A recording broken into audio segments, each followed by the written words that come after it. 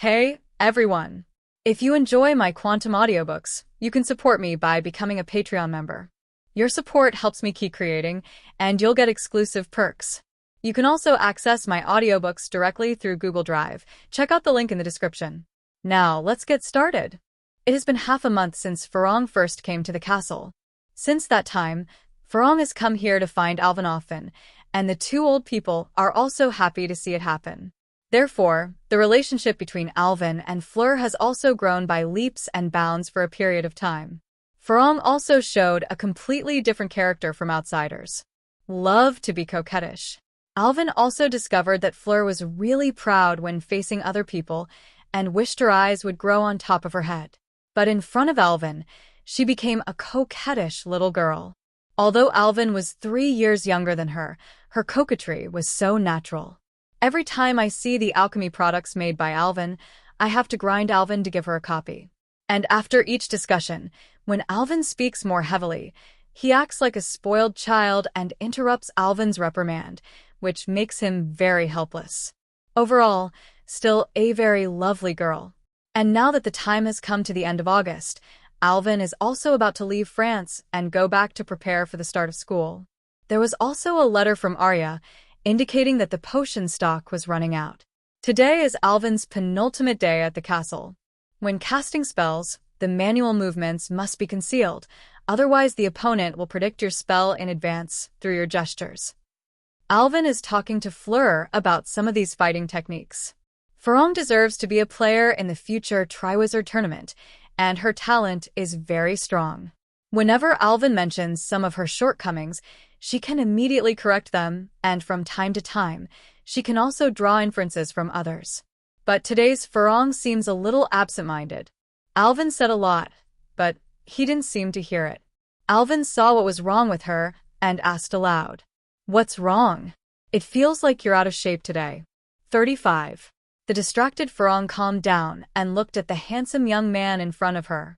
Biting his lips as thin as cicada wings, he asked softly, "Tomorrow, you're going back to London."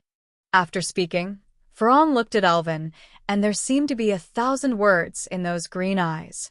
Alvin was startled, but he didn't expect Furong to be absent-minded because of this matter. He raised his hand and gently stroked Furong's silky silver hair, which he often did recently.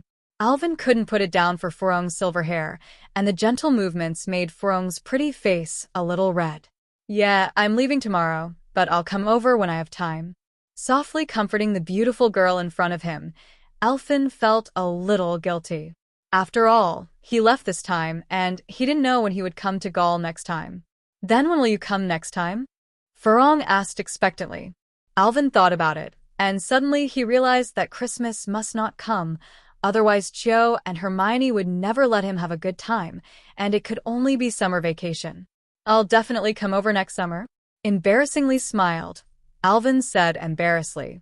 Furong immediately puffed up her face, like a cute little puffer fish.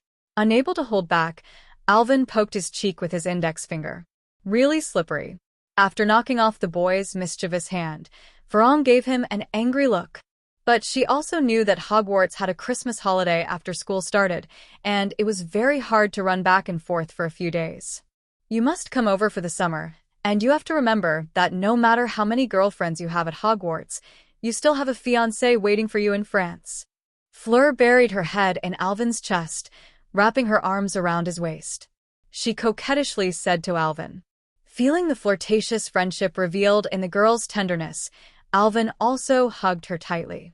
No one spoke. Both of them cherished the last period of time together. Early the next morning, Alvin was ready to leave. Nicolas and his wife also got up early, and the three of them had a warm breakfast. During this period, Mrs. Perennial also kept telling Alvin not to sleep and eat because of studying magic, and to write to her frequently to communicate his current situation. Alvin nodded and agreed, taking every word of the old lady's request firmly in his heart. Mrs. Perennial was also very unhappy with Alvin. She and Nico have no descendants and have long regarded Alvin as a grandson. For this grandson, Nicolas plans to make a magic stone and continue to live, watching him grow up, get married, and have children. So, It's not that people are tired of the world. For Flower Zero, just no nostalgia. The current Nicole and his wife have no intention of ending their own lives. As for what materials for making the magic stone have become extinct, this is just the wind that Nico released to the outside world. He doesn't want to be targeted by some people because he can still make magic stones. 0. The two sent Alvin into the cafe when he came. Nicole gave Alvin a title deed to a London manor housed by an elf. This is also Nicole's parting gift to Alvin. In order for Alvin to have a place in the British wizarding world, it is also inconvenient to always live in the Muggle world. Alvin accepted it without rejecting it, and the two of them have long since stopped being so polite. 0. Looking around, Alvin didn't see Hibiscus coming. I don't want to feel the pain of parting. Waving at the two old men, Alvin left the cafe. In the distance, Madame Maxime and Fleur stood on the corner of the street. The morning light shining on the girl's face has become the best foil for the girl's beautiful appearance, making the girl less charming and more sacred. Farong quietly looked at the background of Alvin getting farther and farther away. Her eyes were already full of tears. Madame Maxime also sighed when she saw her proud disciple looked like this. Although Fleur is only a quarter of veela blood, she has inherited a characteristic of veela. Once you fall in love with a person, you will love him deeply for the rest of your life. You really don't want to go up and say goodbye to him? Madame Maxime couldn't help but persuaded. Farong shook her head and said firmly, I don't want him to see me cry. I want to always appear in front of him with the most beautiful image. 99. After speaking, the girl wiped her tears and said to Maxim, Principal, let's go back. I have to get in touch with the magician, and I must surprise him next time we meet. Looking at the girl who seemed to have grown a lot in an instant, Madame Maxime thought silently in her heart. It seems that the matter should be advanced, and strive to hold it within 2 years. 10. Alvin chose the Muggle way of travel and flew back to London. He didn't go to the manor that Nico gave him first, but went back to his own home first. Walking into the house that he hadn't come back to for more than a month, Alvin really didn't feel much, probably because since he went to Hogwarts, he knew that this place could only be a temporary residence. I can't afford to feel like a wanderer returning home. The next day, after receiving a letter from Alvin, Jo ran to Alvin's house very early. Looking at her boyfriend, who hadn't seen each other for more than a month, Jo was both happy and angry. I am happy to see someone who has been thinking about it again and again. What's angry is that this guy has been gone for a month, and he still sent letters back at the beginning, but he didn't even reply after that. She puffed out her mouth and looked at Alvin angrily. Miss Sister looked like I was 087 unhappy. Alvin also knew that he was wrong, but after the appearance of Farong, the relationship between the two became more and more ambiguous, and he was a little reluctant to think about Shu. He quickly walked to Chio's side, gently hugged the young lady in his arms, and kept talking about the love between the two. It didn't take long for Chio to be coaxed into a happy smile, his face crimson. The two stayed warm for a while, and Chio asked about Alvin's life in France during this time. Alvin hesitated for a while, feeling that it would not be a long-term solution to hide the matter of Farong from Chio, so he simply told what happened. The little witch looked calm, and after listening to Alvin's story quietly, she finally spoke. So, you went to France and got a fiancé? Alvin nodded and looked at Chio nervously, but Chio's next sentence made Alvin's scalp even more numb. Did you tell Hermione about this? Alvin didn't think that Chio would even know about him and Hermione, but he thought he was hiding well. Looking at Alvin's cold sweat, Chio finally couldn't help it and burst out laughing. Okay, stop teasing you. In fact, this kind of thing is very common in the wizarding world. Some pureblood families often marry several wives for the continuation of their blood. You are the only one left in your family. I can understand you. Gently touched Alvin's handsome face, Chio said thoughtfully. Seeing Chio so sensible, Alvin kissed her forehead lightly. Alvin said righteously, You still know me best in Chio, and for the continuation of the family, I have an obligation. It's nothing to suffer or be tired. Chio rolled his beautiful eyes and was speechless about Alvin's behavior of being cheap and good. However, if you dare to abandon me because of others, I will not let you go. Chio pretended to be fierce and said, and a pair of small hands quietly moved to the soft flesh around Alvin's waist and twisted it. Alvin pretended to be in pain. Although Chio knew that he didn't exert any force, he still rubbed him cooperatively. This is the little fun of couples before. Some exaggerated reactions can always promote the relationship between couples. The two stayed until the evening before Alvin sent Chio, who was reluctant to part, home. So we need more potions now, or, in other words, can you help me cultivate a group of potion refining talents? Alvin rested on Arya's slender, elastic thighs, listening to Arya recount some of the recent events in Knockturn Alley. Because of Alvin's support, Arya's business has grown more and more recently, and she has recruited more than a dozen wizards. But this is also a hidden danger. All of Arya's expansion was achieved only with the resources provided by Alvin. If Alvin was busy with other things for a while, or it was inconvenient to hand over the potion to Arya, it would definitely be affected. And Alvin didn't want to keep refining the potion by himself. Obviously, the reason to subdue a force is to save trouble for myself. How can I make them rely on me all the time and the tool person is me? After listening to Arya, he also felt that it was time to train some people to refine potions. Putting both hands on Arya's lap, making Arya blushing, Alvin did it. How many of our people have a good level of refining potions now? There are 2. Arya thought for a while and replied, you go and call them over and then sign a contract. I will provide some special refining methods. Although they cannot refine difficult potions, some commonly used ones can also achieve good quality. Arya's eyes lit up when she heard this. If Alvin cultivated these 2 people, then some simple potions would not need Alvin. She immediately said that she would do it in 2 days. Alvin was very satisfied with her resolute performance, especially when she was in front of him. She was as gentle as water. This gave Alvin a different experience. During this period of time, he basically lived on Arya's side, and there was someone waiting on him every day, and he was simply reluctant to think about it.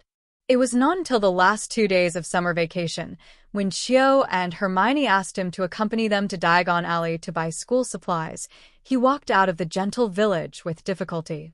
Looking at Arya's reluctant eyes and caring instructions, Alvin has to sigh, or Wani-san will hurt people.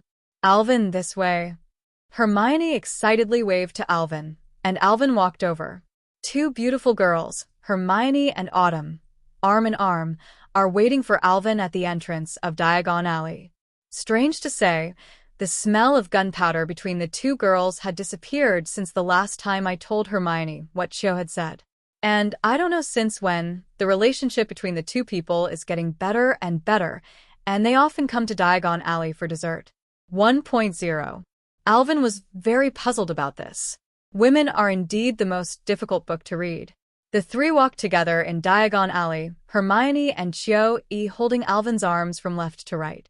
2 young and beautiful girls and a handsome boy became a beautiful scenery on the street and attracted the attention of many pedestrians. Some of the Hogwarts students recognized Alvin and looked at him like a god. That's it, I don't know how they will pass it when I go back to school. 35. Hermione said, a little depressed, but Alvin was very open to it. They must be very envious of me having 2 such beautiful girlfriends. Alvin said proudly, and his performance of being cheap and good attracted the 2 women's eyes for a while. The 3 stopped and walked all the way, and soon arrived near Lehan Bookstore. Perhaps because of the opening of the school, the Lehan Bookstore was very lively today, but Alvin took a closer look and found that most of them were witches. From the little witches at Alvin's school to the old witches in their 70s and 80s, they all looked into the bookstore with frenzied expressions. Today is Lockhart's autograph. Hermione looked at the banner hanging on the 2nd floor of the bookstore with a hint of disgust in her tone. At Christmas, Alvin gave her a set of Lockhart books and also told Hermione how Lockhart obtained the stories. Of course, the little witch chose to trust Alvin. So I hate Lockhart very much. But due to the lack of evidence, Hermione, who is full of justice, would have to write a letter to the Ministry of Magic to report Lockhart. Hermione, don't you like Lockhart? My mother is a big fan of his books. Chio Chiochi, who was on the side, looked at Hermione 13 times. Afterwards, Hermione told Cho about everything, and Cho didn't doubt that he had him, and immediately lost his affection for Lockhart. At this time, Alvin suddenly saw the twin brother. He stepped forward and said hello. George, Fred. Hearing someone calling them, the twins turned their heads to see that it was their friend and boss, Alvin, and laughed. Walking to the three of them, Fred and George winked and gave Alvin a thumbs up. Are you here to buy Lockhart's books too? Alvin ignored the weirdness of the two of them and asked directly. No, our mom is in line and my dad and I are helping Ginny with other school supplies, George replied. This semester's defense against the dark arts professor is crazy to ask us to buy Lockhart's full set of books. Fred on the side also vomited bitterly. His family now has 4 boys studying at Hogwarts, plus a younger sister, Ginny, who is new to school this year. So many textbooks have a great impact on his family's economic situation. You know, Lockhart books don't come cheap. Even little sister Ginny's school uniform is going to be old, not to mention Ron's wand. At this time, a middle-aged man came over with a girl.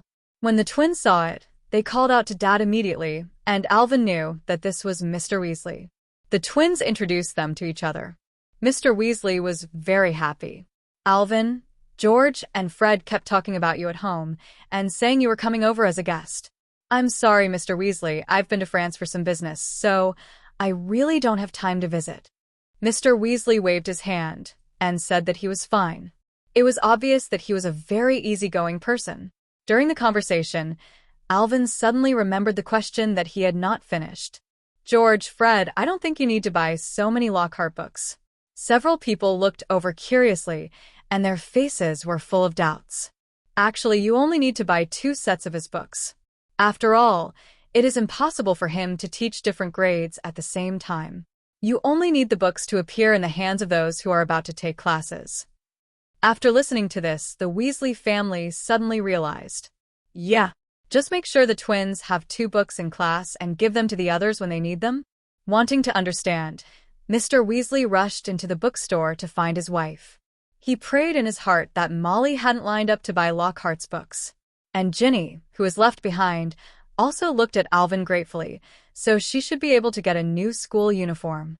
Alvin also observed Ginny, a very cute little girl, but the freckles and red hair on her face were not Alvin's food, so he didn't pay too much attention to it. Since Joe hadn't bought Lockhart's books yet, several people also walked into the bookstore, preparing to buy a set, but when they entered the bookstore, they heard a quarrel. A few people walked over and found Mr. Weasley and a platinum-haired man on the line, with Malfoy standing beside him. Fred identified the man. That's Lucius Malfoy, and he's very bad at dealing with my dad, who had been raiding his estate a while ago. The two quarreled to the end and immediately started to move their hands. Mr. Weasley really couldn't stand Lucius Malfoy's cynicism, and he threw the cauldron, and a straight hook hit him. Lucius Malfoy was unprepared and was directly staggered back by the ticket, knocking down a bookshelf and smashing dozens of books on their heads. However, the two of them didn't care and scuffled frantically on the ground. George and Fred next to him were also frantically cheering on their father. Alvin also watched with relish. Do all wizards have a heart for melee combat? Beat him. Mr. Weasley, beat him. Alvin couldn't get enough of it and raised his own suggestion loudly. Hermione and Cho hurriedly stood far away, trying their best to express that they didn't know this person. When Mr. Weasley heard someone calling him, he subconsciously complied with the suggestion of the sentence and punched him. What? Lucius Malfoy screamed. His face flushed and covered his bottom. His body bowed into a prawn. Fortunately, it was Hagrid who came from out of nowhere, one in each hand, and picked them up and separated them like chickens. 087. In the end, Lucius Malfoy stood up in pain, picked up what Mr. Weasley had spilled with his trembling hands, and left after taunting a few words. But what surprised Alvin was that he didn't see any small movements from Lucius Malfoy, nor did he see the diary. This can't help but give Alvin a little more attention. Next semester, he can't just rely on the plot to infer. What happened here soon spread to Lockhart, and with Lockhart's pushy and noisy character, he would definitely come. Alvin and Chio didn't stop. They said hello to the Mr. Weasleys and left. In the last 2 days of summer vacation, Alvin went to Autumn and Hermione's house for dinner respectively and made an appointment to go to the train station together. Originally, Alia wanted to give Alvin a gift that day, but Alvin refused. It's not that he looks down on Arya, but he's just afraid of attracting the attention of those who care. Recently, Arya's expansion has attracted the attention of some families. They really want to know where so many high-quality potions come from. After meeting with Hermione and Chio, the three walked into platform 9 3/4 together and got on the train. Watching the familiar noise and old-fashioned trains made Alvin feel a lot better. The three of Alvin quickly found a carriage. Although there are only 3 of them, many young wizards will not enter this box again after seeing Alvin. Over the past year, Alvin's reputation has been very loud in every student, and even some little wizards will have some fear when they see him. This also gave him some small privileges. Before long, the train set off. Hermione was a little puzzled, not seeing Harry and Ron all the way. Alvin, did you just see Harry and Ron? 35. No. Alvin stretched comfortably and answered lazily. The sunlight outside the window was warm, and it made Alvin feel drowsy in the cabin. At this time, Alvin was leaning against the window, looking sleepy. Seeing Alvin like this, Hermione didn't have anything to do with him. Had to go out and see if Harry and Ron were in the car. After a while, Hermione came back, her face a little dignified. I turned around and didn't see them, and Fred and George didn't know where they were. Seeing that Hermione was so worried, Alvin comforted him. It's okay, if you miss the train, there are other ways to get to the school. For example, driving. 99. Hermione rolled her eyes and was about to show that the joke was not funny at all when the box door was suddenly opened. A little witch with blonde hair and blue eyes walked in and asked weakly, "Hello, is there anyone in the seat?" I searched for a long time and couldn't find a vacant seat. Alvin glanced at her and found that this girl was extraordinarily beautiful.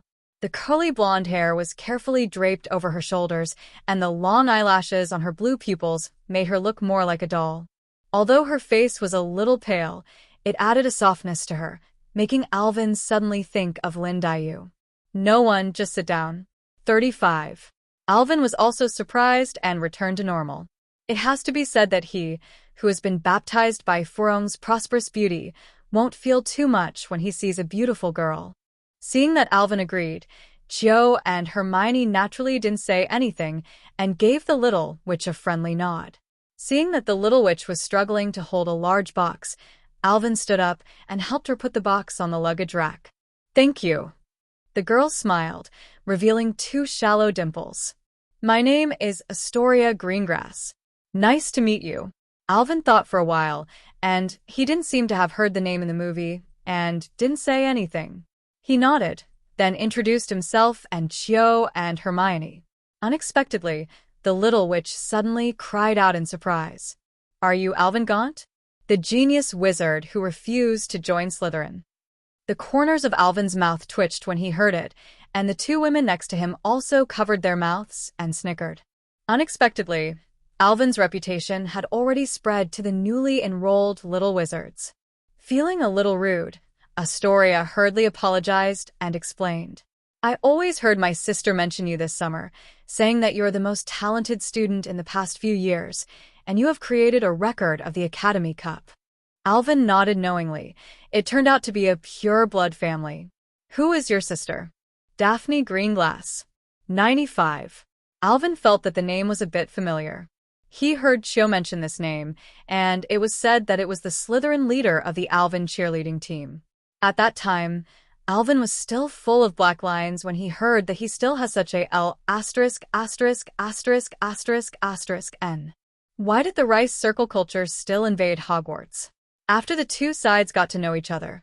The girls quickly became friends, and the train moved smoothly towards Hogwarts. Suddenly, Alvin found something outside the window, somewhat uncertain. He took out his wand and tapped it on his temple. Then he looked a little weird. "What's wrong?" Chio noticed that Alvin's eyes had been staying outside the car. His expression was still very strange, and asked aloud. Hermione and Astoria on the side also looked over curiously. Alvin thought for a while and felt that it was more troublesome to say, and then added an eagle eye technique to the two women, signaling them to look out the window. Looking at Astoria's curious look, Alvin also gave her a little bit of it. So everyone could see in the sky outside the window, a Muggle car actually flying in the sky. The people who had blessed with the eagle eye technique could clearly see the two people in the car. Harry, Ron, Hermione cried out. She clearly saw the terrified expressions on their faces. The car also jumped up and down, very unstable. She shook Alvin hastily. Alvin, can you help them? Alvin shook his head, too far away, and there was nothing he could do. So the four of them could only watch the car fly farther and farther. Hermione kept talking about points deductions and so on, and Alvin thought it was funny. Sure enough, Hermione was a good student who valued her grades more than her life. The Harry you're talking about is the savior Harry Potter? Astoria asked Alvin suspiciously. Yes, he is the savior, Harry Potter. Alvin replied with confirmation. This made Astoria's three views collapse a bit. Is this Mr. Savior so skinny? However, Alvin simply explained that this car is Mr. Weasley's collection, so that Hermione does not have to worry about safety issues, and the school has not yet started, and there are no points for Harry and the others to deduct. This put Hermione's heart in her stomach. Alvin bought some snacks to pass the boring time on Lu, Qian Zhao, and invited Astoria to enjoy them together. The little witch was a little embarrassed, but after Chio and Hermione's words, she also ate some. Along the way, the relationship between Astoria and Chio became inexplicably good. Maybe Chio, who was 1 year older, became more gentle, giving Astoria a feeling of a big sister. If it weren't for the fact that the Greenglass family were all Slytherin students, she might have come to Ravenclaw because of Autumn. Gradually, the train reached the end, and after the three sent Astoria to Hagrid, they went to the area where Lao Sheng rode the carriage. And Hermione and Hagrid told Harry about their situation, and Hagrid was very worried after hearing it. However, Hagrid needed to lead the little wizard to the sorting ceremony, so there was no way to go to Professor McGonagall immediately.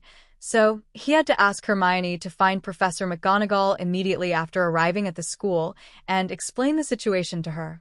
Alvin and his party followed the senior students out of the station, and soon they saw hundreds of carriages standing in rows and leaning against the roadside. Unlike ordinary carriages, these carriages had no horses in front of them and were just left there. But Alvin could see that in front of the carriages was a scrawny, dragon-like black Pegasus with huge bat wings. These are Thestrals, and it is said that only those who have seen death can see them. Whether it was Quirrell's death last semester, or the dark wizard he killed for leeway in Knockturn Alley, these are enough for Alvin to see them. Hermione was a little puzzled, but she didn't care. A carriage that could walk on its own was not something unusual in the wizarding world. She is still worried about whether Harry will make it to school and what punishment will be imposed. Chio was not surprised. She had ridden in these carriages last year. At this time, woo, with a beast inscription, the sound of horse hooves stepping on the ground came from a distance, and it quickly approached. Celestia. Alvin saw the figure of the little unicorn and was running towards him from a distance. Under the moonlight, his whole body radiated a soft brilliance, especially the unicorn, as if there was a nebula around him. Celestia quickly ran to Alvin's side, happily circling around Alvin, screaming from time to time. Alvin was also very happy. After a summer vacation, Celestia has grown a lot taller, and her limbs have become slender and powerful. He pulled the little pony that sprinkled Juaner and checked it carefully to see if she had suffered any harm in the Forbidden Forest.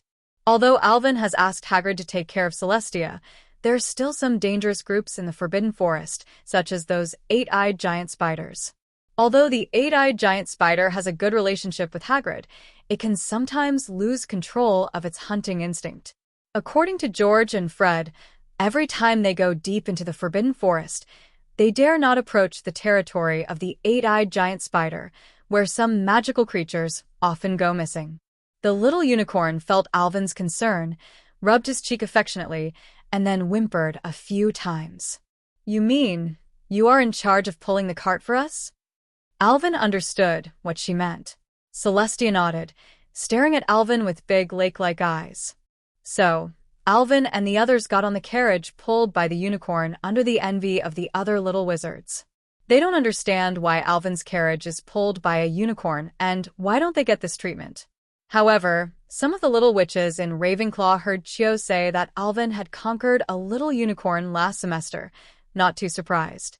Soon, the news quickly spread in the crowd, and without knowing it, Alvin left a new legend among the students. Hermione and Chio were also very happy. They liked Celestia very much. The curtain of the carriage was never lowered along the way.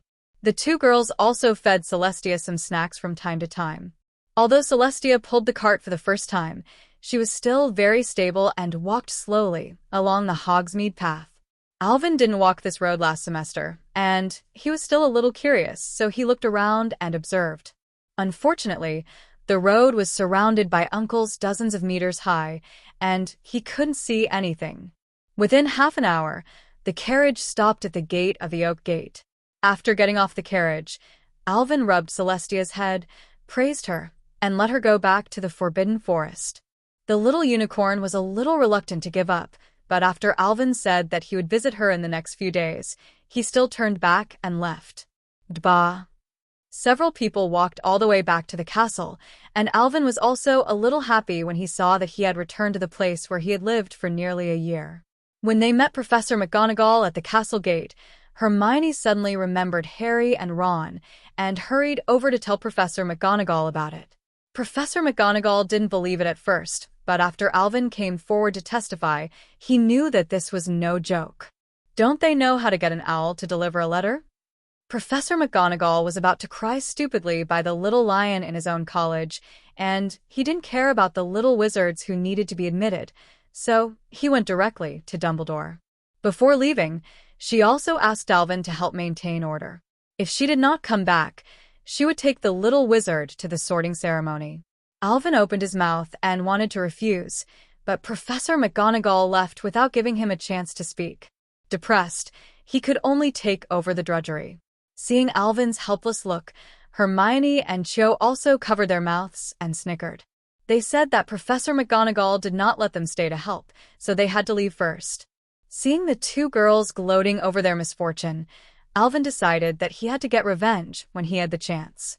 And a group of little wizards saw the stern Professor McGonagall go, leaving only a student who was not much older than them in charge of them. Immediately, he became more courageous and chatted about what he would encounter in the sorting ceremony for a while. Some said that they would let them release the magic spell and perform it, and some said that they had to fight the fire dragon. There were even a few little witches who saw that Alvin was so handsome and came up to chat with him and asked his name. Alvin's head went big. "Quiet!" Alvin shouted, but unfortunately it had no effect, and a group of freshmen were still noisy. "Quiet!" He took out his wand and cast a loudspeaker spell on himself, and Alvin's voice suddenly suppressed all the noise, and even the dust on the roof was shaken off a lot by him.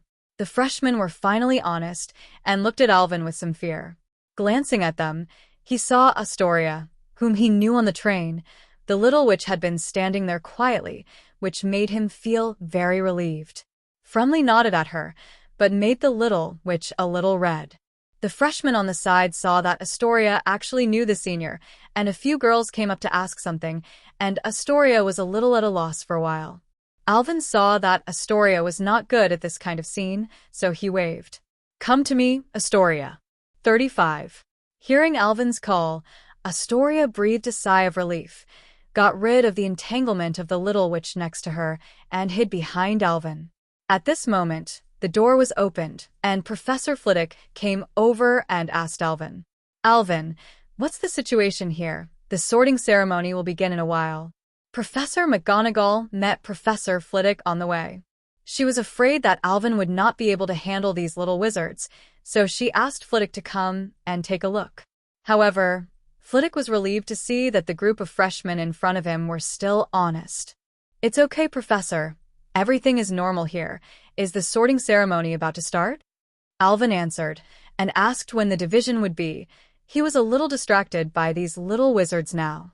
Professor Flitwick shook his head and said that it would take some time. And he saw that Alvin managed the freshmen well, so he simply taught Alvin everything and left. After all, his height is not suitable for helping the little wizard to put on the sorting hat for sorting, and it is good to have Alvin's help. Seeing his dean show his face, he slipped, and Alvin's mouth twitched. There's a lot of harassment around you. An ethereal voice recalled that Alvin looked over, and the little witch looked around Alvin with a pair of indifferent eyes, muttering to herself. This girl has a pair of very rare silver eyes, dark blonde hair scattered in a mess, and part of it is braided. A pair of radish earrings are worn on both ears, and a necklace made of butterbeer is also worn on the white neck. The whole person seems to have some weird beauty. What did you say? What is harassment? Alvin was a little confused, why he had never heard of this magical animal.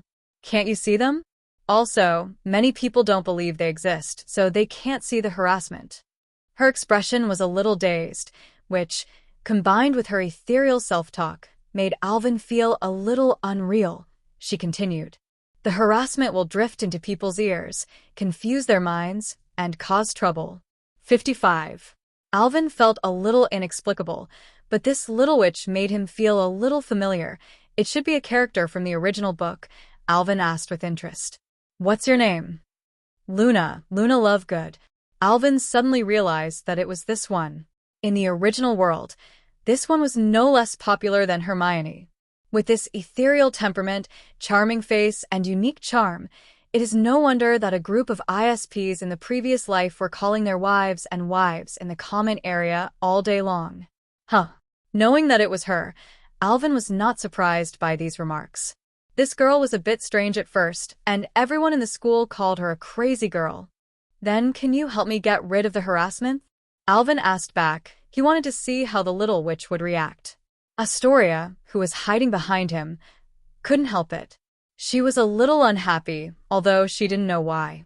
But this girl obviously didn't know Alvin, but she came up to talk and even pulled out a creature she had never heard of before, which was used to attract Alvin's attention. Real tea. There is no such creature at all, and Newt Scamander's Fantastic Beasts and Where to Find Them doesn't even mention harassment. 55. Astoria's rebuttal did not make Luna react. She thought quietly, as if she wanted to think of a way to expel the harassment. This made Astoria even more unhappy. After a moment, Luna shook her head. Sorry, I can't do it. Seeing her say that, Astoria wanted to say something, but was interrupted by Alvin. Then there is no other way but to let the harassment busy himself to leave. Okay, gentlemen and ladies. Line up. We're ready to go to the sorting ceremony. Alvin saw Professor Flitwick wave to him behind the door and, stopped chatting, entered the hall with the little wizards. When Alvin entered the hall with a group of little wizards, he immediately attracted the attention of the audience. For Flowers 0. Everyone did not expect that this year, it was not Professor McGonagall who brought this group of freshmen to the sorting ceremony but Alvin, a second-year student. For a while, there were voices of discussion from the four tables. Alvin glanced at the professor's seat and saw that neither Dumbledore nor Professor McGonagall were there. Even Snape was absent. This made the professor chair seem a little empty. After the sorting hat had sung its annual bad song, the sorting ceremony began. Alvin called out the names of the little wizards in turn and performed the sorting ceremony for them. Lockhart on the stage looked at Alvin enviously. Why didn't he think of such a showy thing? Turning his head to look at Professor Flitwick, he asked, "Who is this little wizard?" Flitwick replied proudly, "This is Mr. Alvin Gaunt, the most outstanding student at Hogwarts in 50 years. The pride of our Ravenclaw." Lockhart heard that Flitwick would have such a high opinion of a second-year wizard, and couldn't help but glanced at Alvin a few more times and wrote him down. Maybe in the future, the little wizard can share his adventures? Halfway through the sorting ceremony, Alvin saw the hall door open, and Harry and Ron sneaked in, dirty and embarrassed. But he didn't have time to pay attention to them now, so he took a look and continued to branch for the next little wizard. Finally, after successfully assigning the last little wizard to Hufflepuff, Alvin also completed the task and returned to the Ravenclaw long table. A few Ravenclaw students on the side greeted him, and then asked why Alvin was here for the sorting ceremony today. Alvin dealt with a few words casually, confused the matter, and waited eagerly for today's dinner. Cho on the side pulled his sleeve and asked in a low voice, "Will Potter and Weasley not be fired?" "Rest assured, Headmaster Dumbledore will not allow such a thing to happen." Alvin answered affirmatively. At this moment, Snape came in through the side door. Snape's face was very bad, as if someone owed him 100,000 galleons. When a little wizard saw him like this, he stared at Snape curiously, wanting to know what happened. Although Snape usually has an old face, it is rare to have such a stinky appearance today. But Snape did not step up to the chair, but stood at the door and shouted at the auditorium, "Professor Sprout, please come with me, and you, Alvin." Alvin was stunned. How could this have his own business? Looking at the steak on the table, Alvin hesitated to pretend he didn't hear. The bright steak was constantly tempting him. Snape, who had known Alvin for a year, knew his temper for a long time, and he repeated it again. "Alvin, come here now. Don't pretend you didn't hear me." There was no other way. 087 had to shove a mouthful of beef into his mouth, stood up, and walked over. "Professor, I feel like I need to add some nutrition now instead of being here." Walking over to Snape, Alvin complained to him. Snape ignored him directly and said to Professor Sprout, "Professor Sprout, there is something wrong with the beating willow. I am afraid that my judgment is not accurate, so I need your help." When Professor Sprout heard this, her expression became serious. She nodded and followed Snape to the outside, and Alvin had to follow. Along the way, Snape also told Professor Sprout about Harry and Ron's car crashing into the willow. It could be heard that when he said this, he was a little gloating about the misfortune. It seemed that the two of them would pack up and leave tomorrow. The three came to the beating willow, and Professor Dumbledore and Professor McGonagall were already waiting here. At this time, the punching willow looked very manic, with countless branches waving in the air, and everyone could only stand far away. Professor Sprout didn't talk nonsense and stepped forward directly to appease the manic beating willow. The Dean of Hufflepuff was worthy of being a master of herbal medicine, and within a few minutes, the willow was brought back to peace, and then she checked the injury of the willow. Sprout frowned, walked back, and said to Dumbledore with some worry, "Human Lou was seriously injured. The car hit the trunk of the attacking willow. It needs to be repaired with the original liquid of life immediately. Otherwise, his lifespan will be affected." Except for Alvin, everyone else looked at Snape, and Snape did not speak, but looked at Alvin. At this point, Alvin finally understood why Professor Snape had called him over. When he practiced refining potion with Snape before, he secretly used Snape's raw materials to refine some things for himself, and this life liquid was one of them.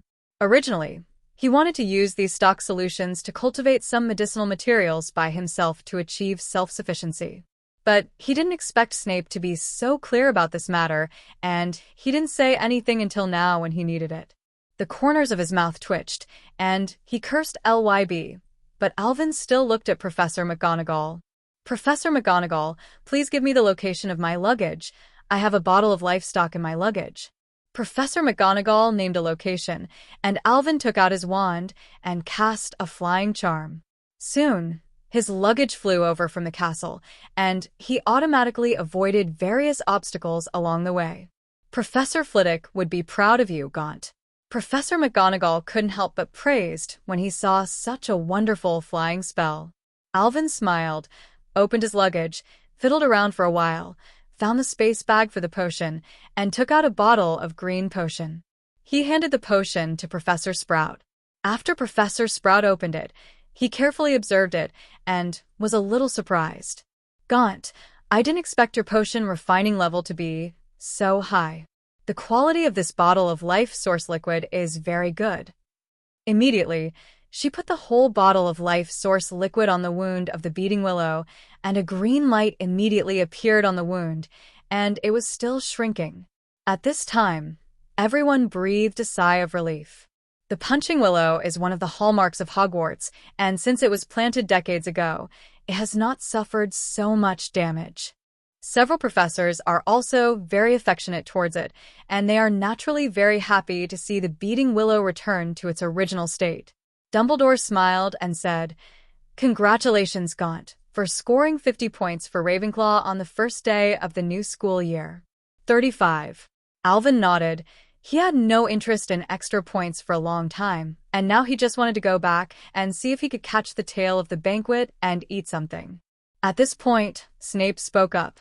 "Since the beating willow is fine, then we should discuss the penalties for Potter and Weasley. They've had a lot of trouble along the way. At least 7 muggles saw their car flying in the sky. It's going to be in the Daily Prophet tomorrow. I recommend firing them." Snape became more and more happy as he spoke, and finally a smile appeared on his face. Alvin said that after a long time, Snape could still have such a happy day with a smile. "Severus." Dumbledore interrupted Snape, who wanted to continue, and said to him calmly, "Let Minerva decide this matter. They are Gryffindor students after all." 99. After Dumbledore finished speaking, Snape's expression became ugly again, which made Alvin next to him couldn't help laughing. When did Snape learn to change his face? Snape glared at the snickering Alvin and left without saying a word. "Okay, it's time for us to go back. Please go and call Harry and Ron to Professor McGonagall's office, Alvin." Alvin nodded and walked towards the castle as well. Entering the auditorium, Alvin looked in the direction of the Gryffindor long table and saw Harry and Ron fidgeting at a glance. The two stared at the food in front of them and did not move at all, obviously very worried about what kind of punishment they would receive. 1.0 Harry. Walking over, Alvin patted Harry on the shoulder, startling him. "Professor McGonagall asked you and Ron to come to her office." Alvin sent a letter to Harry and Ron with a serious face, as if he were going to have bad luck. Hearing Alvin's words and matching his tone, the faces of the two were instantly pale. Ron muttered to himself, "Dead, I'm fired." Listening to Alvin laughed secretly. He still thinks it's fun not to tell them that there's basically nothing to do this time, and it's fun to scare them. Seeing Harry and the two helping each other up the stairs, as if they were about to fall at any moment, Alvin smiled unscrupulously. When Alvin returned to Chio's side and just sat down and was about to pick up a steak, all the food suddenly disappeared, and the whole person turned gray. The next morning, Alvin and Autumn came to the auditorium together. Because he missed dinner last night, Alvin secretly went to the kitchen late at night to get himself a late-night snack. He is already familiar with this set of procedures, and he specially asked the house elf to make him a kung pao chicken and boiled fish. After he was full, he couldn't fall asleep again. It wasn't until 4 o'clock in the morning that he fell asleep in a daze, and the whole person is still in a state of wandering. Eating bread and jam on the table, Alvin and Chio chatted about this semester's courses, and Chio listened to Alvin's choice of Ancient Rune this semester. But she is a little nervous now. She never knew much about Ancient Rune, and now Alvin is giving her some basic knowledge. At this moment, hundreds of owls suddenly flew in from outside, flapping their wings and delivering the little wizard's letters and packages to them. 13 One of the owls tried their best to fly to Ron's side, and then finally couldn't hold on, and suddenly fell into a large basin of milk. A big splash of milk and feathers. Ron and Neville left the old owl that looked dying. Instead, he looked at the red envelope sent by the owl in horror, as if it was not a letter, but a time bomb. Harry next to him didn't quite understand why Ron and Neville had such expressions.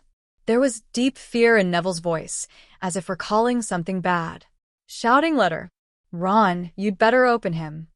Ron stretched out his hand tremblingly, trying to open the envelope. Unfortunately, it was too late, and the 4 corners of the envelope had already begun to smoke. There was a roar from Mrs. Weasley, and the whole auditorium heard the contents of the letter.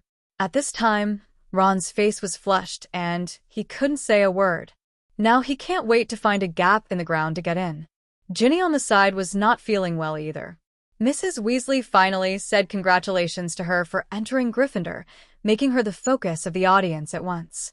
Alvin watched this scene with a smile. This was the moment of death for the Weasley brothers and sisters. Mrs. Weasley's voice was so loud that it seemed that the ceiling could be shattered. "They're pathetic, and if my mum sent such a roaring letter, I think I'd be thinking about dropping out of Hogwarts by now. Cho expresses sympathy for what happened to Ron and Ginny. Alvin doesn't think so. Mr. Weasley, as head of the Ministry of Magic's anti-abuse of Muggle goods, is to prevent wizards from arbitrarily modifying Muggle products. Now that Ron made such a fuss, he directly put Mr. Weasley on the fire if not Mr. Weasley left a few loopholes for himself when he wrote the Muggle Protection Act. I'm afraid he has now been expelled from the Ministry of Magic and even faces additional punishment. Mrs. Weasley is a housewife again, and Mr. Weasley is the sole breadwinner of the family. Can't imagine what kind of disaster it will bring to their family when Mr. Weasley loses this job. And Mrs. Weasley just scolded Ron, which could be regarded as her own treatment. Not bothering about this matter, after Alvin and Cho parted, they went to the herbal medicine classroom and started the first class of this semester. When Alvin arrived in the classroom, Professor Sprout greeted him kindly. After seeing the original liquid of life refined by Alvin yesterday, Professor Sprout became even more fond of this genius wizard. Okay, classmates, welcome back to Hogwarts. With a clapping of hands, Professor Sprout caught the attention of all the students and then began his lecture. Today, Alvin and the others are going to learn about mandrakes. Mandrake is a powerful restorative used to restore shapeshifted or enchanted people back to their original form. The roots of this grass look like a very ugly baby, the leaves are on his head, and when the mandrake is pulled from the roots, it will wow. This cry is so terrifying that it can even lead to the death of a wizard. But what they are now in contact with is not mature mandrakes, but juveniles. Sometimes Alvin wonders, did Dumbledore know that this year's dungeon is a basilisk, so he specially prepared the mandrake? But it's not right. Looking directly into the eyes of the basilisk will lead to the death of the wizard, and those little wizards who were petrified in the original work are indirectly looking at the basilisk, and they survived. After a class, many little wizards were tortured by the harsh cry of the mandrakes. Especially Neville, who passed out because he didn't have his earmuffs on. Alvin thoughtfully released an earplug listening spell for Hermione and himself, and the two of them couldn't hear the outside world at all. The whole class is using gestures to communicate, which is very interesting to Alvin. They also have a defense against the dark arts class in the afternoon. Alvin and Hermione offered no hope for the lessons taught by the liar, not even Harry. He resented being photographed by Lockhart, so when Alvin said Lockhart was a liar, he believed it without hesitation. However, other wizards, especially the little witch, were full of expectations for this class. After all, Lockhart packaged himself so well that everyone thought he was a strong wizard. Soon, Lockhart walked in with a smile on his face. His eyes lit up when he saw Harry. Harry, Professor Lockhart. Harry forced himself an ugly smile and greeted Lockhart. But Lockhart didn't seem to see his reluctance, walked to his side, and stopped Harry's shoulder familiarly. I know, I understand the mood of young people who love to break up. After all, the taste of headlines is unforgettable. Lockhart spoke to Harry in a familiar voice. Professor, I dash. Harry retorted vigorously, but Lockhart patted him and continued before he finished speaking. I know, it's all my fault for making you taste famous, but you can't drive in the sky either. Lockhart's serious expression made some classmates who didn't know the truth look at him admiringly. I didn't expect Lockhart to write so well and care so much for students. It was so warm. Alvin and Hermione, who knew the inside story, were gloating to watch Harry being tortured by Lockhart. None of you will help me. After the class bell rang, Lockhart finally let Harry go and stepped onto the podium. Harry grumbled to Alvin in a low voice.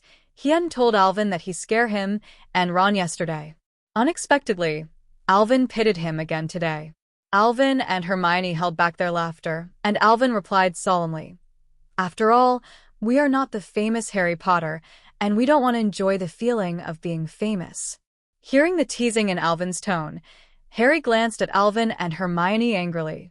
He hates Lockhart very much, but unfortunately, since the last time he was forced to take a group photo at the Lease Hen bookstore, Lockhart has become his defense against the dark arts professor again, and he is simply haunted. Lockhart looked at the little wizard below and introduced himself with a smile. The long list of useless titles made Alvin's teeth hurt.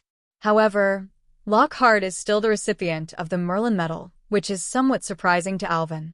He didn't expect that this liar professor could actually fool the Wisingamore judges. The Merlin Order of Merlin is a very precious honor, and it is not always possible to issue one in 10 years. Alvin thinks this name is still very useful, and it helps to improve his reputation in the magic world, and he also thinks about getting a piece of it himself. Soon Lockhart handed out a few papers, which Alvin looked at in his hand. 1. What was Gerard Lockhart's favorite color? 2. What was Gerald Lockhart's secret ambition? 3 whole pages, full of personal questions about Lockhart, not even one related to defense against the dark arts. Alvin just threw the test paper aside without looking at it, contaminating his eyes. Although Hermione and Harry disliked Lockhart very much, after all, as students, they were afraid to hand in blank papers, so they had to write. Half an hour later, Lockhart collected the papers and turned over them one by one. TSK, almost no one remembers that I like lilac. I mentioned it in a year with the Tibetan Yeti. Kindness. Alvin Gaunt. Why did you hand in a blank? Don't you even know my birthday? When Lockhart turned to Alvin's papers, he frowned and questioned a little unhappily. Stretching, Alvin replied indifferently, I really don't know these boring things. Lockhart didn't expect Alvin to be so direct. He already remembered who Alvin was, the little Ravenclaw wizard who held the sorting ceremony yesterday. Thinking of what Professor Flitwick said to him, he didn't dare to scold Alvin too much. Just smirk. It's okay, I will announce the standard answer in a while. These things will be very helpful to you. Alvin is a little upset. Why isn't this Lockhart over? He didn't expose him because he was looking at Dumbledore's face. Didn't expect that Lockhart was still looking for trouble for him. Thinking of this, Alvin stood up and asked sarcastically, Professor Lockhart, I know your birthday will allow me to learn new spells? Do I know that your favorite color will allow me to successfully fend off dangerous magical beasts? Hearing Alvin's unceremonious question, Lockhart's face turned blue and white, and he didn't know how to answer. He didn't expect to have such a piercing student in his first class. The other little wizards were also very dissatisfied with Lockhart's test paper and simply watched the excitement. Lockhart held back for a long time without saying a word, and could only selectively ignore Alvin's question. To distract everyone, he took out a silk-covered cage. Now, beware, my mission is to defend you against the most wicked things known to the wizarding world. You will see terrifying things, but don't worry, for I am here. 35. Lockhart's words were captivating and quickly diverted the attention of the little wizards. Everyone looked at the covered cage eagerly, wanting to know what was inside. Loya held his breath and lifted the silk cloth. Suddenly the cage revealed its true colors, filled with Cornish elves. Shit. 99. Seamus of Gryffindor couldn't help laughing, and many little wizards couldn't help laughing when they heard him laugh. The little wizards of the Voice Wizard family all know that the Cornish elf is already the most dangerous group of magical beasts. As a result, Lockhart described them so exaggeratedly, which made the little wizards couldn't help laughing. Lockhart was a little annoyed and opened the cage in a fit of rage. The classroom was in chaos. Dozens of elves rushed out, wanton destruction. Neville was caught by 2 ears and flew up, and a few smashed the glass and rushed out of the window. Lockhart was also a little flustered. He took out his wand and chanted an unknown spell, but it didn't work at all. The wand was snatched away by the elf and thrown out the window. Covering his head in embarrassment, Lockhart opened the door of the classroom and shouted, Your mission in this class is to catch these little elves back. After speaking, he ran out of the classroom without looking back and closed the door. Hermione couldn't stand it anymore and used the freezing charm to freeze the activities of these elves. Neville also fell from the air, and he rubbed it in pain. The school bell rang, and the farce finally ended. The little wizards left the classroom as if they were running for their lives. I really don't understand why Professor Dumbledore invited such a liar to teach us. In the hallway, Hermione complained to Alvin. Harry next to him nodded frantically in agreement. Qianzhao. It is estimated that no one dares to apply for this position. You know, The professor of defense against the dark arts at Hogwarts is a consumable item, and no one can fill the one-year hall in this position. Alvin shrugged and answered Hermione. Consumables? Harry and Hermione came to be interested. They didn't know these things yet. It is said that Voldemort found Dumbledore and expressed his desire to stay at the school to become a teacher of defense against the dark arts, but Dumbledore refused. When Voldemort became the Dark Lord, a curse was placed on the position in his name.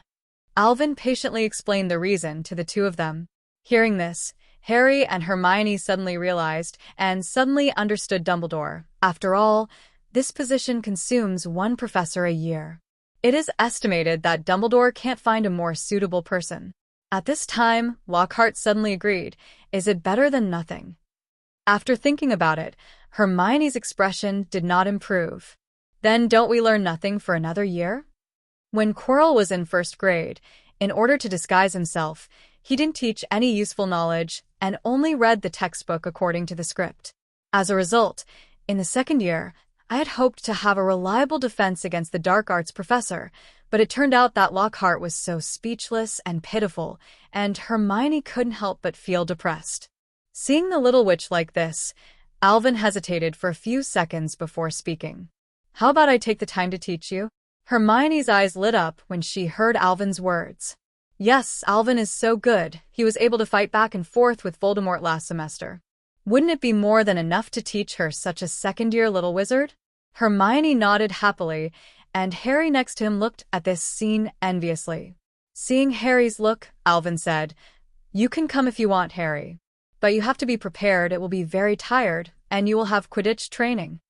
Harry immediately turned from worry to joy. He has also realized the importance of strength since the end of last term. When Alvin and Voldemort were fighting, he could only hide in the corner and shiver. This also made Harry feel the powerlessness of deep, and he wanted to fight side by side with his friends. The three have agreed on a time, and every weekend in the future, Alvin will tutor them in the defense against the dark arts class. Alvin feels that the magical world will become more and more dangerous in the future, although Hermione and Cho have good spell talents. But 087's basic magic power is too low. Even if they learn the magic spell, it is standard power when used. So he decided to open a small stove for the two girls. He got a lot of precious herbs from Nicole LeMay, and he could make some potions that increased the magic power scale for them to take. After making up his mind, Alvin decided to take them to the room of requirement for practice, where the words were more hidden and would not attract the attention of other little wizards. For the next few days, Alvin pondered whose hands the diary belonged to. Alvin and Ginny got to know each other through the Weasley twins. During these few days of small talk, Alvin mentioned the diary intentionally or unintentionally. But Ginny didn't react at all, and it didn't seem like she was told. If the diary is no longer with Ginny, then this becomes troublesome. Alvin knew that the advantage of the plot was gone. He's also less able to guarantee the safety of Cho and Hermione once the plot changes. You must know that the magic eye of the basilisk is a direct death skill. At that time, if there is any accident between the two of them, Alvin really has no place to cry. Therefore, he has been observing this new class of students these days. The two girls thought that Alvin was looking for a beautiful girl again. Alvin has also encountered a troublesome thing these days. Colin Creevey, the first-year freshman in Gryffindor, heard from others about Alvin's glorious deeds last semester. He immediately admired Alvin and insisted on taking pictures of him, documenting the life of a genius wizard, which made Alvin a little annoying. But Harry was happy, and Colin wouldn't bother him if he was so busy following Alvin. On Saturday, Cho and Hermione were walking on the lawn, and the two of them were on a very good terms now, sometimes going out without even bringing Alvin. Saying that the conversation between the girls can't be known to the boys made Alvin very speechless. But the relationship between the two is good, which is what Alvin is willing to see. After all, he didn't want to be restless. Early this morning, when Alvin was still sound asleep, Cho and Hermione came to the lawn for a walk after breakfast, chatting about these girl-specific topics. Harry. Hermione saw Harry walking towards the Quidditch pitch with a broom and greeted him sharply. Harry saw Hermione and came over too. Good morning, Hermione. Good morning, Autumn. Harry stammered as he greeted Cho, not daring to look up at her. Harry had no idea that Alvin had found Hermione as his girlfriend. But Cho, his heart beat faster every time he saw Cho. But he also knew that Cho was Alvin's girlfriend, so he could only envy him in his heart. Not only is he handsome, he studies well, and his girlfriend is so beautiful, Harry is really sour. What's the matter? Why are you listless? Seeing that Harry was in a bad state, Hermione asked suspiciously. It's not wood. Pulled us up in the morning for some tactical meeting. I didn't even eat breakfast. Harry said resentfully. Although Harry didn't miss the final Quidditch final as in the original last term, Alvin's excellent performance shattered Wood's championship dreams. This semester, Wood is like a chicken blood, and he called all the players up one by one early to listen to his tactics lessons. Poor Harry didn't even eat breakfast. He watched Wood pointing at the arrows moving on the tactical board and talked about tactics for nearly 2 hours. Well, he also wants you to have good results this year. After listening to Harry's complaints, Hermione was helpless. Because of Alvin's relationship, Hermione was not too embarrassed to cheer for Harry and the others, so she could only comfort him a few words. Cho next to him has been smiling softly, but she firmly believes in it. As long as Ravenclaw has Alvin with her, this year's Quidditch Cup must be theirs too. The three chatted for a while, and Harry hurried into the Quidditch pitch for training. Hermione and Cho continued to chat about girls' little secrets. After a while, however, Hermione and Cho saw Malfoy and a group of Slytherin students also entering the Quidditch pitch. Didn't Wood already book the venue today? Why are the people from Slytherin still coming over? Hermione was a little worried and wanted to go over and take a look. Cho was also a little curious if she read it right. Those Slytherin players were all holding Nimbus 2001, right? As the owner of Nimbus 2001, Cho is all too familiar with the shape of this broom. She also wants to see if all Slytherins are replaced by Nimbus 2001, and if so, Slytherin will be stronger this year. When the two walked into the Quidditch pitch, they happened to see Malfoy proudly holding a broom and showing off to the Gryffindor players. Very good, isn't it? But if your family is willing to sell the house, maybe they can exchange 2 Nimbus 2001s for you. You think I'm right? Weasley. Hearing Malfoy's sour words, Hermione couldn't bear it any longer, stepped forward and said angrily, "At least none of the Gryffindors have to pay to be on the team." Malfoy's proud face instantly turned ugly, and Hermione's words pierced his heart. He knew that Hermione was right, and although he had a good talent, it was too far-fetched to be on the team as a seeker in his second year. The Gryffindor team also burst into laughter when they heard it, mocking Malfoy wildly. "Nobody asked you, you stinky mudblood." 35. Malfoy said sternly. This sentence immediately caused an explosive reaction. George and Fred rushed towards Malfoy in an instant, but were stopped by Slytherin's Quidditch captain, Marcus Flint. Ron also took out his broken wand and cursed at Malfoy. It's a pity that his wand has been working from time to time since it was broken. This time Ron was very unfortunate. The curse hit Ron directly from the back of the wand. It directly blew Ron away. When the Slytherin players saw this scene, they were stunned for a moment and then went crazy with laughter. Especially Malfoy was out of breath when he laughed, and the way he leaned forward and closed back seemed very exaggerated. Wanted to reason with Malfoy, but Ron couldn't stop throwing up some slugs. Harry and the others could only take Ron to the school infirmary first.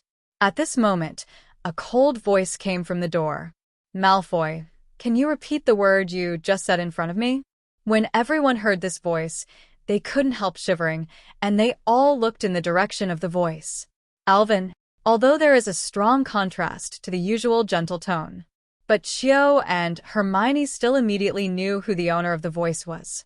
The two looked at Alvin standing at the entrance in surprise, and walked towards here step by step.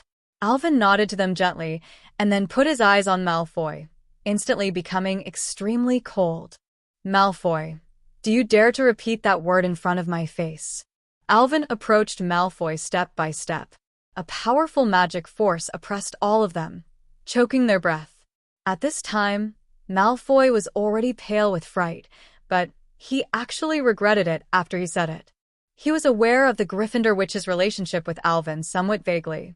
Malfoy is smart. He knew it since his trip to the Forbidden Forest last term. Alvin and he are not on the same level, and he is by no means a good nuisance guy. He had never had a conflict with Alvin all along, but Hermione's words were too sharp today, directly hitting his sore spot. So he would be so reckless. Unexpectedly, it was this time that Alvin hit him, right? Thinking of Alvin's methods, he was even more afraid. Alvin would not burn him to death. Marcus on the side saw Alvin come up to question Malfoy so arrogantly, and he couldn't stand it any longer. He took a few steps forward, and his tall body blocked Malfoy behind him. "Boy, your name is Alvin Gaunt. Isn't there something wrong with what Draco said about the mudblood?" Relying on the fact that he was in 7th grade and the captain of Slytherin, he didn't take Alvin seriously. In his opinion, what can a genius wizard be like? Isn't he still a second-year kid? Quickly knock back. Alvin made his move without warning, and a flying spell knocked Marcus into the air and slammed into the wall under the stand. The colossal force directly smashed a big hole in the wall, and Marcus only had time to let out a scream before fainting. Seeing that Alvin made such a move, the others were immediately furious, and they took out their wands and aimed them at Alvin. The front teeth contest is great. The legs are stiff and stop. 55. All petrochemical. The Gryffindor team members next to them did not expect the situation to develop so violently, and did not react. By the time they were about to fight back, the Slytherin player's spell had already hit Alvin's side, and they could only watch. Alvin, George, and Fred cried worriedly, but soon realized something was wrong. All the spells stopped at the moment they were about to hit Alvin, suspended in front of Alvin, and with a wave of Alvin's hand, the spells immediately returned to the original path and hit the Slytherin team. The Slytherin players who were hit fell badly one after another. One person's front teeth suddenly became larger, extending directly to his chin, and one person immediately fell to the ground with both legs uncontrollably. The most miserable person used the curse that Ron wanted to use just now. At this time, he was lying on the ground, vomiting frantically, and slugs came out of his mouth, which was extremely disgusting. The Gryffindor team members were stunned when they saw this scene, and then burst into laughter. I didn't expect these people in Slytherin to be so rubbish and beaten so badly by their own curse. Alvin ignored the misery of these people and looked at Malfoy. At this time, Malfoy had collapsed to the ground, and when he saw Alvin's eyes cast over him, he rolled back and crawled back. Alvin directly hung him in the air with a floating spell, thinking about how to punish the culprit. Suddenly, he remembered that in the 4th film, Little Crouch's disguised Moody directly turned Malfoy into a ferret, slapping it back and forth like a ball, and suddenly had an idea. Use the dirt on the ground to make a rolling cage, and then turn Malfoy, who was struggling in the air, into a hamster. Throwing Malfoy into the hamster and letting him run around in the cage, Alvin nodded in satisfaction. "Alvin, are you okay with this?" Hermione was a little worried that Alvin would be punished for this. "Don't worry, Hermione. Malfoy said a very exaggerated word just now. I believe Professor Snape won't blame me when he finds out." Alvin wasn't worried at all, not to mention his current delicate relationship with Snape, just saying that the word mudblood was an absolute taboo in Snape's place. If Snape had known that Malfoy had actually used that word, Alvin could guarantee he would be worse off than he is now. "Let's go. This transformation spell will expire tomorrow, and then he will be able to change back." 4 flowers a 0. Looking at the hamster running frantically in the cage, Alvin said to Hermione and Cho, "Okay, you're fine. I don't care what Malfoy says. After all, I don't know what that word means." Hermione nodded in agreement, and then comforted Alvin. Alvin was so angry that Hermione had never seen it before. Although the little witch likes the feeling of being protected by Alvin, she doesn't want Alvin to be in a bad mood because of herself. Seeing Hermione's worried look, Alvin raised his hand and rubbed her fluffy hair until it was a mess. The little witch looked at Alvin angrily. She also knew that this was to divert her attention from Alvin and let her not think too much. After saying hello to the Gryffindor school team and helping Ron to lift the curse, Alvin left with the 2 girls.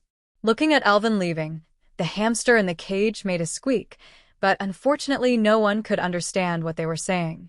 Harry and the rest of the Gryffindor team looked at each other, but they couldn't train any more today, so they had to cancel today's plan, and the group left the Quidditch field, leaving a group of fallen Slytherins and a squeaky hamster. Such a big thing happened here, and naturally it quickly spread among the little wizards. Some Slytherin students tried to release Malfoy's curse, but they all failed. They had to take Malfoy to Snape. What happened? Snape looked at the hamster and said with a gloomy face and brazenly deformed the students of his own academy, "Didn't he put him in the eyes of the dean?" The few Slytherins who had lifted the curse looked at each other a few times and hesitantly recounted what had happened, but concealed the fact that Malfoy provoked first. When he heard that it was Alvin, Snape twitched the corner of his mouth, waved his hand, and let several Slytherins go down. The 20,000-word update was completed today, and from tomorrow onwards, the little author can only do his best to write as much as possible. Thank you for your perseverance. I have noticed the problem of emotional drama and will avoid it in the future. Thank you also for your comments. The small author has not deleted a comment, and sometimes the system will automatically swallow comments. Please understand 10. Gaunt. Come with me. At this time, Alvin, who was eating in the auditorium, was directly pulled away by Professor McGonagall and went to her office. In the office, Snape and Harry were both there. Snape was facing the hamster and trying to break the curse. "Mr. Gaunt, please explain why you broke 5 of Flint's ribs and cast such a bad shape-shifting spell on Malfoy." Professor McGonagall looked serious, sitting in his seat and staring at Alvin.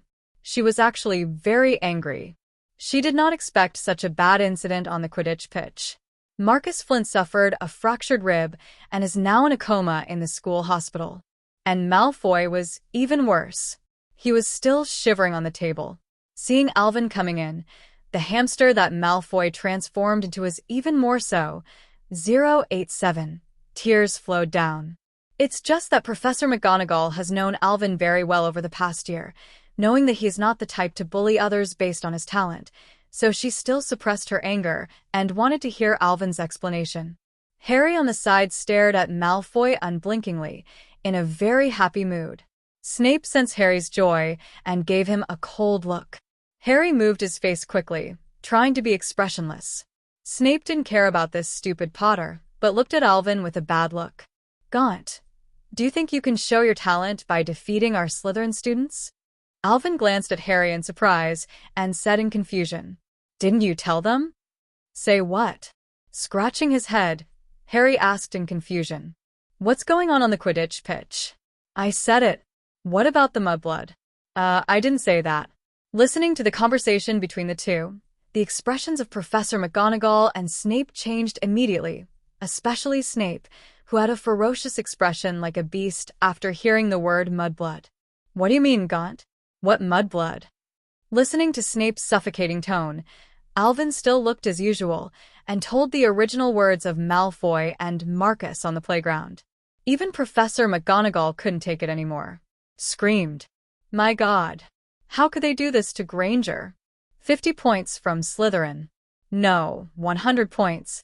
To Harry's surprise, Snape didn't have any objection to Professor McGonagall's sentence, but instead stared at Malfoy on the table coldly. Alvin had expected this result for a long time, and it was not surprising. Got up and said, "The two professors also understand the matter. If there is nothing, I will go out first." After saying that, he looked like he was going to leave. Professor McGonagall stops Alvin. "Gaunt, your transfiguration is very profound, and I can't solve it for a while. Can you restore Malfoy to his original state first? Uncurse? No need." Snape spoke coldly and said in a blunt tone, "In my judgment, Malfoy will recover tomorrow. Just leave him as he is. He should pay for what he said." Professor McGonagall saw that Slytherin's own dean had said so, so she had no objection. After all, she also hated Malfoy very much in her heart. Seeing that he had nothing to do with himself, Alvin took Harry out. Until he walked out of the office, Harry couldn't believe that Snape had just let Alvin go, and he looked at Alvin in confusion. Is that the end? Looking at Harry's stupid look, Alvin shook his head helplessly. Could this kid be PUA by Snape? Wouldn't he be happy if you didn't punish him? Alvin went back to the dormitory and lay on the bed, thinking carefully about what to do with Hermione and the others tomorrow. Although Cho and Hermione mastered a lot of magic spells, they could only release them rigidly and had a poor grasp of timing and accuracy. Alvin is going to get some moving targets for them to practice tomorrow. As for Harry, he is not as eager to learn as Hermione. After a summer vacation, he must have forgotten a lot of the spells he learned last semester, and Harry's fighting talent is not weak. He is only poor in basics. After customizing tomorrow's plan, Alvin checked today's sign-in rewards. Wolf Venom Potion, purple. He thought for a while, as if this potion had not been developed, the author's private design. He was going to publish this potion to see if he could get a Merlin Order medal to improve his reputation in the magic world. Reaching out, he snapped his fingers. A house elf appeared in front of him instantly. "Mr. Gunter, Bar is a pleasure to serve you," the elf ball respectfully said to Alvin. This is the house elf from the estate Nicole LeMay gave him, where Alvin rarely goes, and he usually lives with Arya. "Help me prepare a few of the medicinal materials on this piece of paper." Alvin handed Bar a list and ordered casually. Bar excitedly took over the list. Very excited. Since Alvin took over his contract, he hasn't been asked to do anything, leaving Bar frustrated that his new owner doesn't like him. But today Alvin suddenly called him over and gave him a task, which made him happy again. With a respectful bow, Ball apparat and disappeared here. Alvin was also a little emotional when he saw Bar come and go like this. Hogwarts has a powerful magical barrier that prohibits all wizards from apparating or manifesting into this area. Even he and Dumbledore can only apparate by relying on the special abilities of the Phoenix. House elves are exempt from this restriction. 1.0. It can only be said that each magical creature has its special place. As long as it is used well, there will always be unexpected receipts. It didn't take long for Bar to return with the materials Alvin needed. Alvin opened the suitcase, entered the interior, and came to the laboratory in the small villa. The materials required for the refining of the wolf poison potion are not expensive, but the control of the heat is indeed very strict. Calm flowers, fig peels, withered grass stained with wolf blood, mouse tails. According to the steps of the recipe, Alvin operated step by step. After trying it a few times, I mastered this recipe proficiently. Alvin looked at the potion in his hand, rubbing his chin and thinking about how to maximize the benefits of this potion.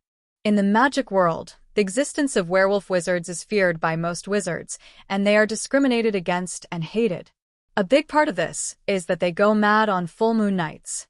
If a wizard bitten by a werewolf is not treated immediately, he will be infected, and there is a high probability of becoming a werewolf.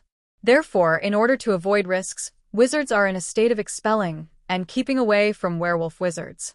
Remus Lupin in the original book is a typical example. Because of his werewolf status, he could not get a job at all, and he lived a poor life before coming to Hogwarts as a professor.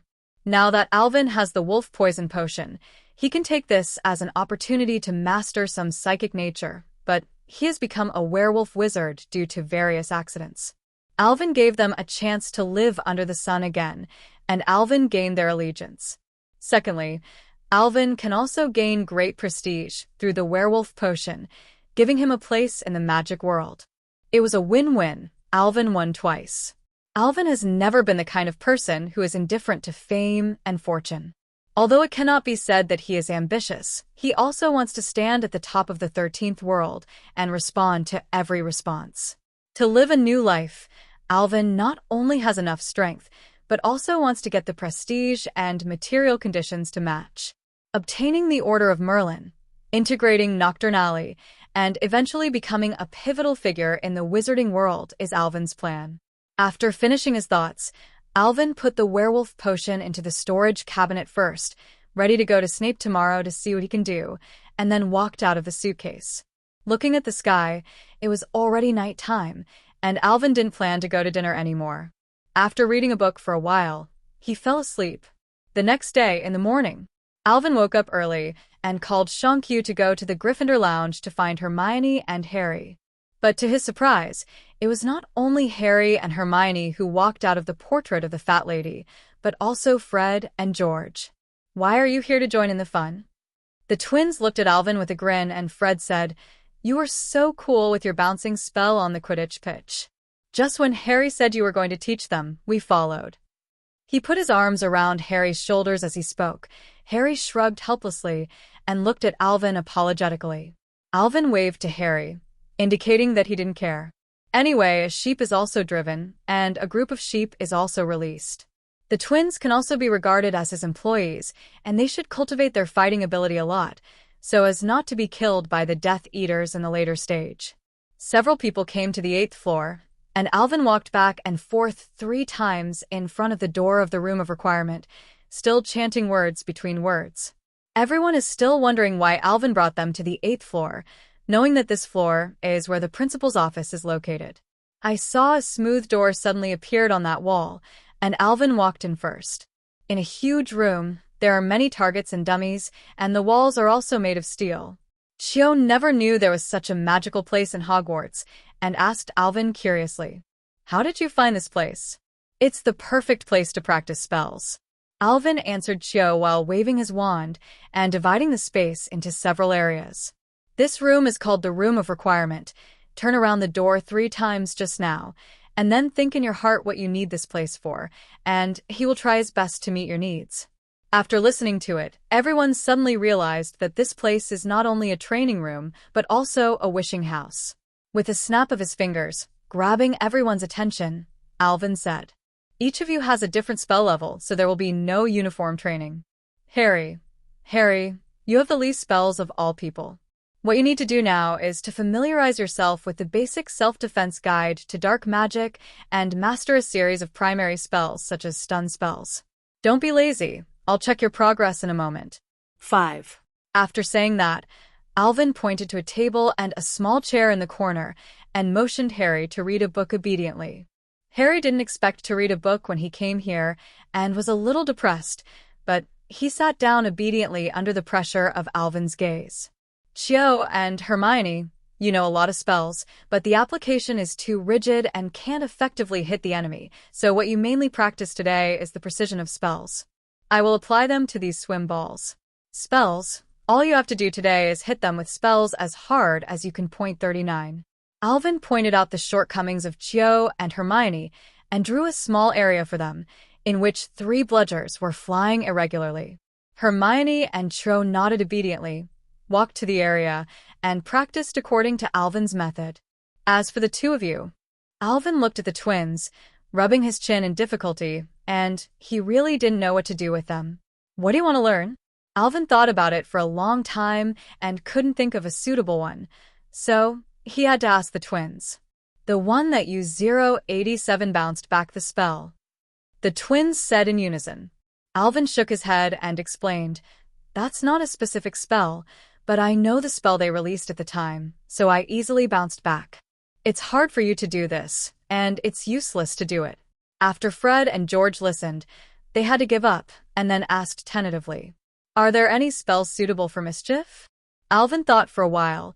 He really agreed to their conditions, pointed his finger at the dummy next to him, and said softly in his mouth, "Fuchsia." The dummy immediately floated into the air, head down and legs up. The twins looked overjoyed. This spell is good. It is absolutely suitable for them.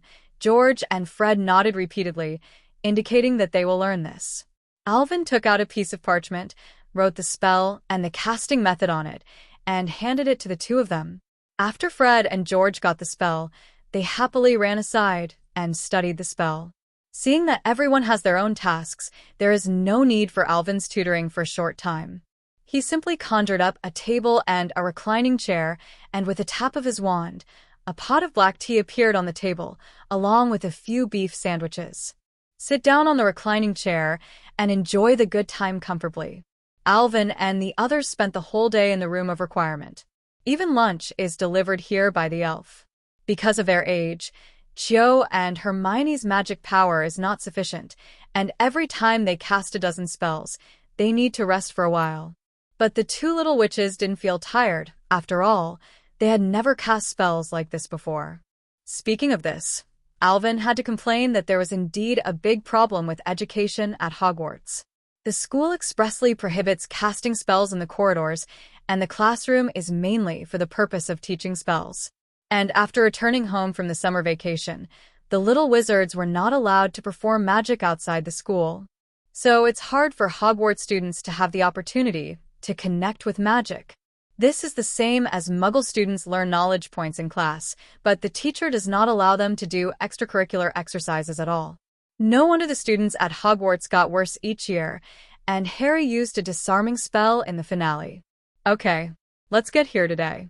Alvin calculated the time and found that it was time for dinner, so he stopped everyone. Harry breathed a long sigh of relief. He had been reading the Elementary Defense Against the Dark Arts guide since morning, and whenever he was distracted, Alvin's spell would fly over. Although it is not an offensive spell, it can make him itch, and it is simply real damage. However, the day was still fruitful. This time, he had forgotten a few spells he had learned last semester. After reading a book for a day today, he recalled a lot, and he also learned a stun spell. Fred and George are also very happy. The talent of the two is really good, and they can use the fuchsia proficiently. At this time, the two are murmuring about who should let them experience this spell. After the group went out in a mighty manner, they walked towards the auditorium, but Harry patted his head and said angrily when he was halfway there, "I forgot. I'm going to help Lockhart respond to fans tonight." This is Professor McGonagall's punishment for Harry and Ron driving to school. Ron is going to wipe the trophy, and Harry is going to help Lockhart to reply to fans. But Harry would rather switch with Ron than be alone with Lockhart. Alvin thought about it. He should also go to Snape to talk about the wolf poison potion. So he said to Cho and Hermione, "I have something to ask Snape for, so please go to the auditorium." The two women nodded and then separated from Alvin. Alvin also went to Snape's office. Snape didn't like to eat in the auditorium very much. He liked to be alone in the office quietly. Especially after Alvin handed him Eden Realm, Snape went to the auditorium less and less often. After knocking on the door and getting Snape's response, Alvin pushed open the door and walked closer. Snape's office was still so cold and damp. But to Alvin's surprise, Malfoy was here too. When Malfoy saw that the person who came in was Alvin, his face was bloodless, and he immediately stood up from the chair, ducking his legs behind Professor Snape. Alvin didn't care when he saw Malfoy's PTSD appearance and greeted him with a smile. "Yo, Malfoy, are you here to complain to Professor Snape?" No. The professor ordered me to copy the potions textbook today. I'm not here to make a snitch." Malfoy was afraid that Alvin would misunderstand him and immediately explained the reason. He doesn't want to turn into a hamster all at once. This whole day's experience will follow him like a nightmare for the rest of his life. Alvin didn't expect Snape to be so ruthless, and after the transformation was over, he let Malfoy stay here and copy the textbook. "What are you doing here, Gaunt?" Snape ignored the conversation between the two and asked Alvin. Alvin shook the bottle in his hand and replied, "There is a major event that is conducive to the peace of the magic world. I want to talk to you." After he finished speaking, his eyes turned to Malfoy. Snape frowned, not sure what Alvin was trying to do. But he began to speak to Malfoy. "Malfoy, you go first. I hope you will remember what to say and what not to say." Malfoy was amnesty, nodding his head quickly, indicating that he understood and was ready to escape from this terrifying office. But when he was about to leave the office, he was stopped by Alvin. "Wait a minute, Malfoy." Hearing Alvin's words, Malfoy also stopped and looked at Alvin uneasily. "I don't think the glory of pure blood can be brought out by a few vicious words." Malfoy was taken aback. He didn't expect Alvin to tell him this. "I'm not pure blood, but do you dare to offend me?" Alvin continued. "You dare not because you know how strong I am. Weakness or ignorance are not an obstacle to survival. Arrogance is." Malfoy lowered his head and clenched his fists. He raised his head slightly and opened his mouth to say something, but he didn't say it. Alvin waved his hand, signaling that he could leave. Alvin is just on a whim today. After all, although Malfoy looks bad and pus now, it has something to do with the environment in which he grew up. He also didn't expect his words to change Malfoy's mind, just to plant a seed later. When Malfoy left the office, Alvin acted a lot more naturally, and without waiting for Snape to greet him, he found a sofa and sat down. At the same time, the bottle of potion and the parchment of the refining method were sent to Snape's table with magic power. Malfoy returned to the Slytherin dormitory and immediately lay on the bed. A day of running and the subsequent confinement had exhausted him, and he had long wanted to take a good night's sleep. But when he closed his eyes, Malfoy couldn't sleep, and he kept thinking about what Alvin had just said. What is pure blood glory? He didn't understand. From an early age, his father taught him that he was pure blood, born above others. But when he came to school, he found that not only Alvin, but also Hermione, he couldn't compare. There's also a reason for his jealousy when he speaks ill of him on the playground. Today, Alvin's remarks completely shattered the worldview imposed on him by his father, allowing him to think on his own for the first time. He wants to be like Alvin with a mixed blood body, step by step, relying on his own strength to become a man of the school. Even the academy, where the Slytherin blood is paramount, has many fans. Thinking of this, Malfoy's confused eyes gradually condensed and became firm, and he secretly made a decision in his heart. At this time, Alvin didn't know the change of Malfoy's mentality. He was staring at Snape. Alvin. Oh. Snape. Eyes closed face. Finally, Snape couldn't bear it any longer and asked, "Why did you develop the wolf poison potion? Most of the werewolves in the wizarding world are destitute, and they won't make much profit for you." Snape was very upset with Alvin. "Didn't you know that your teacher's mortal enemy had a werewolf?" Alvin ignored Snape's dissatisfaction and said with a sincere expression, "I'm not trying to make money. I just can't bear to see these werewolf wizards being discriminated against, and other wizards are also worried about being hurt. For the prosperity of the magic world, I developed the wolf poison potion so that the werewolf wizard could return to the magic world." 99. Snape watched Alvin's passionate speech quietly, unmoved. After a long silence, he finally spoke. "Speak human, Gunter." 35. Snape knew Alvin too well. This is a man who can't make a profit, and he won't believe Alvin's nonsense for the wizarding world. "Well, I'd like to get a Merlin order." Alvin spread his hands and said his true purpose. "Are you serious?" Snape looked at Alvin, a little surprised at his purpose. "It is a fantasy for a minor wizard to receive the Merlin Order of Merlin, not to mention Alvin. Even he himself does not have one now. Of course, this may also have something to do with his Death Eater experience, or with his potion level. He can get one by publishing a few papers. Of course, my professor, you are a well-known potion master in the magic world. If you help me with your connections, you should be able to get one, right?" 39. Snape thought about it for a while, and it seemed that it was really possible. Fudge, the current Minister of Magic, was a politician through and through. If he could solve the werewolf problem in his office, plus some old friends of Snape, rewarding Alvin with a Merlin medal is no big deal. After he figured it out, he turned his attention to Alvin's. "Are you sure you want to publish this formula for free, just for a vain Merlin medal?" Alvin nodded, expressing his determination. "Well, I'll try my best, but don't get your hopes up. After all, awarding a Merlin medal to a second-year student has never happened. But in 1827 they gave Shane Levins one, and he was only in the first grade." Alvin retorted that he was familiar with some of the history of the Merlin medal, because he died protecting 10 muggles. Snape taunted Alvin sharply. Alvin. Well, he did forget this paragraph. On Monday, Charms class. Harry sat nervously beside Alvin and pushed Hermione aside. Looking at Harry strangely, Alvin was a little strange. "What's the matter, Harry, with that look? What would you think if I said I could hear something that others couldn't?" Harry leaned into Alvin's ear and whispered, very much like a spy connector. Alvin stepped back subconsciously. He didn't want to be so close to the boy. But after listening to Harry's words, he was moved in his heart. Has Harry met a basilisk? "Can you describe it to me?" Alvin asked with interest. Harry briefly explained what had happened yesterday when he wrote back in Lockhart's office. After listening, Alvin confirmed that it was the basilisk. But he didn't say it outright. Alvin had his own plans.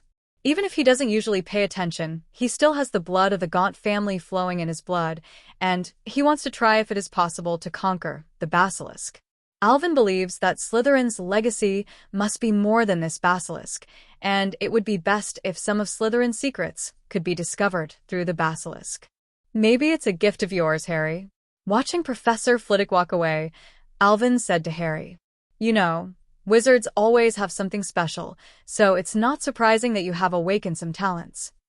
Harry listened to Alvin's analysis, and was relieved. When he told Ron yesterday, Ron didn't believe him at all, which made him very frustrated. "I'm sure you're fooling Harry." While Harry was practicing the spell, Hermione suddenly whispered in Alvin's ear. She knew Alvin very well now, and when he said something seriously, it was often his behavior to fool people. No, not this time. Harry does have a special talent. Alvin patted Hermione on the head angrily, a little dissatisfied that she didn't trust him so much. "What talent?" Hermione covered her head and looked at Alvin curiously. She had not noticed anything special about Harry this year. "You'll find out next week." 35. Alvin sold out. Hermione gave him an angry look, turned and walked back to practice the vanishing charm with Patil. At night, Alvin slipped skillfully into the forbidden book area, looking for books on Parseltongue. With his blood, it should not be difficult to learn the old tongue of the snake. He secretly tried, using transfiguration to turn the teapot into a snake, and then try to talk to it, but unfortunately Alvin failed. The snake has become a snake soup. He thought it was because of the scar that Harry could talk to the snake, and Voldemort had left some legacy in Harry's forehead after all. Last semester, Alvin also often came to the library to read books at night, but generally he was about books on ancient magic patterns and alchemy, and he didn't pay much attention to such anecdotes in the magic world. The Hogwarts Library is the largest in Britain, and it can even be said to be the largest library in the world. Among them, the Forbidden Book area accounted for at least 1/3, and it was impossible for Alvin to read so many books in a mere year. He can only search according to his own needs.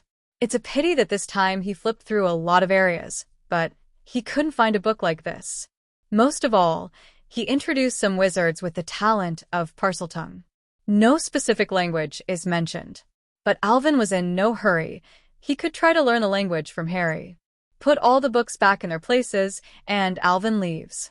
Time soon came to Sunday, and several people went to the room of requirement again to prepare for this week's magic practice.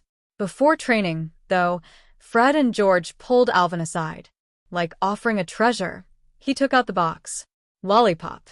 Alvin opened the box and looked. Didn't find anything special. "You'll know when you try it," Fred said mysteriously, and George next to him was also looking forward to it. The corners of Alvin's eyes jumped. "It's really like we met on the first day. Do I dare to eat the food that the two of you handed over?" "Pretend to do, bah. Pick up 2 different colors. The green one is apple-flavored, and the pink one is strawberry-flavored." Alvin took it apart, pretending to think about which one he wanted to eat. Suddenly, Alvin quickly stuffed 2 lollipops into the twins' Zoe. The 2 were snickering and didn't react at all. "Oh."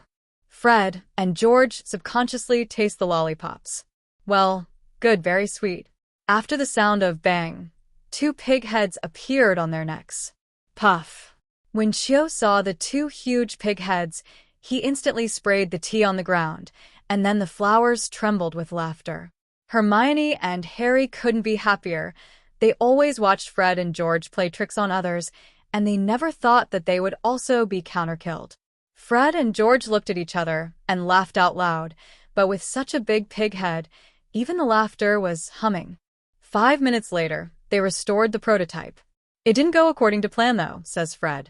George followed up, "But the effect of our pig head lollipop is still good." Seeing the way they sang and harmonized, everyone laughed out loud again. The twins are like this. They can always bring joy to people. And their products caught the attention of others. Everyone bought some, ready to use it as a prank. Even a good girl like Hermione bought 2. The twins are also laughing from ear to ear. It seems that this pig head lollipop will become a hit. After a few chats, everyone was ready to start today's course. Alvin took out a few bottles of potion and distributed them to the crowd. These are magic potions. Within half a month after drinking them, your magic power will increase rapidly. Several people looked at the potion in their palms with burning eyes, especially Fred and George. Those wizards who lived in pure-blood families knew better how precious potions were. There was a struggle on their faces, but the two of them spread their hands together to return the potion to Alvin. Alvin, this is so precious. You can't even buy a bottle if you sell us. The twins were hilarious, but others also heard the value of the bottle. They all looked at Alvin. Alvin smiled. He admired the twins' hearts, but since he gave them to them, he had no plans to take them back. Don't worry, these are all made by me. I still have a lot of stock. I have already drank a bottle. You can use these. Listening to Alvin's words, the twins let go of their hearts, looked at each other, and were proud to have made friends like Alvin.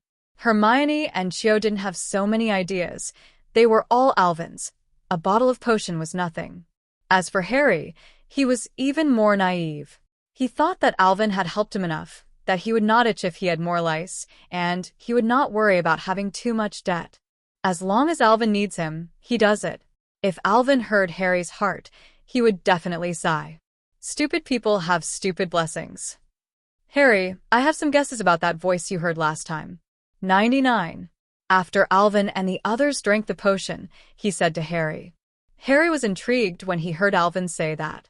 It's been a week since the last time he was in Lockhart's office, and he hasn't heard that voice again, so much so that he thinks it's an illusion. As a result, today Alvin said that he had some conjectures, and he would like to hear Alvin's views.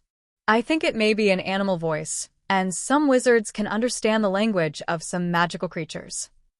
Alvin pretended to analyze. So we're going to test it out today to see if it's what I imagined it to be. Harry didn't know how Alvin was going to test, so he could only subconsciously nodded. The others also looked at Alvin curiously. Alvin took out his wand and tapped the chair behind him. The chair quickly turned into a mouse, squeaking at Harry. Can you understand what he's saying? Alvin asked Harry. Harry shook his head blankly. Then, Alvin turned the chair into a bat, a one-horned lizard, a toad, one by one for Harry to try to understand their calls. But all failed. Seeing that the betting was almost done, Alvin stopped covering it up and turned the chair into a boa. What? Two screams reminded.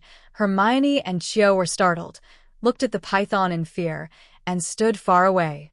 The python swallowed the snake letter, stared at Harry with a pair of vertical pupils, and made a hissing sound.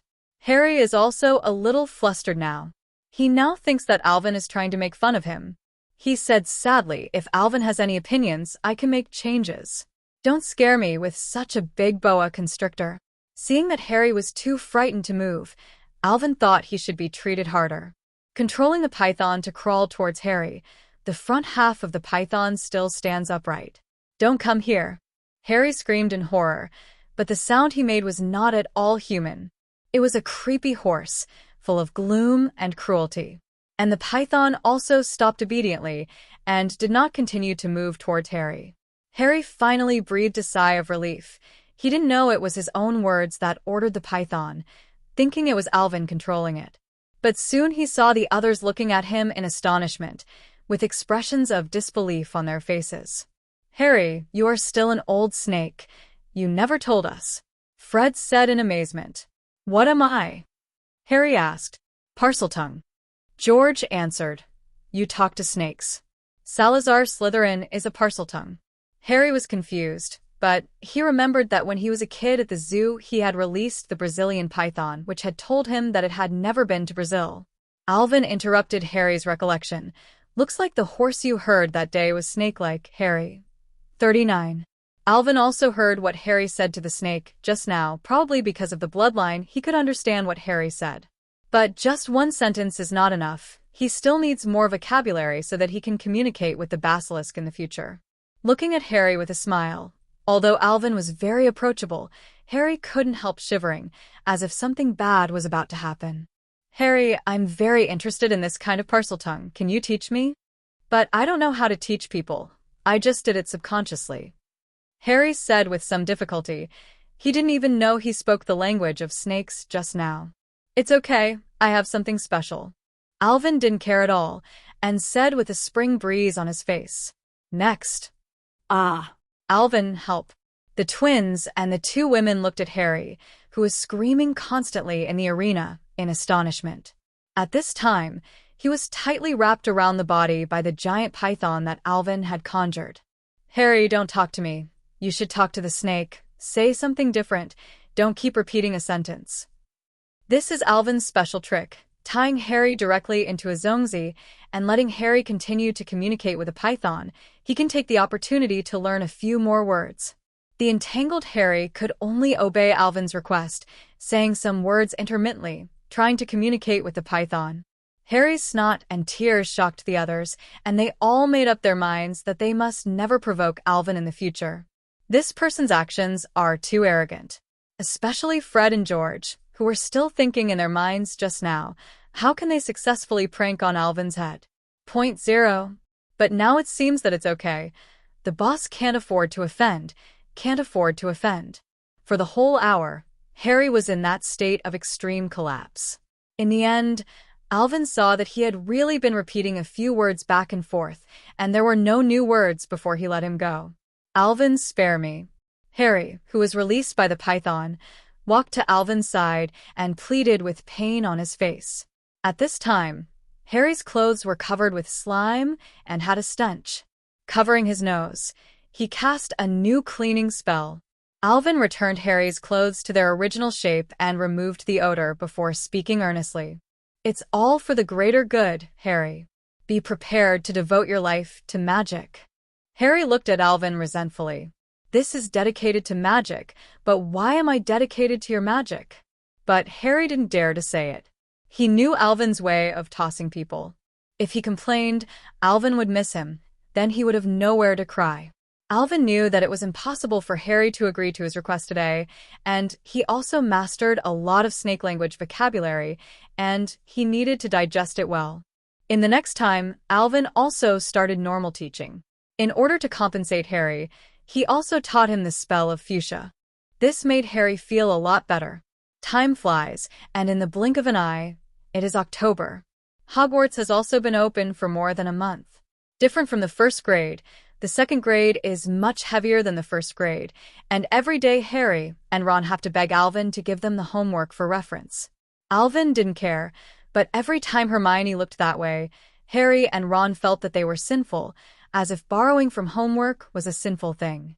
On this day, as usual, when Alvin came to the auditorium for breakfast, he found that many little wizards were looking at him with admiration. This puzzled Alvin a bit. Although he was already famous at school, it was never like today when the little wizards wanted to eat him. "What's wrong?" he asked Cho next to him in a low voice. 103. "I don't know either." Cho was also very puzzled. At this time, Colin suddenly ran over and shouted to Alvin excitedly, "Awesome! Alvin, can I take a picture of you? I never knew you were so kind." "Oh." Alvin said hello. "What's wrong with this kid?" "Colin, what's the matter? Can you tell me what happened?" Resisting the urge to throw the kid's head away, Alvin asked softly, "Don't you know? You're on the Daily Prophet. It turns out you have such great ideals, Alvin."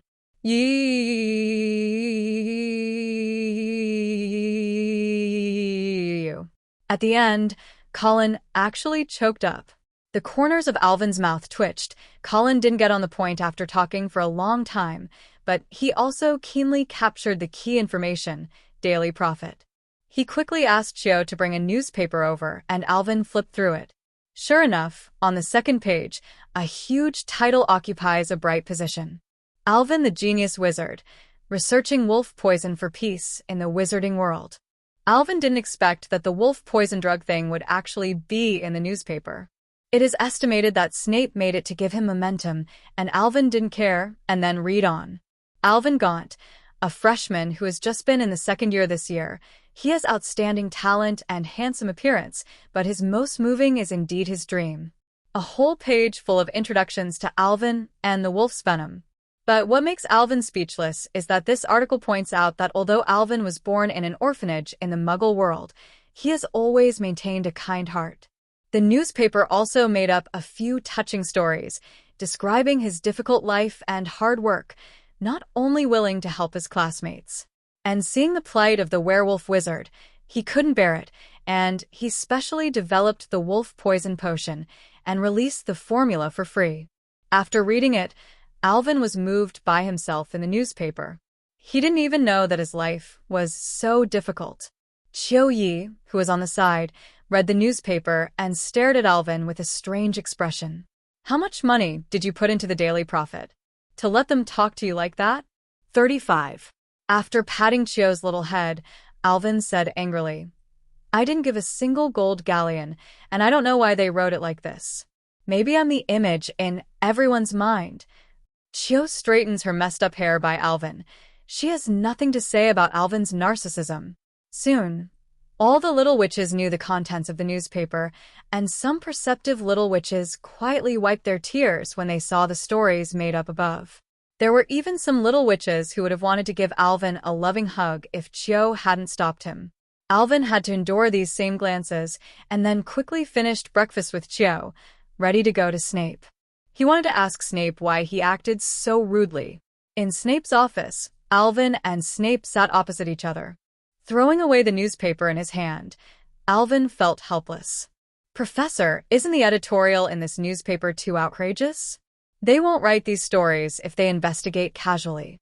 Listening to Alvin's complaints, Snape was helpless. He just asked a few old friends to help Alvin build momentum, and one of his friends happened to be the editor-in-chief of the Daily Prophet, and he also mentioned it. I didn't expect such a big news to come out. But he won't admit his mistakes to Alvin. He can only speak bluntly. This is to better arouse the sympathy of the public and to better impress Fudge.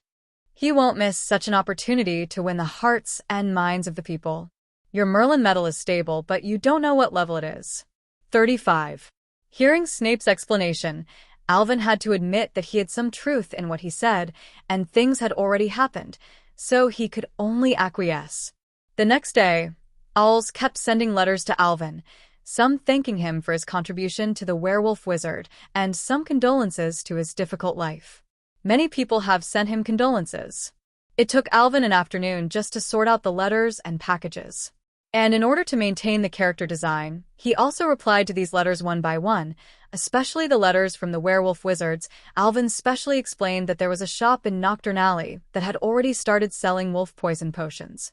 As early as last month, Alvin sent a batch of wolf poison potion to Knockturn Alley and let Arya sell it at her discretion. This is a means to recruit werewolf wizards. In fact, most werewolf wizards have good combat power, and their reflexes and physical fitness are far higher than ordinary wizards. As long as you train a little, you will definitely be a backbone after learning a few powerful spells. Alvin cast magic on the quills, and several quills began to automatically write the content of the reply, which greatly reduced his workload by 1.0. Finally, before dinner, Alvin completed all the work.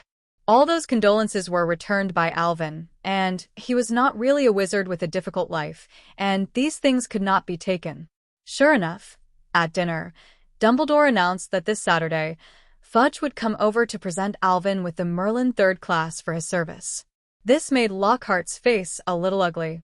He didn't expect that this little wizard, who was always a little bit uncomfortable with him, would get the same honor as him in the blink of an eye.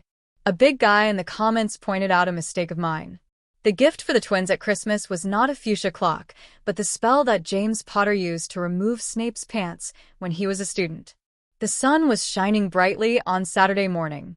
At this time, it has entered October, although the weather is a little cold, but the greenery has not completely receded. On the lawn in front of Hogwarts Castle, a squat middle-aged man dressed in a muggle suit was waiting quietly. There are several wizards behind him who are arranging some tables and chairs. In the center, there is a high platform. A wizard came over, lowered his head slightly, and said to the man in a suit, "Minister, it seems that the members of the jury will come over in a while, or why don't you go to the castle and wait?" The man in the suit is the Minister of Magic, Cornelius Fudge. Don't bother, Shaker. I have to make sure that they can see me as soon as possible, knowing that these old men on the jury will be very troublesome if they say anything about me. Fudge said to the Auror named Shacklebolt. The jury that can make Fudge so jealous is of course the review members of the May 13 Lynn Knights. All those old men have a high reputation in the magic world. Although they are usually secluded and do not ask about world affairs, no one will underestimate their influence. The purpose of Fudge's arrival so early today was to impress these people. There are always people in the outside world who say that he is a puppet supported by Dumbledore. He also hoped to gain the support of some people so as to get rid of the shadow that Dumbledore gave him.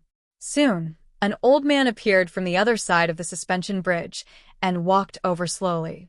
Fudge hurried up to meet him, wiped away the fine sweat from walking quickly, and said attentively, "Mr. Bohan, I didn't expect you to come so early."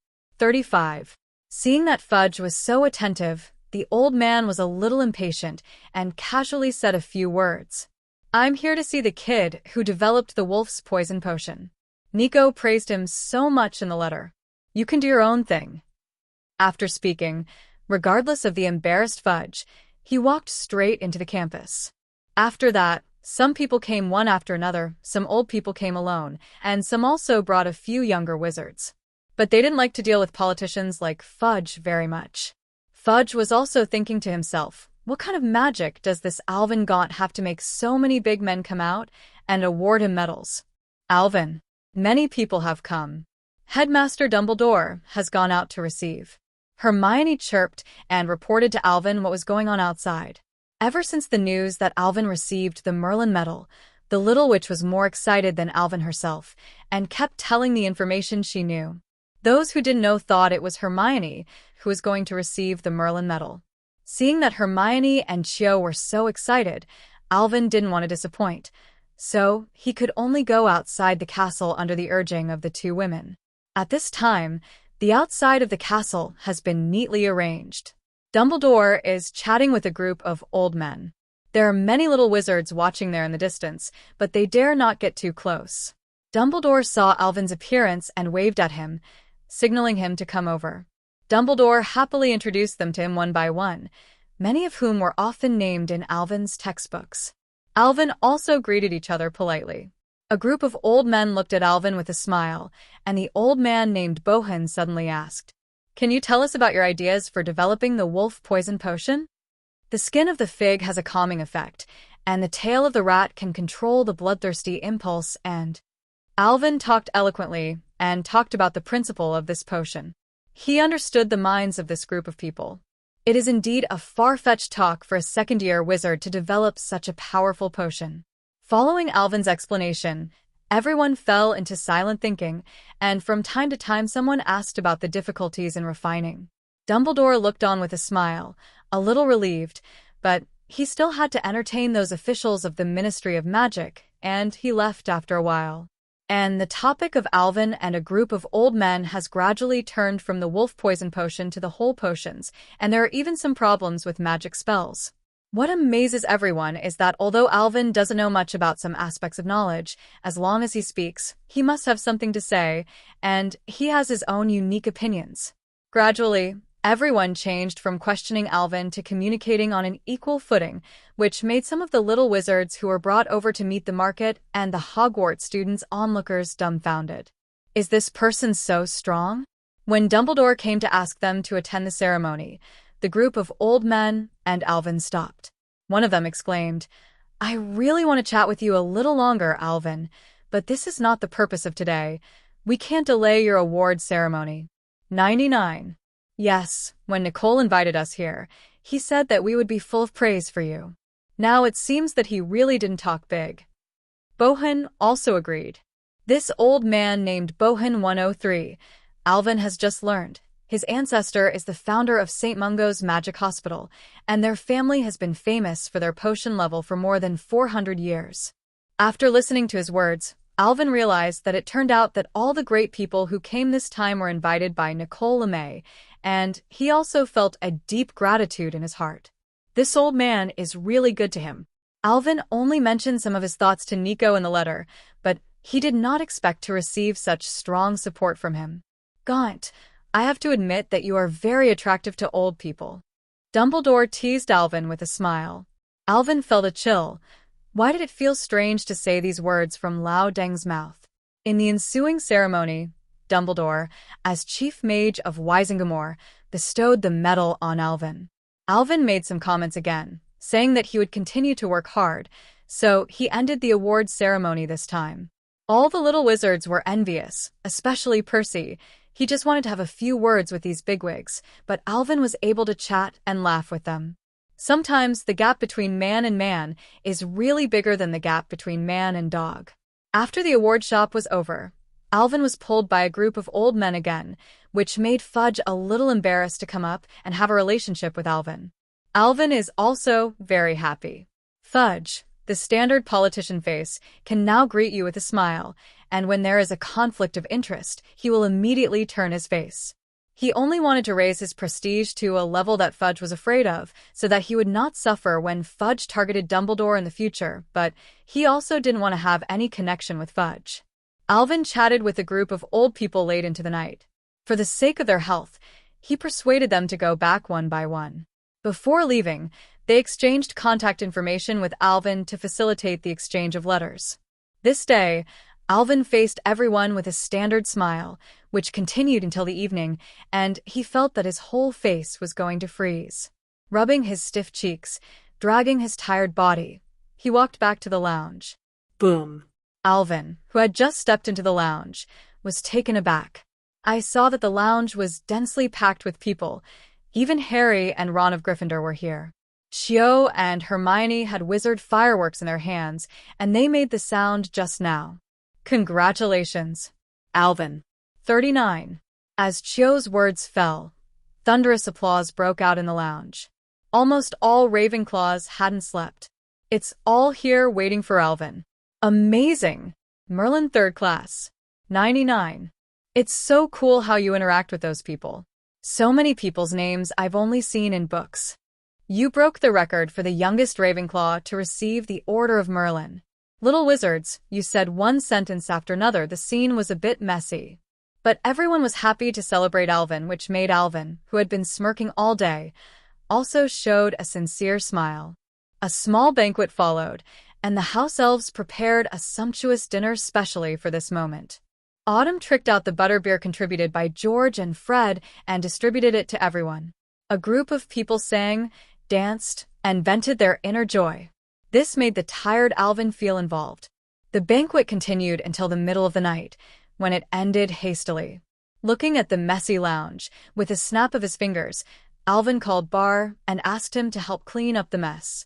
I went back to my bedroom, and soon fell asleep. As the time approached Halloween, Alvin's enthusiasm gradually subsided, which also made him relieved. During this period, Alvin received various letters from fans every day, as well as some love letters from little witches in the school to Alvin, asking him if he would mind having another girlfriend. But unfortunately, these love letters were not destroyed by Miss Chiu Zhang's fire spell, and Alvin regretted it for a few minutes. Harry's life is not very easy. Because of the Merlin Order, Dumbledore added 200 points to Ravenclaw, and Alvin's usual excellent performance. This semester's Academy Cup must still belong to the Eagle Academy. Snape was also in a bad mood because of this, and he had to find various reasons to deduct some of Harry's points in potions class every day. He just wanted me to die. P. The unlovable Harry sat next to Alvin and complained to him. 1 point off Gryffindor. Don't talk while the professor is teaching, Potter. Snape keenly caught Harry's little movement, and then a critical strike. Harry didn't feel it anymore. Alvin looked at Harry's numb expression and sighed. Who made you James' son? However, he remembered that he had not signed in today, so he habitually opened the panel and clicked the sign-in button. Get the daily check-in reward. Transformation potion. Transsexual potion, purple. Change the gender of the user in a short time without side effects. Alvin. Looking at the unclaimed shape-shifting potion, Alvin looked at Harry again. This system is going to mess up. Aware that Alvin was looking at him strangely, Harry cast a suspicious look. Alvin hesitated, but curiosity prevailed over his friendship with Harry. He asked quietly, "Would you like to try my method? maybe Snape would be nice to you. There may be some risks, though. Alvin also didn't know whether Harry would become more like Lily after drinking this potion, and whether it would produce a special attack on Snape. Harry's eyes flashed after hearing this. Is there such a good thing? However, Alvin's reliability has always given him a lot of confidence. With a firm nod, Harry motioned for Alvin to bring the horse over. Silently, he took out the S***X-changing potion and handed it to Harry, and Alvin gave him another piece of voice-changing gum that Fred gave him. Harry looked at the two things that Alvin gave him, a little puzzled. Do these really make Snape friendly?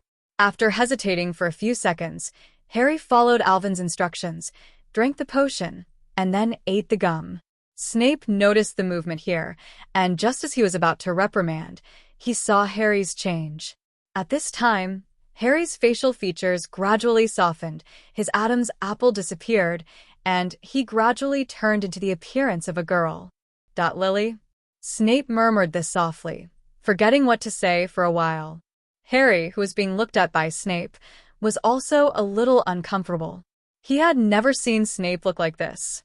All the while, Snape looked at him with a look of disgust, as if he was never supposed to exist in this world Harry Potter. But what did he see in Snape's eyes now? Tenderness, reminiscence, remorse, and tears. Seeing Harry's bewildered look, Snape's heart was severely touched, and he hurriedly regained his senses and made Harry stand up. Harleen, please repeat what I just said. Snape subconsciously changed Harry's good name. Professor, are you calling me? Harry replied that Snape seemed to have called him by the wrong name just now. But after speaking, Harry was startled by his own voice. How did he become a girl? But he immediately realized that it must be the ghost of what Alvin just gave him. Glancing at Alvin hard, he saw that everyone was looking at him with weird looks. But he didn't have the time to worry about it and quickly answered Snape's question. Sorry, Professor, I didn't hear what you just said. 99. Snape subconsciously wanted to deduct Gryffindor's points, but looked at the pair of green eyes looking at him, and it wasn't James' annoying face. He struggled for a long time but finally said, Listen carefully in class, and keep your eyes on the professor. But your honesty is commendable. Gryffindor points. Harry couldn't believe that Snape actually gave him extra points. But he wouldn't be stupid enough to confirm it again. What if Snape came to his senses? Nodding, Harry took his place. His eyes looked at Alvin subconsciously, and he wondered why Snape changed so much after his voice became a female voice. At this time, Harry didn't know that he had become a girl. Just thought it was a sound issue. But Alvin didn't have the energy to answer Harry's doubts. He was twitching all over his body now, and his expression was very distorted. Don't get me wrong, Alvin was holding back his laughter. He didn't expect this drama to be so exciting. Snape's eyes that were like a fan-shaped statistical chart just now, and Harry's dazed look at this moment. They all poke hard on his smile. Seeing Alvin like this, how could Harry not know that he was harassed by him? But it's a pity that he is in class now. Otherwise, even if he can't beat Alvin, Harry will rush up to him desperately. In the next half of the potions class, everyone's 3 views collapsed. 40, a full 40. Snape kept asking Harry questions, and Harry couldn't answer them, but Snape always found a reason to give him extra points. Knowing that the bell rang, Snape gave Harry a reluctant look before leaving the classroom. Everyone did not recover. The Slytherin students felt that Harry had been drugged by the dean of the 103 house and glared at Harry fiercely. But the more I look at it, the more I realize that the feminine Harry is also quite cute. Hiss. I can't think about it. They quickly looked away and escaped from the classroom. Ha ha ha ha. Alvin finally couldn't hold it anymore and laughed out loud. Alvin, I'll fight with you. Harry couldn't help it anymore. Even if he played a prank on him, he laughed so recklessly, it was really unbearable. Pushing away the pounced Harry, Alvin said breathlessly, Don't do this. I'm afraid Cho and Hermione will misunderstand. Hermione also came over at this time, looking at Harry strangely. I won't get anything wrong, Alvin, and do you want to move to the girls' dormitory? Harry was even more confused. What were the two talking about? At this time, Alvin conjured a mirror and handed it to Harry. Harry took the mirror, looked at it, and then blacked out. This beautiful girl in the mirror, bah. How did the self in the mirror, bah, become a girl? Are you kidding me, Alvin? Harry asked Alvin, a little more sobbing in his voice. At this time, Alvin laughed enough, panting slightly, and replied, "Don't worry, Harry. This is only a temporary transformation, and it will recover soon." Hermione pinched Alvin on the side. This time his joke was a bit bigger and changed Harry's gender directly. But Hermione glanced at Harry again. Puff. Hermione couldn't help but laugh. Harry left the two reluctantly, ready to follow Ron out of the classroom and back to the dormitory. He didn't want to hang out with a feminine face. But when he saw Ron staring at him with weird eyes and flushed face, he suddenly panicked. Ron didn't expect that his good friend, even after he became a girl, was actually very good-looking. He didn't know what he was thinking. His eyes were a little erratic, and the blush on his cheeks spread to his ears. "What the hell are you blushing?" It took a whole day for Harry to recover, and since then, he has had a shadow in his mind about whatever food Alvin gave him. But Alvin didn't have time to tease Harry anymore. Alia suddenly sent a letter saying that the wolf poison potion in the shop was almost sold out. This speed surprised Alvin. In the letter, Arya also mentioned that through the wolf poison potion, they recruited 20 werewolves in just 1 month. And it was Arya who carefully selected and left behind those wizards with good hearts, all of whom signed contracts. The consequence of this was that Alvin had to work overtime for a while to refine a batch of wolf poison potions to provide to Arya. However, Arya also said one thing, which made Alvin a little worried. Recently, their expansion has been too rapid, affecting the interests of the other two families. You must know that werewolves and wandering wizards are the main sources of human trade. Arya has quietly recruited so many people, naturally blocking their way of making money. But now, because it is still unclear who is standing behind Arya, the two families will not act rashly for a while, but it is always a hidden danger. After reading it, Alvin decided to go this Christmas to get rid of these troubles. First strike first, Alvin doesn't want to be stabbed in the back at some point in the future. Until Halloween, Alvin concocted potions in his suitcase when he was free. Chio couldn't stand it anymore, sneaked into the suitcase, and called out Alvin. At first, Alvin gave the two women permission to enter and exit the suitcase at will. If someone else approaches, the alarm will be triggered immediately. I didn't expect it to come in handy today. I don't think it's fair why I can't go to the girls' dormitory, and you can go to the boys' dorm. Alvin, who was dragged out, also muttered and complained, and received a fierce look from the young lady. "Shut up. What else do you want to do in the girls' dormitory?" Walking down the corridor, Chio complained dissatisfiedly about Alvin's recent behavior. Alvin also knew that he was wrong, smiled and did not refute, quietly pulled the hand of the young lady, ready to use sugar-coated cannonballs to extinguish her anger. "What?" A scream interrupted Alvin's movements. He and Chio looked at each other, and the two rushed to the place where the sound came from. When they arrived, they saw the bloody words on the wall. The Chamber of Secrets was opened. "Those who are enemies of the air, be vigilant." There were already a few people around: Harry, Ron, and Filch. The scream just now was made by Filch. He was hugging his Mrs. Norris and screaming on the ground. When Chio saw the scene, he was a little scared and clenched Alvin's hand tightly. "It's you. You killed my cat. I'm going to kill you," Filch shouted hysterically and rushed towards Harry frantically. Harry stared blankly at Filch, who didn't seem to realize what was going on. But at this moment, an old and serious voice interrupted Filch's movements. F***********. It was Dumbledore with all the professors. Dumbledore arrived at the scene, followed by many other teachers. Many little wizards also noticed the movement here and rushed over here one after another. All of a sudden, the huge corridor smelled like it was overcrowded. When people saw the writing on the wall and Filch hysterically, the noise suddenly died down. "An enemy of the air. Be vigilant. The next one is you, Mud." "To shut up," Malfoy whispered to the sarcastic crab. He didn't want to lose one of his valet. Alvin glanced at Malfoy in surprise. He felt that Malfoy had changed a bit recently. "Although I still like to oppose Harry, I have become more upright.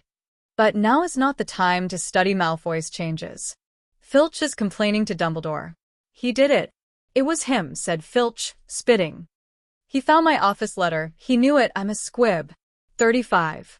Wow. 99. As soon as Filch finished speaking, the crowd boiled. They didn't expect that the school administrator, who has been looking for trouble with students everywhere, was actually a squib. What's a squib? Hermione asked Alvin in a low voice. Those who were born into wizarding families but couldn't use magic, Alvin explained, before asking Harry why they were here. He and Ron went to nearly headless Nick's death party and somehow ended up here. 35. After Hermione finished speaking, Alvin was a little stunned. There was indeed this passage in the original book, but it was a long time ago, and it was not an important matter. He had long forgotten it. Okay, Filch. Dumbledore interrupted his accusation. This is not the place to talk. Let's talk somewhere else. My office is upstairs. You can go there. Lockhart said happily he would not miss this opportunity to show off. Dumbledore nodded his thanks and took the professors and Harry to Lockhart's office upstairs. But before he left, he handed Alvin in. Gaunt, come here too. Alvin was a little surprised, but he also wanted to study some of the situation after being petrified by the basilisk, and he did not refuse. After turning around and mouthing the room of responsiveness to Cho, he followed him upstairs. Entering the office, Dumbledore put Mrs. Norris on the table, lit the whole cat with candles, and observed. The slender fingers poked here and there, as if searching for something. Lockhart was not idle either. He kept saying some strange spell names to show his erudition. No one knows black magic better than me. 35. It's a pity that no one paid attention to him at this time, which made Lockhart a little embarrassed, smiled shyly, and shut up on the sofa without speaking. Alvin also stood aside and carefully observed Mrs. Norris, and he quickly discovered that this petrification was different from a spell, which was more like a curse. Being hit by the petrification spell only means that the body cannot move, but the consciousness is still there and can clearly perceive the external situation. And Mrs. Norris seemed to be in a deep sleep, not only unable to move, but also conscious. If he hadn't clearly sensed that its life breath was still there, Alvin would have suspected that the cat had been hit with a life-threatening curse. It's not dead, Filch. Dumbledore came to the same conclusion as Alvin. This is a very strange petrification state, but don't worry, we can wake it up. Professor Sprout recently got some mandrakes that, once they are mature, will allow Mrs. Norris to recover point 39. Dumbledore's patient explanation calmed Filch a little, but he still demanded severe punishment for Harry, who he always believed was the culprit. Mr. Filch, I don't think it's possible to do this with Harry's spell level. Alvin got a little impatient with his arguing and opened his mouth to defend Harry. Harry. Should he thank Alvin? Or should he be angry at Alvin for taunting his level of enchantment? Snape sneered when he heard Alvin's words. Since Harry changed back to Harry, the state between Snape and Harry has returned to the past, even worse. For Flower Zero. Gaunt, do you have a different opinion? Old Deng looked at Alvin at this time, wanting to hear his opinion. No. Professor, I agree with you. This is a petrification similar to a curse. 35. Alvin shook his head and spoke slowly, but then he posed a new question. May I ask, why does the school happen to have mandrakes? As soon as this question came out, the office was quiet, and Harry and Ron were a little scared. They didn't expect Alvin's question to be so acute. Gaunt, I can answer this question for you. Professor Sprout, who had been silent for a while, said. Point 0. In fact, although mandrake is not a particularly precious material, it is rarely planted because of its single use.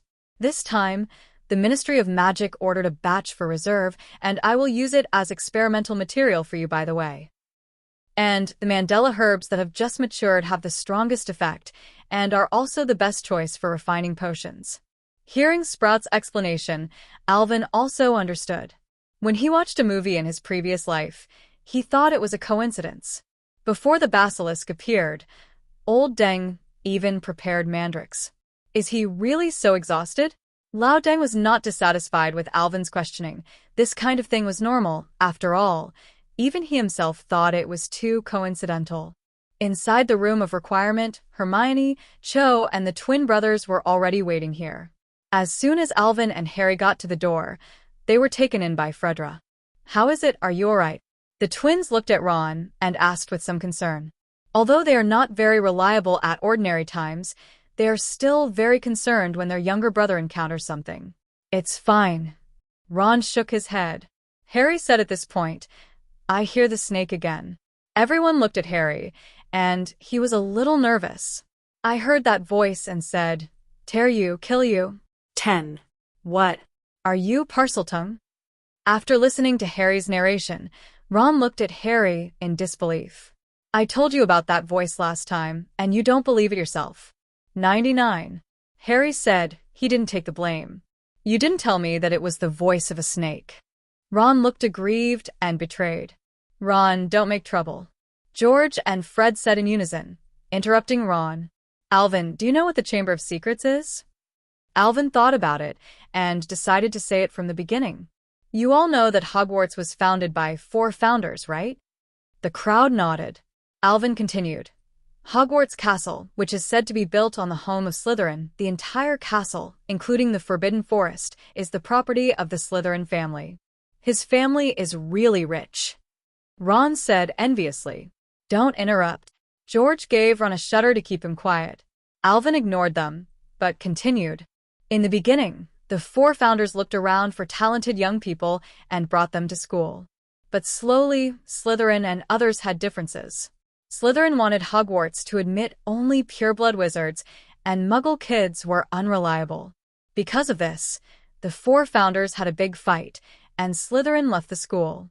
Alvin finished speaking in one breath, a little thirsty, conjured a glass of lemon juice to moisten his throat, and continued. "It is said that before Slytherin left, he left a secret room and closed him.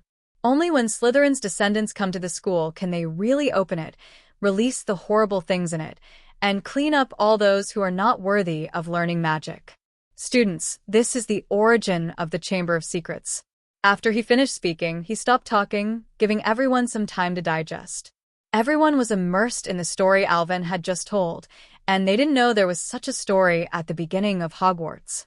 It took a long time for them to react, and Cho took the lead to ask, "So, the successor of Slytherin has appeared now?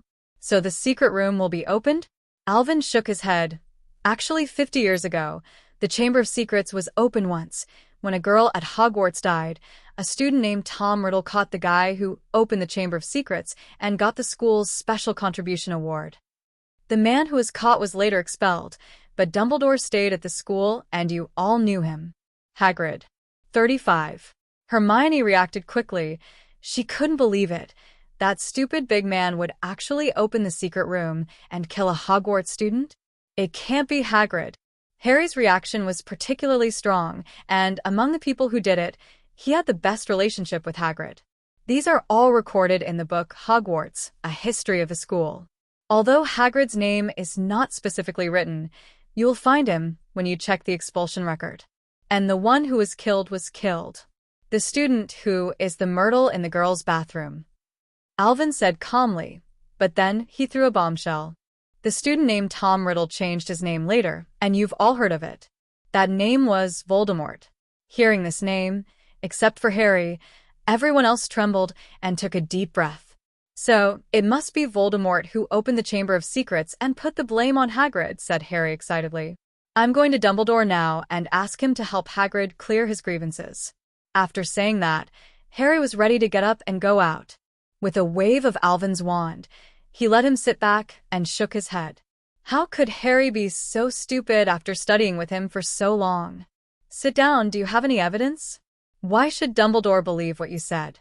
Alvin scolded, and Harry immediately became honest. "I tell you these purposes are to make you more vigilant. Don't think about finding any secret rooms. There are never treasures, but dangers." After Alvin finished his last words, he ended today's conversation and let everyone go back to the dormitory. Alvin returned to the dormitory and did not sleep immediately, but entered the suitcase and took some props. He hasn't mastered the Parseltongue yet. He also secretly went to the girls' bathroom on the 2nd floor before and tried to use the Parseltongue to open the door of the secret room, but nothing happened. Until then, he needs some props to keep Cho and Hermione safe. Alvin's words were quickly spread by Ron's big mouth, which immediately caused a sensation at Hogwarts. However, Ron is still a bit reliable, not saying the fact that Tom is Voldemort. The little wizards were particularly curious about that period of history, and the books of Hogwarts, a history of the school, in the library were all borrowed. Intrepid students kept pressing Professor Binns for information about the Chamber of Secrets in the history of magic class. Professor Binns rarely got into a rage in class, claiming that everything about the secret room is fake and they should focus on more real history, rather than these illusory campus legends. Fred and George took the opportunity to sell the amulets they made themselves. The little wizards panicked, but the sales were not bad, but they were discovered by Professor McGonagall and confiscated all their remaining stocks. Dumbledore quickly found Alvin and asked him to go to the office. "Gaunt, I think what you said made everyone panic even more."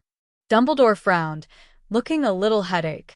"I just tell the facts that I know, don't I?" Alvin didn't care. He was more and more casual with Lao Deng now. Dumbledore is actually a person who talks about 1.0 evidence. No matter what he thinks about you, as long as there is no fact in front of him, he will still think that you are a good boy. Sure enough, Lao Deng sighed and did not accuse Alvin of anything, but said admonishingly, "Although these things are facts, they are not what students should worry about. I don't want them to live in a panic environment." Looking at old Deng like this, Alvin is also a little complicated. Dumbledore's love for this school is unquestionable. Seeing the students so panicked, this 100-year-old old man is indeed exhausted. "Don't worry so much, Professor. We can actually use another method to divert their attention." Alvin's words aroused Dumbledore's curiosity, and the old man put his eyes on Alvin. Shortly after Halloween, the annual Quidditch Cup begins. This year Slytherin has 7 Nimbus 2001s, which makes Cho attach great importance to it, and the Ravenclaw team has been training very frequently recently. However, Alvin didn't follow the training, and his technical training was useless, as long as he could perfectly protect Cho in the game. The first game of this year was Slytherin against Gryffindor. Today, Slytherin's 7 new brooms are about to debut. Facing such a game with a huge hardware gap, all the little lions watch the game in the heavy rain. Cheer for Gryffindor. During the game, the unfortunate Harry encountered a situation again. He was targeted by a bludger. This bludger specifically grabbed Harry's hammer alone and was very powerful. However, Harry had the experience of playing against Alvin last term, and he could hold on for a while, and he finally managed to catch the snitch on Malfoy's head at the cost of being hit by a bludger. However, his arm was also fractured by the bludger, and Lockhart's manipulation even made Harry's entire arm boneless. Alvin didn't watch the game, and he doesn't like going out in thunderstorms. But when the little wizards who came back told him about today's results, he became interested in Harry's arm. Alvin came to the school infirmary and soon found Harry. At this time, Harry was lying on the hospital bed, holding a Quidditch magazine in his left hand, looking at it, and seeing Alvin's arrival, Harry was very happy. "Alvin, I'm glad you came to see me." Alvin made a few perfunctory remarks and reached Harry's side, raising his right hand. At this time, Harry's right hand can be called really weak and boneless, and the whole arm is like a rubber man who ate a rubber fruit. Alvin fiddled with Harry's arms casually, tying his fingers into knots from time to time, and had a lot of fun. It wasn't until Harry's dead fish eyes completely lost the light that he let go of Harry's arm with no end in sight. "Do you remember the spell Lockhart chanted?" Alvin asked with interest. "I don't know. I'm going to rest." Harry was a little shattered by Alvin's rude operation and was about to close the door to see off guests. What else was Alvin trying to say? But Madame Pomfrey came in and kicked Alvin out, claiming that Harry needed plenty of rest so that the bones could grow faster. For the master of the school doctor's office, even Alvin didn't dare to provoke him, so he could only run away in despair, leaving only Harry, the rubber fruit capable. Harry's hand recovered well and was released from the school hospital on Sunday night. But after this incident, he not only had a deeper disgust with Lockhart, but also a little more fear. Alvin also discovered that Lockhart seems to be able to make some bad things worse. The last time the elf incident, this time Harry's arm. This ability is no one else. A week later, as Alvin and Hermione walked through the hallway, they suddenly saw a small group of people gathered around the bulletin board, and Harry stepped out of the crowd excitedly. "They're starting a dueling club," said Harry. "First party tonight." Harry is a little happy. He has recently learned a lot of spells with Alvin, but he is always abused and has no sense of accomplishment at all. But this duel club is a good opportunity. He must teach Malfoy a good lesson. Alvin looked at Harry so happy and nodded. He said to Hermione and Cho, "You two can also find some opponents in the dueling club to improve some battle experience." "You don't seem to be surprised at the dueling club?" Cho looked at Alvin's bland expression a little strangely, as if Alvin knew the existence of this club for a long time. Alvin nodded. Ken listened to Cho's guess. "Before Dumbledore's teaching complained that I was shaking things out of the secret room for fear of causing panic, so I came up with an idea to divert the little wizard's attention." "Then you organized this club?" Hermione asked curiously. Alvin shrugged and said negatively, "I don't know. I just made a suggestion. As for how it was implemented, I don't know." "Okay. Let's go eat first. We'll know everything in the evening." After speaking, Alvin walked into the auditorium and started cooking. 8 o'clock in the evening, the school auditorium. The long dining table disappeared, and in the center of the auditorium was a makeshift square gilded stage, lit by hundreds of candles floating above. "I don't know who taught us." Harry squeezed into the crowd and said with difficulty, "Alvin told me that Professor Flitwick was a duel champion when he was young, so it should be him." Hermione, Alvin, and Cho stood together, and Alvin cast a barrier spell to isolate his space to prevent others from crowding in. "As long as it's not." Before Harry's words were finished, he turned into a groan, and Lockhart, who he least wanted to see, stepped onto the stage. Today's Lockhart stood on stage in a fuchsia robe, 103 radiant, with his signature smile, and next to him was Snape with a sullen face. Lockhart enjoyed the feeling of being in the spotlight, waving to silence everyone, and speaking aloud. "I am honored to be able to support the dueling club. When Headmaster Dumbledore mentioned this proposal, I knew that this was the club for me." "He's so shameless." Hermione looked angry, obviously Alvin's proposal, but it became a tailor-made for Lockhart. Cho nodded in agreement. Alvin looked at the two girls amusingly. He never cared about such trivial matters, and even he made the suggestion so that the two girls could have some opponents to practice against and gain some combat experience. Lockhart was still chattering on the stage, of course, during the promotion of his books. In the last 30 seconds, he was finally willing to introduce Snape, whose face was getting darker and darker next to him. Professor Snape himself knows a thing or two about duels, and he generously agreed to help me with a small demonstration before the class. "Don't worry, I will return your potions professor to you in good condition." 5. After speaking, he cracked his mouth and smiled, revealing a set of big, white teeth. Alvin didn't know if Snape would be intact, but he knew that Lockhart wouldn't survive today. "Didn't you see the murderous intent in Snape's eyes?" Lockhart did not realize that he was in danger, and he was still enthusiastically introducing the rules of the duel. "As you can see, we hold our wands in the usual dueling position," Lockhart said to the little wizard below.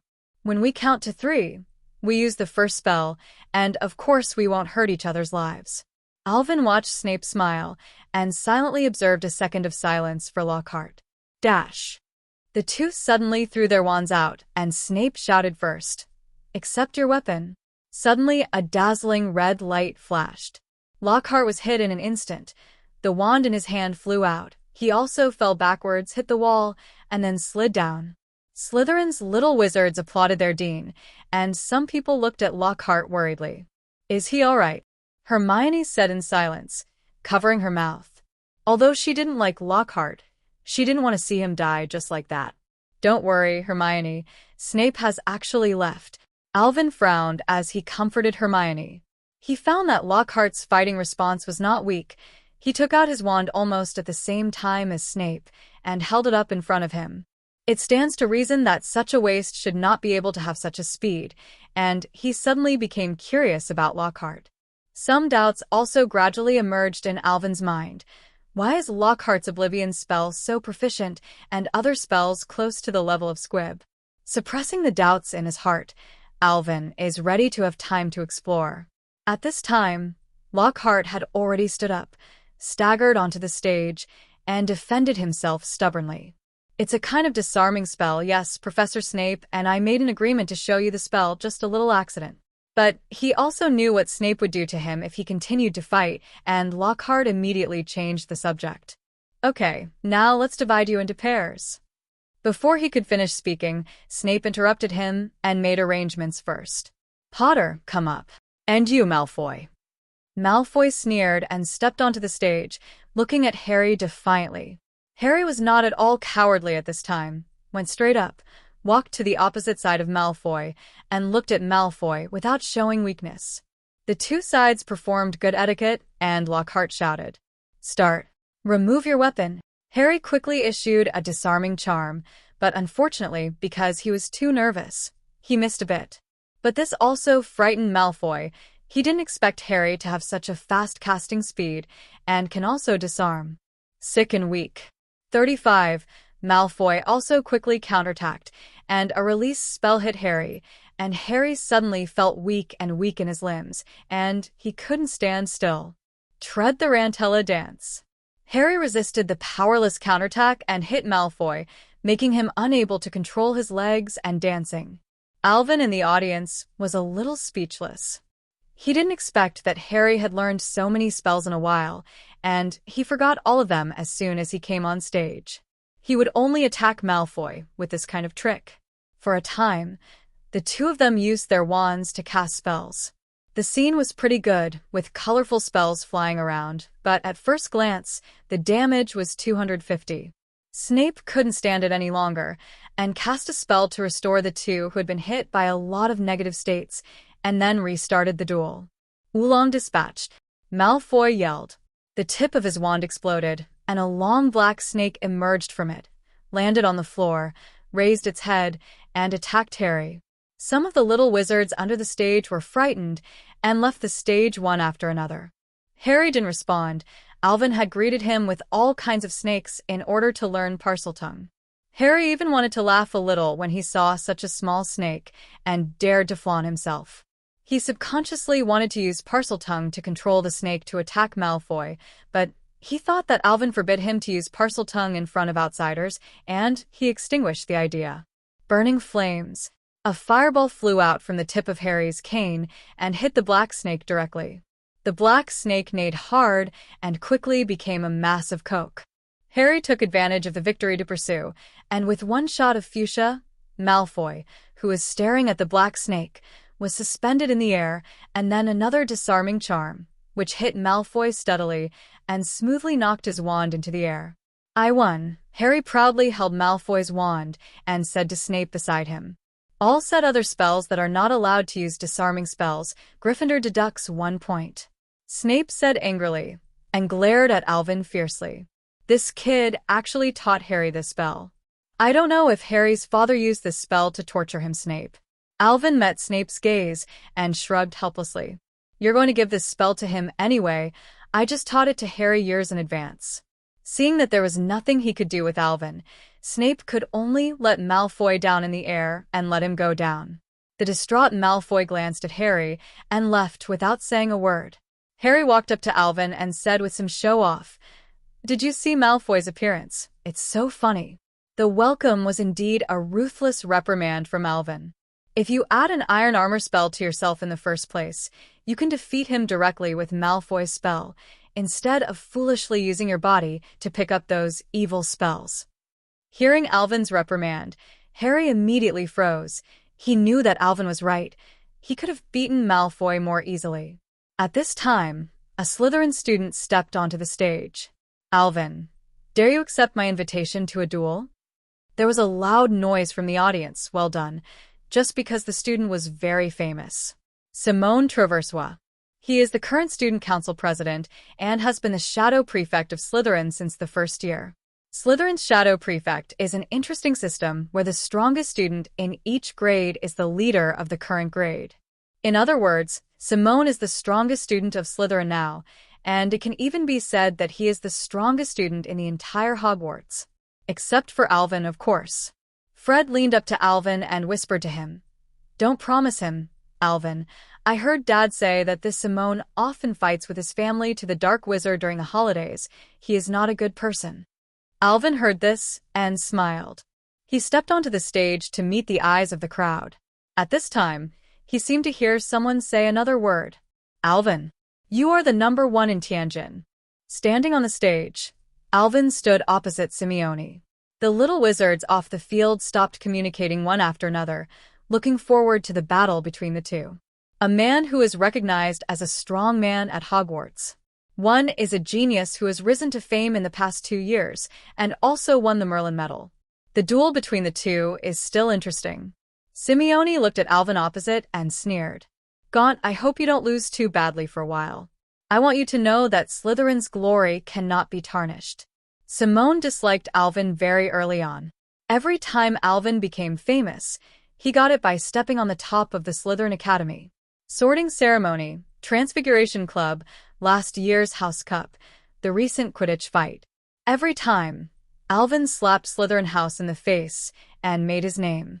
Today's duel club is definitely the chance that Simeone dreamed of repairing Alvin.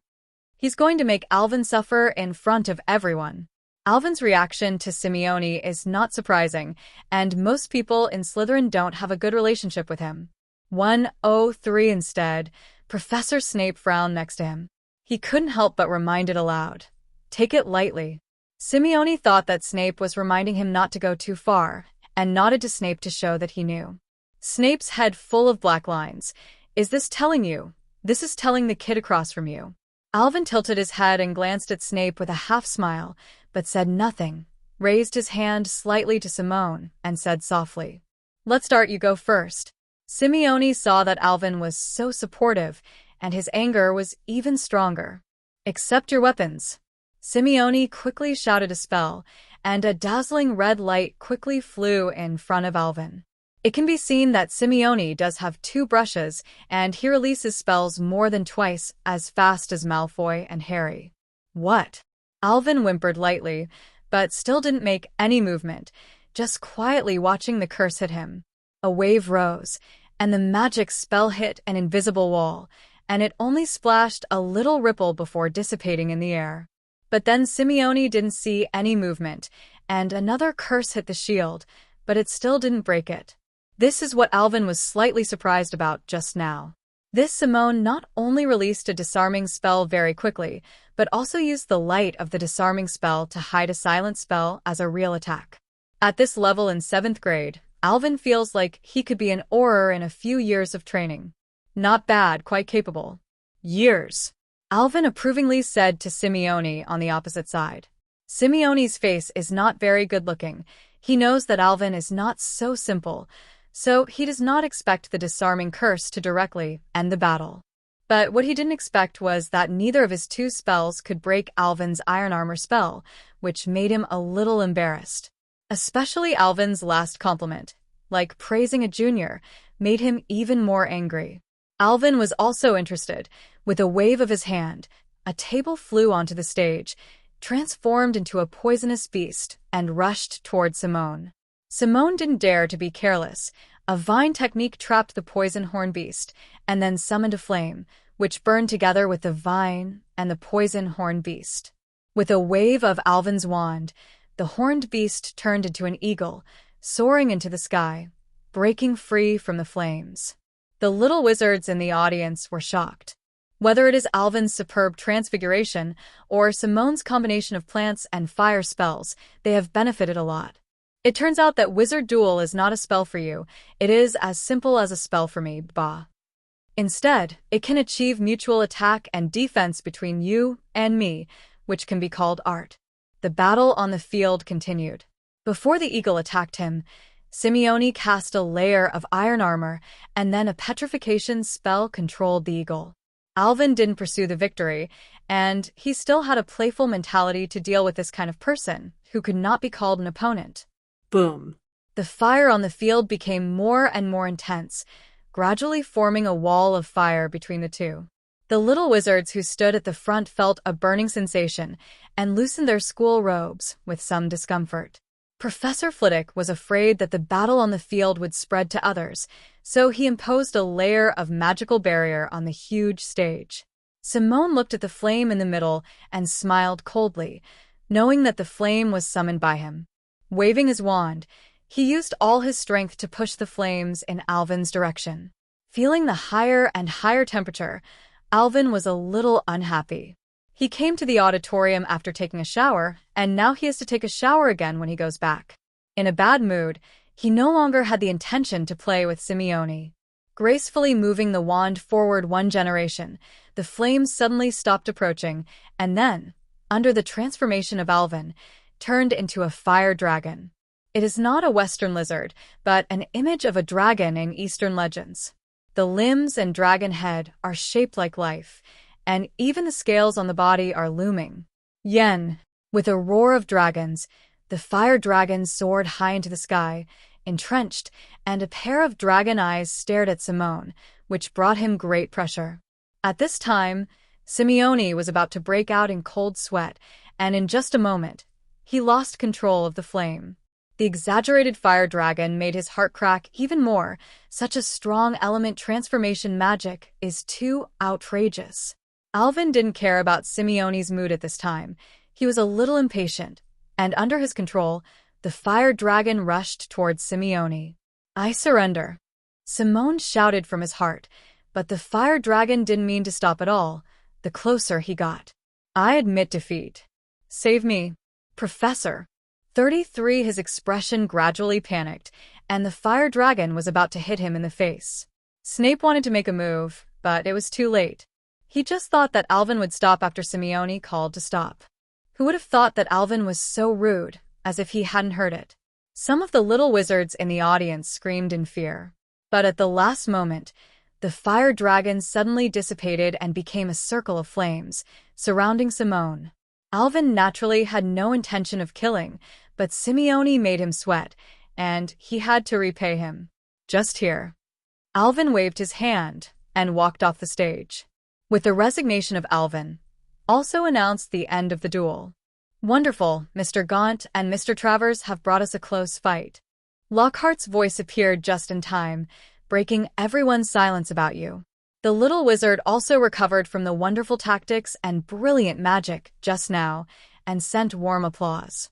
The professors were also amazed at Alvin, especially Professor Flitwick, who burst into tears with excitement. The professor could see that Alvin deliberately controlled the power of the spell, and only used an iron armor spell and a shape-shifting spell in the entire battle. Alvin's understanding of magic has reached a state of lightness. Even the last fire dragon is also a deformation formed by Alvin's fine manipulation of magic power, not some profound magic spell. As for Simone on stage, he was rescued by Snape. He was not burned by the flames, but was slightly blackened by the smoke. At this time, Simone looked like Alvin, and his eyes were full of fear. It is estimated that he now really wants to kill himself, who provoked Alvin at the time. Alvin walked back to Cho and Hermione calmly, and the crowd automatically gave up a path. The little wizard looked at Alvin with even more awe. "Awesome," Cho gently reported to Alvin as encouragement. Alvin looked at Hermione. Hermione blushed and reported it. Harry next to him hesitated for a moment and finally did not hold it. He was afraid that Alvin would kill him. Afterwards, Lockhart and Snape divided everyone into groups, and the little wizards began to practice. Whether it was intentional or unintentional, most of the little lions in Gryffindor met the little snakes in Slytherin. Therefore, the scene is very bloody. Alvin saw Gryffindor chaser Angelina pulling the hair of a Slytherin girl. Lee Jordan was using his wand as a sword, poking back and forth with a Slytherin. Lockhart had already shouted hoarsely, and he was emphasizing that he could only use the disarming charm, but no one would listen to him at all. Ignoring these close combat, Alvin's attention was mainly on Hermione and Cho. Cho and Hermione really lived up to Alvin's special training. Their reflexes and spell accuracy were very good. Hermione easily defeated Pansy Parkinson. This little valet of Malfoy has always looked down on Hermione, especially since Malfoy suffered so much last time because of Hermione. She found Hermione as soon as she came up. It's a pity that Hermione's disarming charm knocked her wand flying, and then the silencing charm gave Pansy no chance to admit defeat. Seeing that the scene was getting more and more chaotic, Lockhart couldn't control it, and hurriedly looked at Snape for help. Snape also knew that there might not be enough beds in the school doctor's office, so Alvin said, "Gaunt, shoot with me and separate them." Alvin nodded, did not refuse. Waving his wand in his hand, a dozen spells spewed out, separating many of the little wizards in the fight. On the side, Madame Pomfrey started to heal the injured little wizards with an unhappy face. Dumbledore shouldn't have agreed to such a ridiculous proposal. There is absolutely no consideration for safety. Reckless. Too reckless. As she spoke, she drank various potions for the little wizards. Within 5 minutes, basically all the little wizards recovered, but a few who had their noses broken by fists might need to rest for a few days. Needless to say, the little wizards at Hogwarts have a heart for melee combat. Okay, everyone. Today's club activities are over here. Please keep an eye on the bulletin board for the next event time. Seeing that the trouble had been resolved, Lockhart breathed a sigh of relief and hurriedly ended today's activities. The little wizards were a little disappointed when they heard that today was over. They rarely had the opportunity to cast spells like this, and they were all discussing when the next event would be on the way back. 4 Flowers 0. Alvin and Chio also walked back to the locker room, but they were stopped by someone on the way. "Can you talk to me alone?" Malfoy, who was standing in front of Alvin, said in a nervous tone. Alvin also wondered what Malfoy was looking for, but he let Chio go back to the lounge first, and he took Malfoy to a classroom. Alvin sat in the chair, leaned back, looked at Malfoy calmly and said, "Is something wrong?" Malfoy did not sit down, but stood directly in front of Alvin and he asked, "Did you hand over Potter's magic?" Point 0. Alvin didn't expect Malfoy to ask about this, but he didn't want to hide it and nodded directly. "Yes, I taught it." "Then can you teach me?" After hesitating, Malfoy said it. "Calling you?" Alvin was a little surprised. "Why did you let me teach you magic?" Malfoy said firmly, "Because you are strong. Follow you, and I will know what pure blood glory is." After speaking, Malfoy stood still, waiting for Alvin's decision. Taking a closer look at Malfoy, Alvin found that at this moment, the ruthlessness on Malfoy's brows had disappeared a lot, and the inexplicable arrogance had also disappeared. It can be seen that he has changed quite a lot recently. "I can teach you, but what can you bring me?" Alvin thought for a while, then asked Malfoy. Malfoy opened his mouth when he heard it, but he said nothing. Yes, what can he bring to Alvin? He is not Alvin's friend, and he is not qualified to let Alvin tutor him for free. Standing up, patting Malfoy on the shoulder, and Alvin left the classroom, leaving only one sentence. "After you figure out what you want to get, and what you can give, come find me again." 10.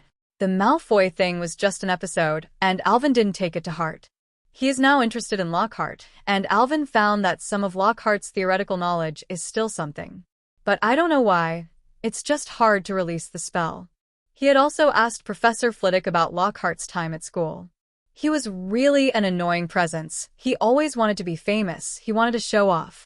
Zheng Jin's Lockhart also made the elf send himself a love letter written by himself, and he even started a newspaper.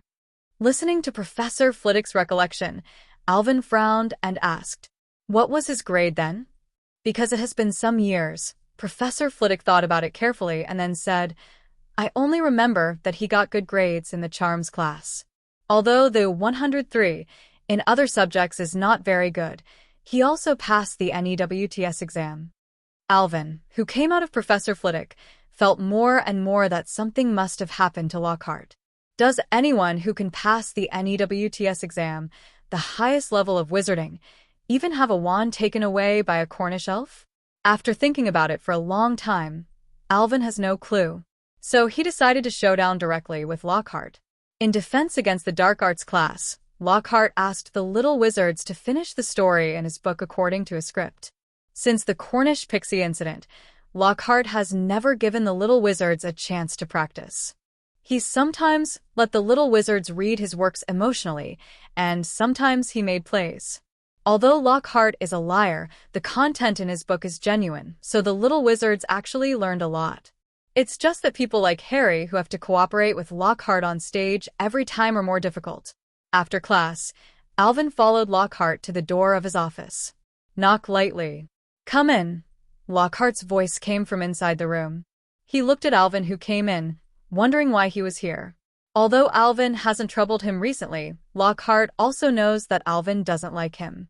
Alvin ignored Lockhart's eyes, sat across from the desk, and said with a smile, "Professor, I have some questions for you." Lockhart was a little puzzled, but agreed with a smile on his face, revealing his signature, white teeth. "No problem, Gaunt. With my rich adventures, I can easily answer your questions." Alvin didn't refute, smiled and nodded, and then asked a question that made Lockhart shudder. "Professor Lockhart, I would like to ask, under what circumstances will a wizard lose most of his abilities and only have an oblivion spell?" Reluctantly smiled, Lockhart tried to change the subject. "Actually, the book I Travel with Vampires also has quite a few adventures I can." "Professor, I know that many things, such as your experiences, have been stolen." Alvin interrupted Lockhart directly and said calmly, "Unfortunately, your oblivion spell was not cleaned up very well, and some people still remember some things clearly." Of course, this is Alvin's trick Lockhart. He has no time to collect Lockhart's evidence. Lockhart was really fooled, sighed, and said faintly, "Since you already know, forget it all." Armor protection. Two voices sounded in the room at the same time, and Lockhart's spell hit Alvin's shield impartially and lost its trace. "Okay, Professor, don't make trouble. I'm just curious about your past. I don't mean to expose you." Alvin didn't get angry, but explained to Lockhart patiently. "Well, what do you want to know?" As if resigned, Lockhart leaned back in his chair, folded his head in his hands, and waited for Alvin's question. "Professor Flitwick told me something about your school days. Although you were a little unreliable at that time, at least you graduated from Hogwarts smoothly. But why can't you even use a standard floating spell now?" Lockhart did not speak immediately after hearing this, but fell into silence, as if recalling something. After a long time, he spoke. "I didn't expect a genius like you to be interested in the past of a liar like me." After sighing with emotion, he continued to speak. "I am a very pushy person. I want to let the wizarding world know my existence. My idol is Dumbledore, the whole Europa, who doesn't know his name. So, when I graduated, I was obsessed with exploring the ruins, the gathering place of magical animals, and I would not miss any opportunity that could make me famous." Alvin listened quietly, not intending to interrupt. "In the 2 or 3 years after graduation, I have been to many dangerous places, and my strength has improved rapidly, and I can even fight Aurors for a while. But I'm not satisfied. I want to become stronger. Only in that way, my fame will increase, so I set my sights on the pyramid. As long as I can crack a pyramid, I can immediately become famous in the world." Speaking of this, Lockhart's tone became excited, but then it was deeply depressed. "Unfortunately, I failed. I almost couldn't get out of the pyramid. I was chased and killed by the mummies inside. If it wasn't for a kind wizard who gave me a hand, I would have died inside. And since this time, my magic has gone wrong, and I've started to have fear, but the more I am afraid, the faster my magic will dissipate. Within 2 years, my magic is basically the level of a young wizard who has just entered school." Hearing this, Alvin finally came to his senses. He finally knew why Lockhart became such a bad 1.0. At this time, Lockhart's face was full of pain, and there was a deep hatred between his brows. He gritted his teeth and said, "Magic abandoned me, and I began to hate adventure, so I used the Oblivion spell I could only use to steal the stories of successful adventurers. 99. It will both increase my fame and ease my inner jealousy of successful adventurers." After speaking, Lockhart took a deep breath, and his expression became more relaxed. He had never told anyone about this before, and after talking to Alvin this time, he felt that the boulder in his heart was lifted a lot. He looked at Alvin, who said nothing, and said resignedly, Whether you want this to tell Dumbledore or the Ministry of Magic, it's up to you, but I ask that the last time I go to the paper, I must put I shot a little more handsome. 35. Inside Lockhart's office. Lockhart stopped talking after he finished speaking, and Alvin was thinking about something. The room fell into silence. Suddenly, Alvin said, "Can I check it with magic?" What? Lockhart didn't understand. He had been thinking about his life after entering Azkaban just now. "I want to check the reason for your lack of magic." 99. Alvin repeated it again. Okay. Lockhart found that Alvin hadn't revealed his intentions for a while, and there was a glimmer of hope in his heart. If so, who wouldn't want to be a good person? Alvin took the wand, and the tip of the wand pointed on Lockhart's arm, and the magic power went into him. Alvin checked it carefully and found that the total amount of magic power in Lockhart's body was not low, but it was very silent. In this case, he naturally couldn't use any magic spells. Alvin retracted his wand, turned a teapot on the table into a mouse, and looked at Lockhart. "Can you use the Oblivion spell again?" Although Luo 13 Heart didn't know what Alvin wanted to do, he didn't dare to disobey Alvin now, so he used the Oblivion curse on the mouse. Forget it all. A white light flashed, and the mouse became a little dumbfounded. Alvin has been observing Lockhart's magic power just now, and he found that when Lockhart used the forgetting charm, the magic power in his body became active again like a normal wizard. "Were you good at forgetting spells when you were in school?" Alvin asked Lockhart. Lockhart answered affirmatively. "Yes, I have a strong talent for forgetting spells since I was a child. I can use it very early, and I can also control the memories I want to modify or delete." Nodding clearly, Alvin probably understood the reason why Lockhart became what he is now.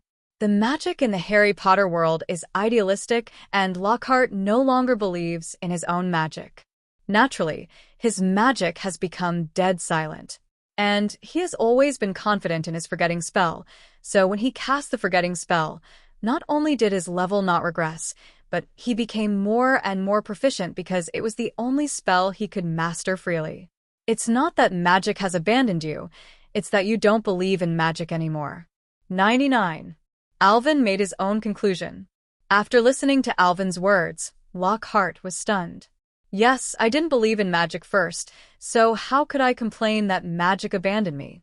Looking at Lockhart with a sullen face, Alvin was also thinking about what to do with him. It's true that Lockhart is a liar now, but it has nothing to do with Alvin.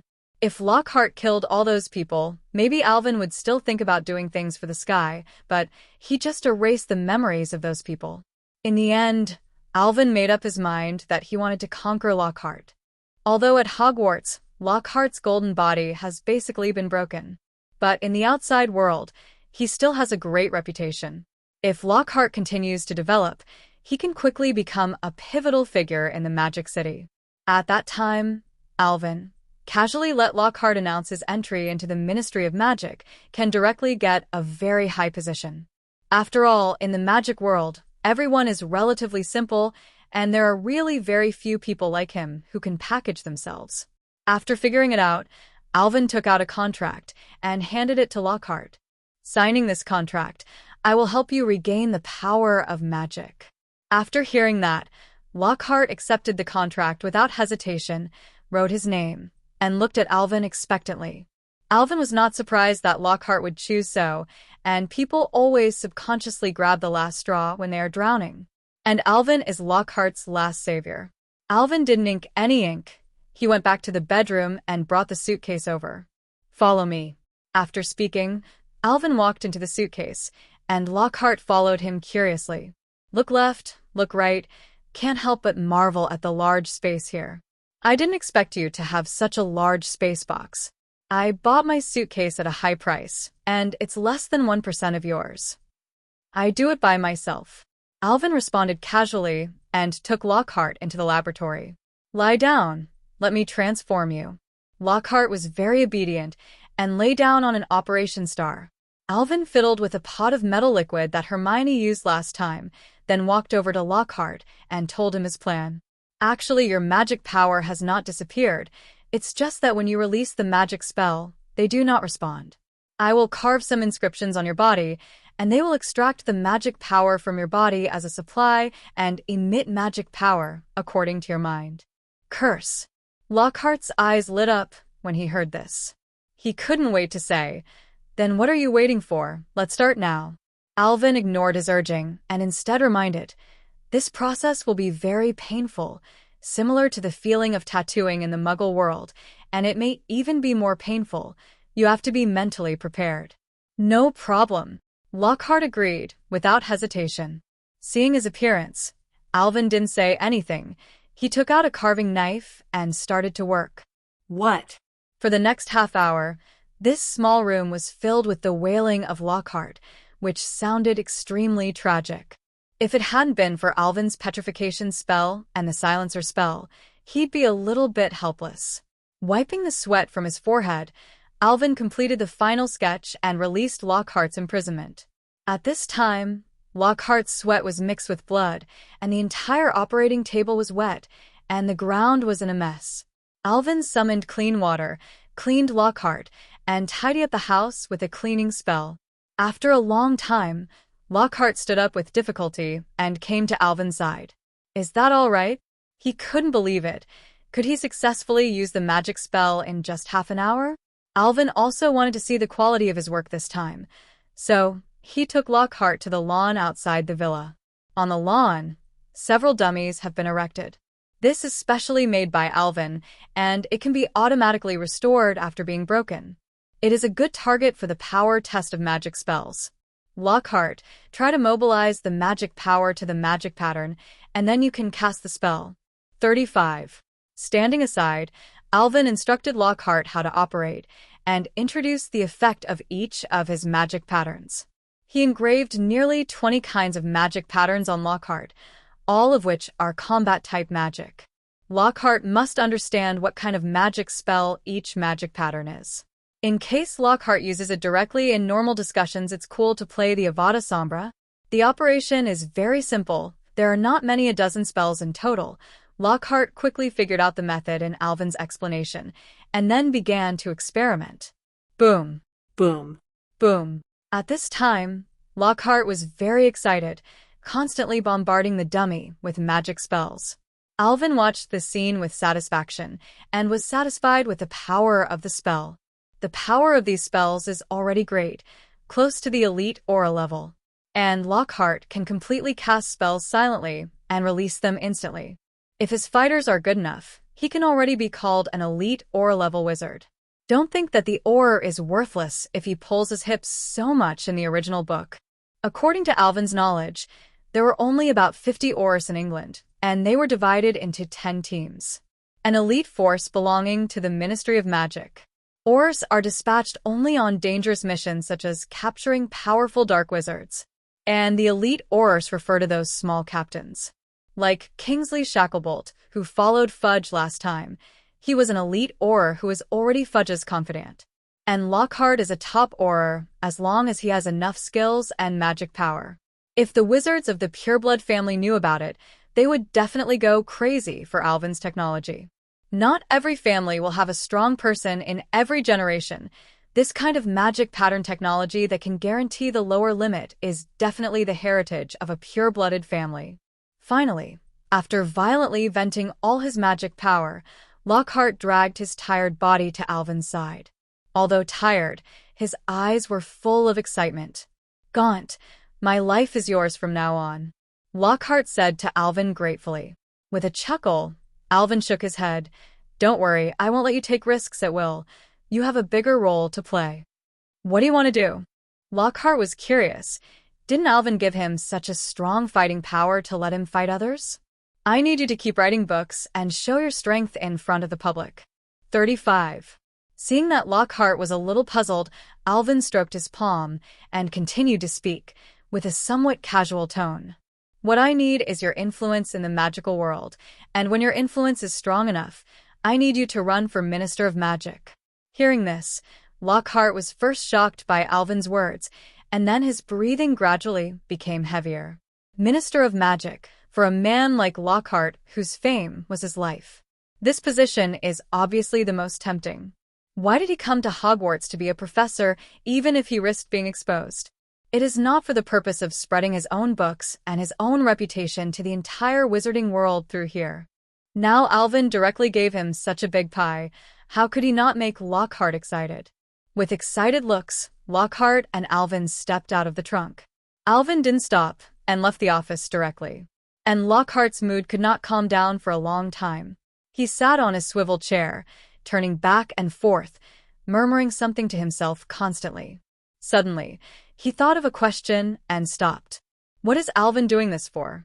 Thinking of this, he couldn't help shivering in his heart, and he had a bold guess. Alvin wants to control the magic circle of England behind the scenes, and he is the puppet introduced by Alvin. Hiss! Lockhart, who thought he understood, took a deep breath and was amazed at Alvin's insidiousness. With such a deep plan at such a young age, it seems that he'll be another Dark Lord in the future. However, he immediately shook his head with a laugh, not saying that he had signed a contract with Alvin, but that Alvin had given him his current strength, and he would not say anything. Let me be your pawn in control of the wizarding world, Alvin Gaunt. After whispering as if under an oath, Lockhart took out a roll of parchment and a quill. He kept writing some plans on it. He needed to increase his influence as much as possible. He now has the strength. Many of the ideas that existed in Lockhart's mind before can also be realized one by one. Alvin, who has gone far, does not know that he has been regarded by Lockhart as a black hand who wants to control the magic world behind the scenes. If he found out, he would definitely be confused. He just hoped that there was someone of his own, so that what he wanted to do would not have too much trouble. How could he be the mastermind behind the scenes? Are you sure?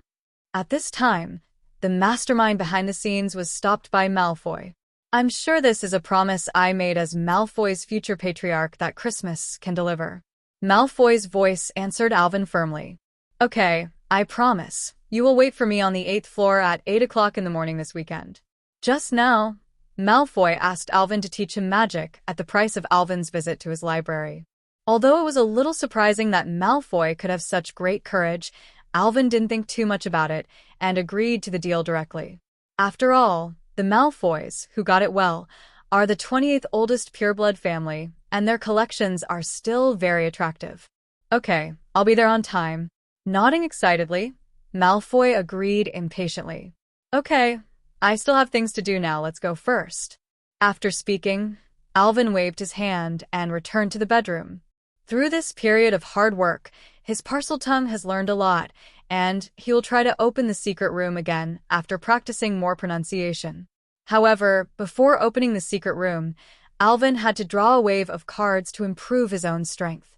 Actually, I almost forgot that there is a system when the system is not showing up. He must have added as much protection as possible before going. It just so happened that there has been no lottery for nearly half a year. Alvin has saved more than 20,000 gold coins, and he can draw a cool tile at one time. 11 at night, 11. This is the auspicious time that Alvin divination using his level 0 divination skill. After bathing and changing clothes, Al lay on the bed with a pocket watch in his hand, staring at the time closely. When the time was up, Alvin immediately shouted, "Go system. I've drawn all of them, system." If it had intelligence, it would have been scolded long ago. Although it is not a human being as a system, this host is really good. With a flash of brilliance, 2 diamond cards, 6 gold cards, and countless other cards appeared in front of Alvin. Alvin's eyes lit up, very surprised. I'm lucky this time. There are actually 2 diamond cards. It's still the old rule. First fuse the rest of the cards, and then open the gold card. With the integration of a large number of basic cards, Alvin's spell level has increased rapidly. Especially black magic. Half of the nearly 30 purple cards were black magic, which made him very speechless. Obviously, he rarely uses black magic, but why do these black magic always have such a strong presence when drawing cards? Shaking his head helplessly, Alvin also reassured himself that black magic is also magic, and that Li Hua is still quite handsome, while checking the 6 gold cards. Ollivander, 103 gold. Phileas Flitwick, gold. *2. Thunderbird Bloodline Talent, gold. Minerva McGonagall, gold. Nicole LeMay, gold. Looking at these gold cards, Alvin didn't have any surprises about the other character cards, except that he was happy when he drew his own Dean. What surprised him the most was the Thunderbird Bloodline talent, gold. Thunderbird Bloodline talent, after fusion, gain the ability to control thunder and lightning and call for wind and rain. Looking at the introduction on the card, Alvin thought it was a good card. In this wizarding world, there is actually very little magic involving the thunder attribute. The weather spell is counted as one, but the lightning in the weather spell is just an accessory, and its power is very small. However, after Alvin integrates the Thunderbird bloodline, he can manipulate the Thunderbolt to attack the enemy. At the speed of thunder and lightning, I believe that basically no one can escape. Only hard resistance is the way to go. Pleasantly fused with the gold card, feeling the magic power in his body soaring, Alvin felt a little swollen, which may be the reason for too much magic power increasing at one time. Holding the last expectation, looking at the last 2 diamond cards, Alvin prayed silently, hoping for something good. Turn over the first card, and the result is, a guaranteed bonus. Talent breaking limit card. Unconditionally break through a talent level. The highest is level 9. You cannot continue to use this card with level 9 talent. Well, at least now that this kind of talent is getting closer and closer to the gold card talent limit, this card is still very useful. Just like potions, there is no one in the entire magic world who has reached the 8th level of talent. Putting the diamond card away, Alvin turned over the last card. Immediately, his eyes were dull. Deviance. I have a sword that can divide heaven and earth. Tell the original, the separation of heaven and earth, and the creation of no blessings. To cut the world is my deviation, the mortar of the stars. The hell in the sky is the end of the night before the creation of the world, and the heaven and earth lie down with death. Deviate the star of development. Note, this is the source of deviation. The host can be integrated into the magic wand. The quality of the magic wand will be greatly improved, and it will have special effects. Looking at the introduction of the system, Alvin opened his mouth unconsciously, and tears flowed from the corners of his mouth. Away from the source. When I was watching that anime, Alvin thought that Street Lamb King's Deviant sword was too high, but he didn't expect that he actually took out Deviant's origin from the prize pool today. And these sources can also be integrated into the wand, which greatly enhances the power of Alvin's wand. At the level of Alvin, in fact, his own wand is no longer helpful to him, and his power of spell casting without a wand is slightly inferior to when he holds a wand. In another year or 2, this wand will not give him any help, but will become a burden to him. After all, the speed and concealment of wandless casting is higher than that of wand casting. However, this was Alvin's first wand, and it still used Fury's feather as the core. He is a nostalgic person, and he doesn't want to give up his wand so casually. He still thinks about studying the technology of wand making in the future to see if he can upgrade it himself. As a result, I was drawn to the source of deviation today, and when I was really drowsy, I sent a pillow. Suppressing his inner excitement, Alvin held the wand in his hand according to the introduction of the system, and then merged into the source of deviation. The wand began to vibrate slightly, and the color of the wand body began to change, from fiery red at the beginning to red with a hint of gold. The texture has also become a material like gold, but not gold, like jade but not jade. And Alvin also clearly felt the improvement brought by this brand new wand. The whole body's magic power skyrocketed, and the crazy riot seemed to break out at any time. He hurriedly summoned Furue and asked her to transfer herself to a valley. Only then did Alvin let go of the shackles of the magic in his body. Boom. 35.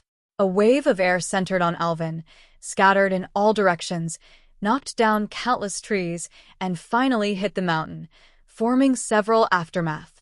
And the countless boulders on the mountain were also smashed down. Waving the magic wand, a red light blazing out, the thickness of an arm, penetrated through countless boulders and smashed the mountain into a bottomless hole before it dissipated. 35. Taking a deep breath, Alvin controlled the magic within his body through the magic spell just now. Strong, too strong. This was the only feeling Alvin felt, the destructive power alone. Alvin believed that even Grindelwald and Dumbledore were inferior to him with the new wand. The magic spell just now was actually just a magic beam formed by Alvin's unconscious release of some magic power, not a powerful attacking spell. It's hard to imagine how powerful Alvin will be when he uses this wand to unleash a powerful attack spell. After calming his breath, Alvin checked the information on the wand. Magic item: Deviance Wand. Quality: Diamond. Effect: greatly reduces mana consumption, greatly enhances the power of spells, and doubles the bonus to space or time spells. Special skill: Deviance. Outputs a lot of magic power and sends out a blow that splits the world. Comments: this is an unprecedented wand, and the legendary Elder Wand is overshadowed by it. After reading the introduction of the system, Alvin felt that it was very appropriate. This wand definitely far surpassed the Elder Wand. While Alvin was rejoicing, the headmaster's room at Hogwarts was not far away. Dumbledore stood up with a serious face, holding the Elder Wand and releasing a Phoenix patron saint. Minerva, I'm going out of school. Feel free to contact me if anything goes wrong. His voice fell, and the silver Patronus disappeared into the room, while Dumbledore himself stroked the real Phoenix, apparate to Alvin's direction. 5 minutes later, Dumbledore reached where Alvin had been standing. Because I just felt the magic fluctuations from this direction, I didn't know the exact location, so Dumbledore still took some time to arrive.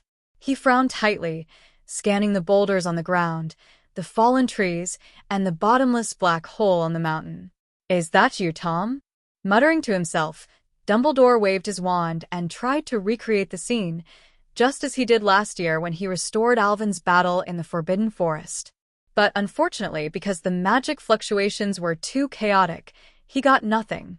In Dumbledore's knowledge, there are only 3 people who can use such powerful spells. One was him, then Grindelwald, and finally Voldemort. And it is impossible for Grindelwald to get out of Nuggermond prison. Then it can only be Voldemort. At this time, Dumbledore was very dignified. If it was Voldemort, then he would have to reevaluate Voldemort's combat power. In the past, Voldemort only had a deep research on the 3 unforgivable spells, and even Dumbledore had to admit that Voldemort's use of those 3 spells was the first in the world. But now, Voldemort is now so good at these normal attack spells, which makes Dumbledore feel jealous. And the culprit in this matter, Alvin, had long since left the scene and quietly returned to his bedroom with fury, unaware that he had asked Voldemort to carry a cauldron for him. Alvin, wake up, Professor McGonagall told everyone to gather in the auditorium. Before I could finish today's harvest, there was a hurried knock on the door. Okay, I'll go right away. Although there were some doubts, Alvin agreed immediately. Soon, Alvin came to the auditorium. At this time, basically all the little wizards in the auditorium arrived and sat at the long table of his own academy. Cho, do you know what's going on? Walking to Cho's side, Alvin asked Cho after he sat down. I don't know. Professor McGonagall didn't say anything, but her expression was serious. 35 Cho shook her head, indicating that she was also confused. Many of the little wizards in the auditorium were constantly beating hatch, and it was already midnight, and many of the little wizards were woken up from their sleep. Alvin looked up and sure enough, he saw Professor McGonagall frowning with a sullen face. Obviously, something happened. Could it be a basilisk attacking someone? Just when Alvin thought so, Dumbledore and his phoenix appeared in the professorship. Looking at so many people in front of him, he was stunned at first, but soon understood why. Albus. Professor McGonagall was also relieved when she saw Dumbledore's appearance. Dumbledore's serious tone when the Patronus was preaching just now shocked McGonagall. She hadn't seen Dumbledore give her such a solemn order in years. Dumbledore first nodded at Mag, motioning her to talk later, and then said to all the little wizards, "Everyone, don't panic. Today is just a test for you in an emergency." Well, all let people dissolve. Point 35. After listening to it, everyone did not have any doubts, just complained a few words about why they did the test so late, and then went to their respective lounges. But Alvin always felt something was wrong. The expression on Professor McGonagall's face just now can't be faked. It must be something. But Alvin didn't think about it. His mind is now on how much his strength has improved. After all the students had left, Dumbledore also returned to his office, and he called Snape and Professor McGonagall over. Albus, what happened to the place just now? As soon as McGonagall entered the office, he asked Dumbledore, and Snape next to him was also full of inquiry. Dumbledore didn't answer immediately. Minerva, Severus, do you want a late-night snack? After he finished speaking, he waved his wand and conjured up some pastries. Albus, now is not the time to talk about this. Professor McGonagall was a little dissatisfied, and now Dumbledore still thinks about him, which makes McGonagall a little dissatisfied. Okay, let's get down to business first. Dumbledore changed the subject graciously. I was not far from Hogwarts just now and felt a powerful magic wave, so I went to check it out. Then what did you find? Snape asked first. What Dumbledore could call powerful must not be a simple character. Dumbledore shook his head regretfully. I'm sorry, Severus. I arrived too late. There are only some rubble and broken trees, and people have left. Seeing that both Snape and Mag looked contemplative, Dumbledore immediately added, according to my inference, there are only 3 wizards in the entire Europa who can cause such a big disturbance. What do you mean? Snape quickly understood the hidden meaning of Dumbledore's words and asked Berth. Yes, I suspect Tom is back. After listening to Dumbledore's conclusion, McGonagall's face changed. If Voldemort really returns, then the wizarding world will be in chaos again. Ask for flowers, though. For a while, the whole room fell silent. Dumbledore's eyes also kept flashing light, as if planning something. Call. With a long sigh of relief, Alvin stopped waving his wand. Just now, because he couldn't master the power of the spell, he almost blew up the small villa in the suitcase. Alvin can't do anything either. The bonus provided by the Deviant's wand is really terrifying. With just one disarm charm, his specially made test dummy was blown to smithereens. What kind of disarming spell is this? It is a life-suppressing spell that makes the enemy never touch the wand. Alvin practiced for 2 hours, but still couldn't control the power of the spell perfectly. However, it is very late today, and he can only train slowly in the future to reach the state of freedom as soon as possible. Point 0. System. View my current properties panel. Alvin lay comfortably on the bed, ready to check his current attributes. Host, Alvin Gaunt. Age, 13. Status, sophomore at Hogwarts. Bloodline Witch. Magic Scale, 105.4. Magical items, Far Away, Wand, Deviance. Spell Learning Talent, 8. Defense against the Dark Arts, 7. Wizard of the Sky.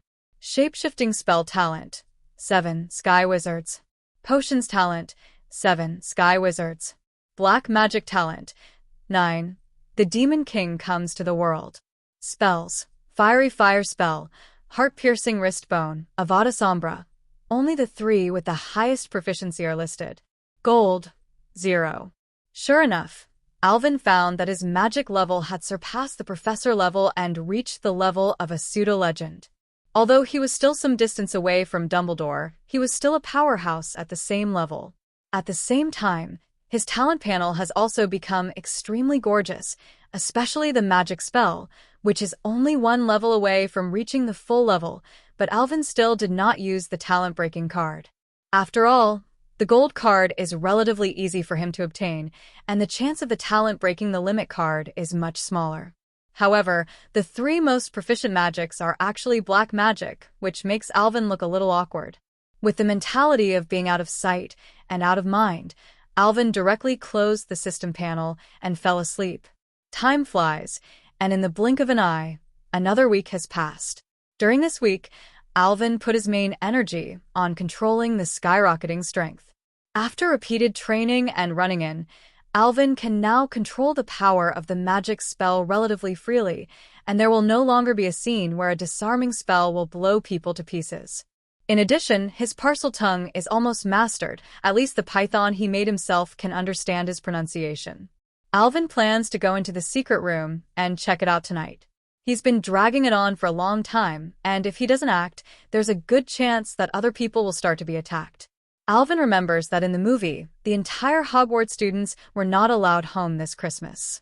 103 is not enough. Alvin has to help Arya in the integration of Knockturn Alley during Christmas, which is related to his future plans. Is it because the school was closed that the two families were allowed to live a little longer? If so, those two families must give Dumbledore 2 knocks. Shaking his head and temporarily putting aside the strange thoughts in his mind, Alvin focused his attention on the chatting content of Chio and Marietta next to him. Just last night, Lockhart had another duel club, but Alvin didn't go. And that is, at last night's event, Lockhart was in the limelight. He still chose Snape as his demonstration opponent this time, but what was surprising was that Lockhart showed a strong fighting force this time and fought Snape very fiercely. Even because Snape despised the enemy at first, he gained some advantages, but when Snape reacted, he still let him move back to some situations. But Lockhart's cleverness showed. He wisely ended the duel demonstration when Snape was about to take off. This also gave the little wizards an illusion.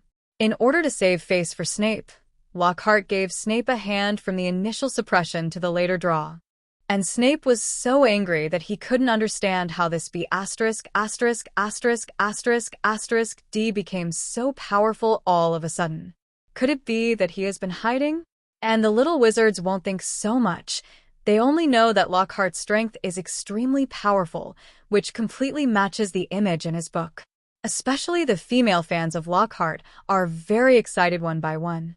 Some time ago, due to Lockhart's poor performance in class, his fans were also a little bit down. But now, they can finally say proudly, "Our brother has stopped pretending. The showdown is over. He is a powerful wizard." 55. It is a pity, however, that Lockhart said that after the end of this semester, he will resign as a professor of black magic to help more wizards fight against danger. The little wizards, although regrettable, also admired Lockhart even more, and even Harry and the others had changed their impression of Lockhart. But they were still a little confused. Didn't Alvin say before that Lockhart was a liar? After listening to what happened last night, Alvin smiled. Lockhart still has 2 brushes. Through a performance duel, he reversed his image in the school, and through these little wizards, he can spread his reputation to all the wizarding families. I believe that after he leaves Hogwarts, there will definitely be many pureblood families who will find him and have a relationship with him. After all, there are very few wizards who can escape from this position. Alvin plans to take Lockhart with him at Christmas to see the Arya family. Let them get to know each other and have a cooperation, and he doesn't care about the rest. In the middle of the night, Alvin cast the illusory body charm and quietly came to the girls' bathroom on the 2nd floor. Why does it sound weird? Fortunately, this is not the first time that Alvin has entered the girls' bathroom, and he is now familiar with it. He was lucky today. The ghost that had been wandering here, Myrtle, is not here now. He needs to enter the secret room before Myrtle returns. In the girls' bathroom, all the sinks formed a circle, and Alvin came to a faucet with a hidden snake on it. Alvin spoke to the pattern in Parseltongue. Hi, open. Crack. Crack. The little snake on the faucet suddenly swam and got into the water outlet of the faucet. All the sinks trembled, and the large lid above was detached from the sink. The sink below began to rotate. Part of it sank into the ground, and the rest spread out, revealing the huge pipe in the center. Alvin stretched his head and looked. The whole pipe seemed smooth, and the darkness below made it impossible to see the scene. He cast a levitation spell on himself and slowly fell down. Next, there is a long underground pipeline, very winding. Alvin is not sure how far he has floated. He did not expect that there will be such a large space underground at Hogwarts. Finally, after 10 minutes, Alvin floated out of the pipe and landed on the ground. This is a circular open space.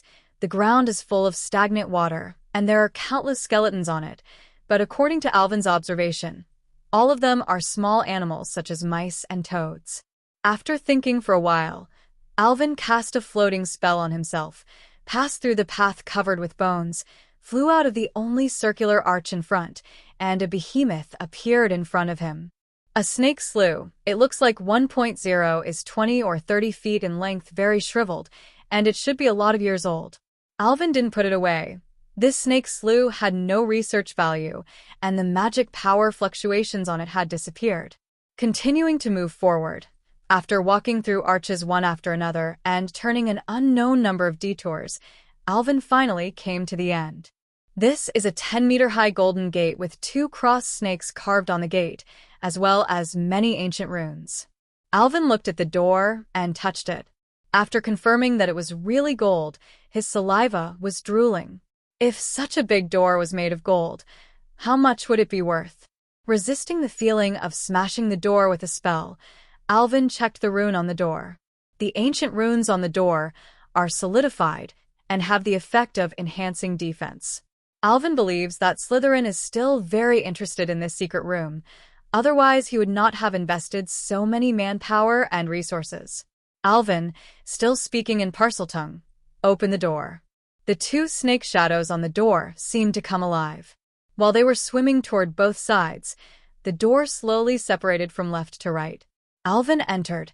It was a huge space, surrounded by many stone pillars. Each stone pillar is carved with giant snakes of different shapes but lifelike, as if guarding this secret room. Slytherin is really a fan of snakes. Alvin couldn't help but sigh, and then set his eyes on the most obvious center. It was a wide platform and a tall statue was erected there. That's a statue of Salazar Slytherin. If this statue looks the same as Slytherin himself, then he can be called an odd-looking one at all. He had a monkey-like face and a sparse beard that almost dragged to the hem of his robe. Walking forward, Alvin carefully observed the statue and found a line of small words on it. Like the forerunner, Salazar Slytherin reverently read out this sentence, "Talk to me, Slytherin, the best of the 4 founders of Hogwarts. Then close your eyes." After thinking about it, Alvin took a few steps back and said this sentence in Parseltongue. "Talk to me, Slytherin, the best of the 4 founders of Hogwarts." 35. The voice fell, and Salazar's beard suddenly dropped, forming a huge door. Alvin heard a faint rustling sound from the inside of the door and got closer and closer, as if some animal was approaching the outside from the depths. Alvin knew it was a basilisk, but he didn't close his eyes. He just opened Avalon. The dead eyes of the basilisk are scary, but they turned into petrification after only reflecting light. Alvin didn't believe that the basilisk could stare him to death under the protection of Avalon. Sizzle, successor, I'm so hungry. Before he could see the figure, the basilisk's neigh reached Alvin's ears. The next moment, the huge giant snake drilled out from there. The huge body fell on the stone slab on the ground, and there was a muffled sound of bang bang. It quickly approached Alvin, and Alvin did not dodge or dodge, but a deviation rod had already appeared in his palm. Until the basilisk crawled to Alvin's side, his body had not completely escaped from the door. Fizz, I need food, successor. Shut up. Stop arguing, let me take a closer look at you. Basilisk. This heir is a little grumpy, but the will Slytherin instilled in him is to obey all the instructions of the heir. It could only shut up in grief. Seeing this monster like this, Alvin nodded with satisfaction, and then carefully observed the whole picture of the basilisk. He carefully looked at the appearance of the basilisk. The whole body was green, with scales like dragon scales, densely covering the whole body, providing it with a strong defense force, and the big flat head had hideous protrusions. The most frightening thing is the basilisk's sharp fangs, which drips venom from time to time and falls on the floor, producing a rustling sound of corrosion. If these slates would not be repaired automatically, I am afraid that this place would have long been tattered. This has a kind of meaning of gyre-walling in ancient mythology. At this time, the basilisk already has scales, and the horns on its head also have some prototypes, and there are only 4 limbs. Alvin would love to see if it turns into a dragon in the end. Who let you out before? Alvin looked back at the basilisk and asked, Heir, can you describe what he looks like as a male or a female? Heir. Alvin was speechless. The basilisk was either heir or hungry. But you can't blame it. It is estimated that in the eyes of the basilisk, all human beings are the same. Shaking his head, Alvin asked another question. Do you know what other legacy Salazar Slytherin left in the Chamber of Secrets? This time the basilisk finally did not repeat, but gave Alvin a clue. Trial get. Alvin probably understood the meaning of the basilisk. Slytherin left some tests in the secret room, and those who passed could get some rewards. So, did anyone get the treasure inside? Alvin continued to ask. Never. Alvin nodded. It seemed that Voldemort was unsuccessful. Would you like to come with me? There is something to eat with me. I think you are hungry and thin. Alvin looked at the basilisk's body that was thicker than the surrounding stone pillars and said against his will. He now finds that this basilisk is quite naive, and it is not as ferocious as recorded. Whatever Alvin says, this basilisk will obey orders. So his collecting habit also came up, and he was going to take this basilisk and keep it in the small lake in the suitcase. It happened that the space in the suitcase was enlarged several times by Alvin, who was holding a deviant stick, and it was more than enough to keep this basilisk. The basilisk hesitated when he heard Alvin say that. Basilisks have not eaten enough for hundreds of years, and recently, there have been fewer and fewer mice. But thinking of Slytherin's mission, it is ready to refuse again.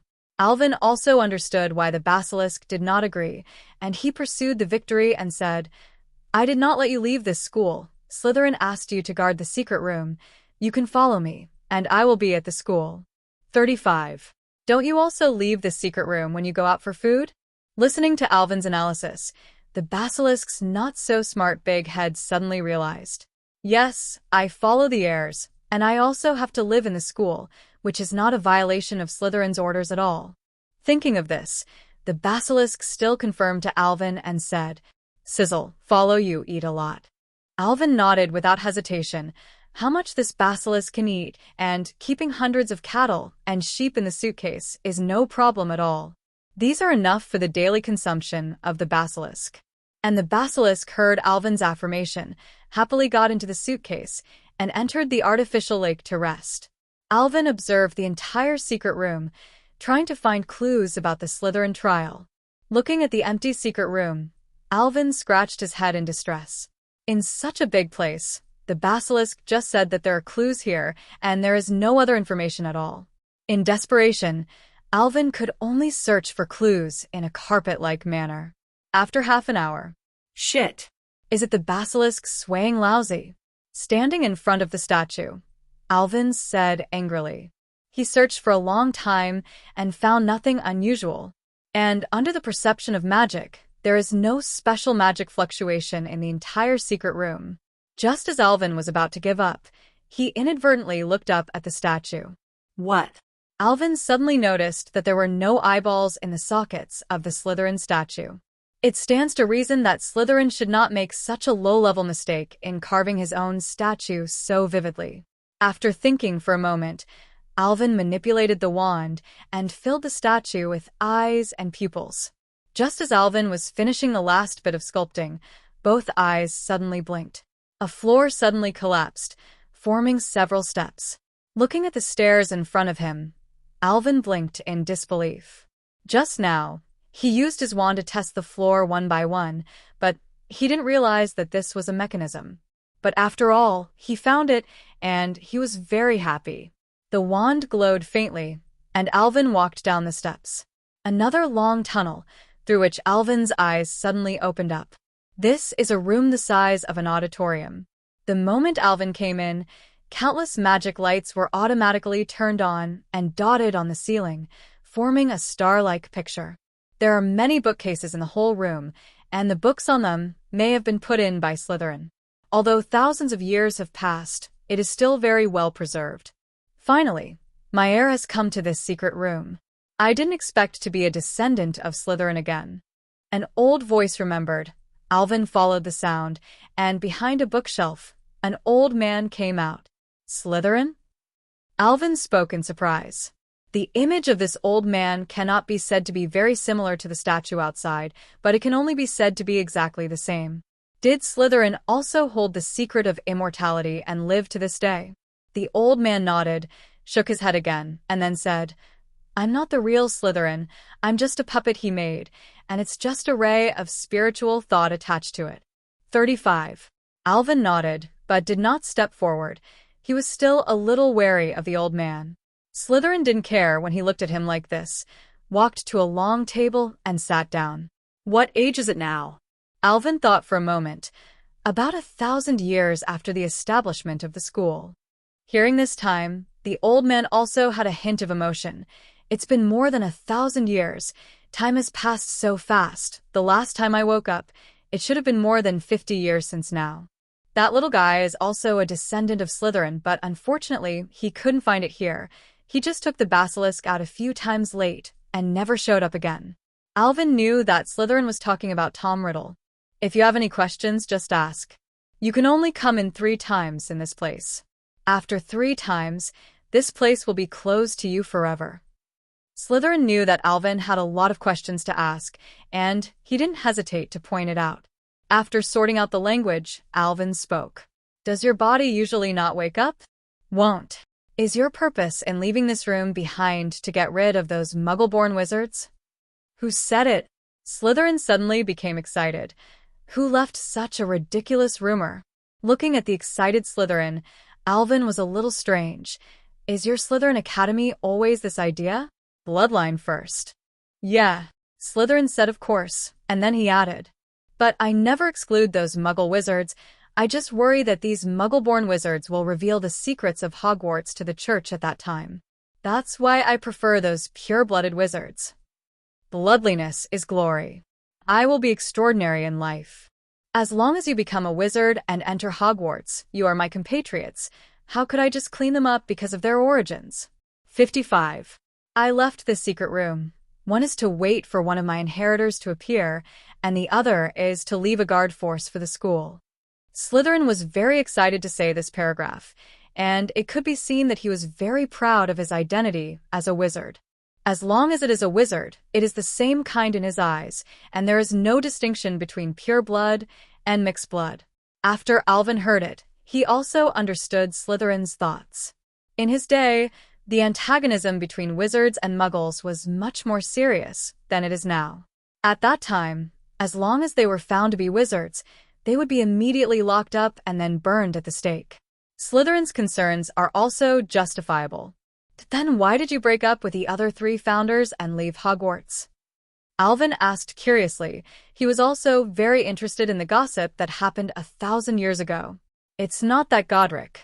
He thinks the magic I teach is too dangerous, and the little wizard should learn some magic with less side effects. In a fit of rage, I left Hogwarts to do my own research. Slytherin was a little annoyed, but when he mentioned the name of the founder of Gryffindor, he also had some nostalgia. Sure enough, the older the history books, the more distorted they were, and he silently complained in his heart. Alvin told some of the current situation. Slytherin was also very pleased to hear that there were so many students at Hogwarts now, but when he heard about Voldemort's ideas and things, he was very disdainful. It turns out that the little guy from 50 years ago made such a big fuss, but it's really short-sighted to use such a low-level method as a Horcrux to pursue and get it well immortality. In the words, it is full of meanings that cannot see the ups and downs of Earth Demon. He claimed that there were at least 5 ways of immortality in their time that were much more effective than the evil means of Horcrux. After all, the more the Horcrux splits, the weaker his soul will become, and he will lose a lot of sanity. It was only then that Alvin understood that Voldemort's performance after his resurrection could be described as insane, and his feelings were caused by splitting too many souls. After all, there are very few introductions about Horcruxes in the forbidden area of the school, but it just shows that this is a very evil magic, and there is no detailed explanation. That's why Alvin doesn't know much about it. Okay, let's stop the gossip here. Come and accept my test. As long as you pass the test, these books and my experimental materials are all yours. Slytherin also stopped the topic, ready to see if the successor meets his requirements. After Slytherin finished speaking, with a wave of his hand, all the bookshelves moved on their own, leaning against the wall, and many pillars rose from the ground, enclosing the space where Alvin and the others stood into a ring. Makes Alvin feel like he's going to duel with Slytherin. Slytherin's mouth twitched slightly as he looked at Alvin, who raised his wand and was ready to bring himself down at any time. How can this little wizard be so irritable? He doesn't look like his own descendant at all, but more like the descendant of Godric's reckless man. Little devil, put the wand down. The wand won't be used for the first test. After speaking, Slytherin couldn't help but ask, "Which college are you from?" Alvin smiled shyly, put his wand into his robe, and then introduced himself. Alvin Gaunt, Ravenclaw sophomore. Slytherin nodded, but he didn't care whether Alvin was a Slytherin student or not. As long as it wasn't Gryffindor, everything would be fine. Without a wand, Slytherin waved his hands, summoned a set of tables and chairs, and a roll of parchment. Following my legacy in 103, you must have profound knowledge of magic literature, and the first hurdle is to test how your magic reserves are. Alvin didn't expect that this Slytherin actually took a whole written test as a test. Going to the table, Alvin looked at the contents of the parchment. Well, it's pretty simple. Then he started answering the questions, and after only 15 minutes, Slytherin got the exam paper completed by Alvin. So fast. Glancing at Alvin, it was Slytherin who looked at the test paper. After a while, he nodded in satisfaction. This little wizard is good.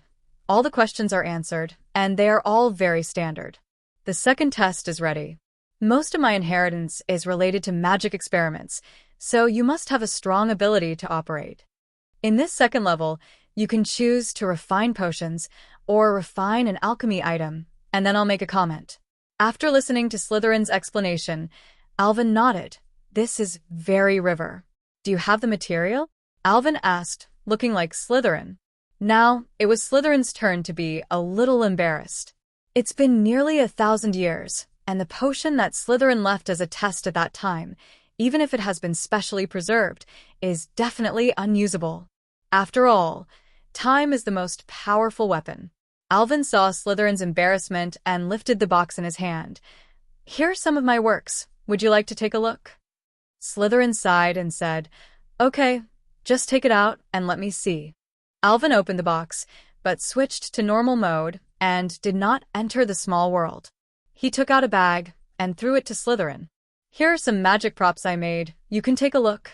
Slytherin took the bag and took out some props, including pendants, bracelets, and earrings. With his eyesight, he can naturally see the quality of these props, although he does not know some magic. After all, many magics were invented later. However, these precise carvings and complicated and neat magic pattern formations are really what a second-year wizard can do. Slytherin looked at Alvin suspiciously. You really did it yourself? Shrugging, Alvin did not refute, but stepped forward, picked up a bracelet, and explained his refining process to Slytherin, as well as the idea of magic pattern selection.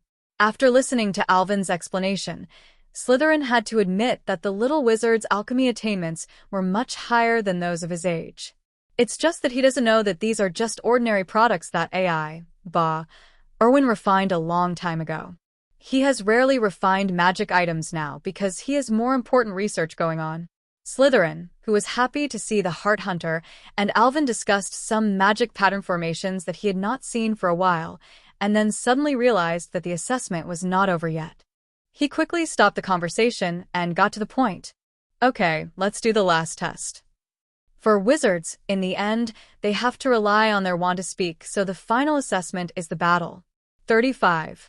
Slytherin clapped his hands, a guard armor at the door, strode to the ring, and then stood behind Slytherin. This armored warrior is your opponent. It was carefully crafted by me at the time. Just cast a spell as you please. Are you sure, please? Alvin looked at Slytherin strangely and confirmed to him. Slytherin smiled slightly. The little guy still didn't believe his craftsmanship, so he said comfortably, Don't worry, this armor is very strong. Seeing that Alvin was still a little hesitant, he added again, Don't worry, it's fine if it breaks. 39. Hearing Slytherin say this, Alvin was finally relieved, nodded, and took out his wand. Slytherin stepped aside, pitted the armor against Alvin, then clapped his hands again, and the armor moved. The runes on the great sword flickered, and a red light emitted from the tip of the sword. Alvin didn't use the armor spell to force it, but turned slightly to avoid the spell. Pass out. Alvin's stun spell was not slow at all. A stun spell the size of a water glass hit the armor straight. Boom. The entire armor fell apart in an instant, and countless scattered armor parts shattered into slag and smashed to the floor. Slytherin on the side was stunned. Do you think this is called a stun spell? What's the matter with the size of the water glass? Is the little wizard now so outrageous? However, he quickly realized that his armor warrior was already broken and could not be broken anymore. My armor. With a scream, Slytherin hurriedly threw himself down next to the armor, and even Alvin was so agile that he couldn't see clearly. At this time, Slytherin also wanted to cry without tears. This armored warrior was the proud work of the deity back then. It was no longer just an alchemy product, he was more like a work of art. At this time, Alvin was also a little embarrassed. For insurance, he only used 50% of the strength. He didn't expect this armor to be so unbeatable. It's the old man who said you did your best. Alvin's muttering was heard by Slytherin, which made his eyes dark and almost fainted. After a long time, Slytherin restrained his emotions and then gave Alvin a vicious look. Looking at Alvin's innocent look, he was even more angry. But there is no way for more than 1,000 years, there is only such a true heir. What can I do? Just love it. Finally, Slytherin convinced himself not to look at the armor that was already out of shape. He said to Alvin, "Come with me." After he finished speaking, he walked off the ring, and all the bookshelves floated back to their original positions. Slytherin took Alvin to the innermost bookshelf, took out a thick book, and handed it to Alvin. This book is the index of all the books in the secret room. What book you want to read? Use magic to select the name of the book you want to read, and it will fly in front of you. Alvin opened the index and picked out a copy of My Views on High-End Alchemy.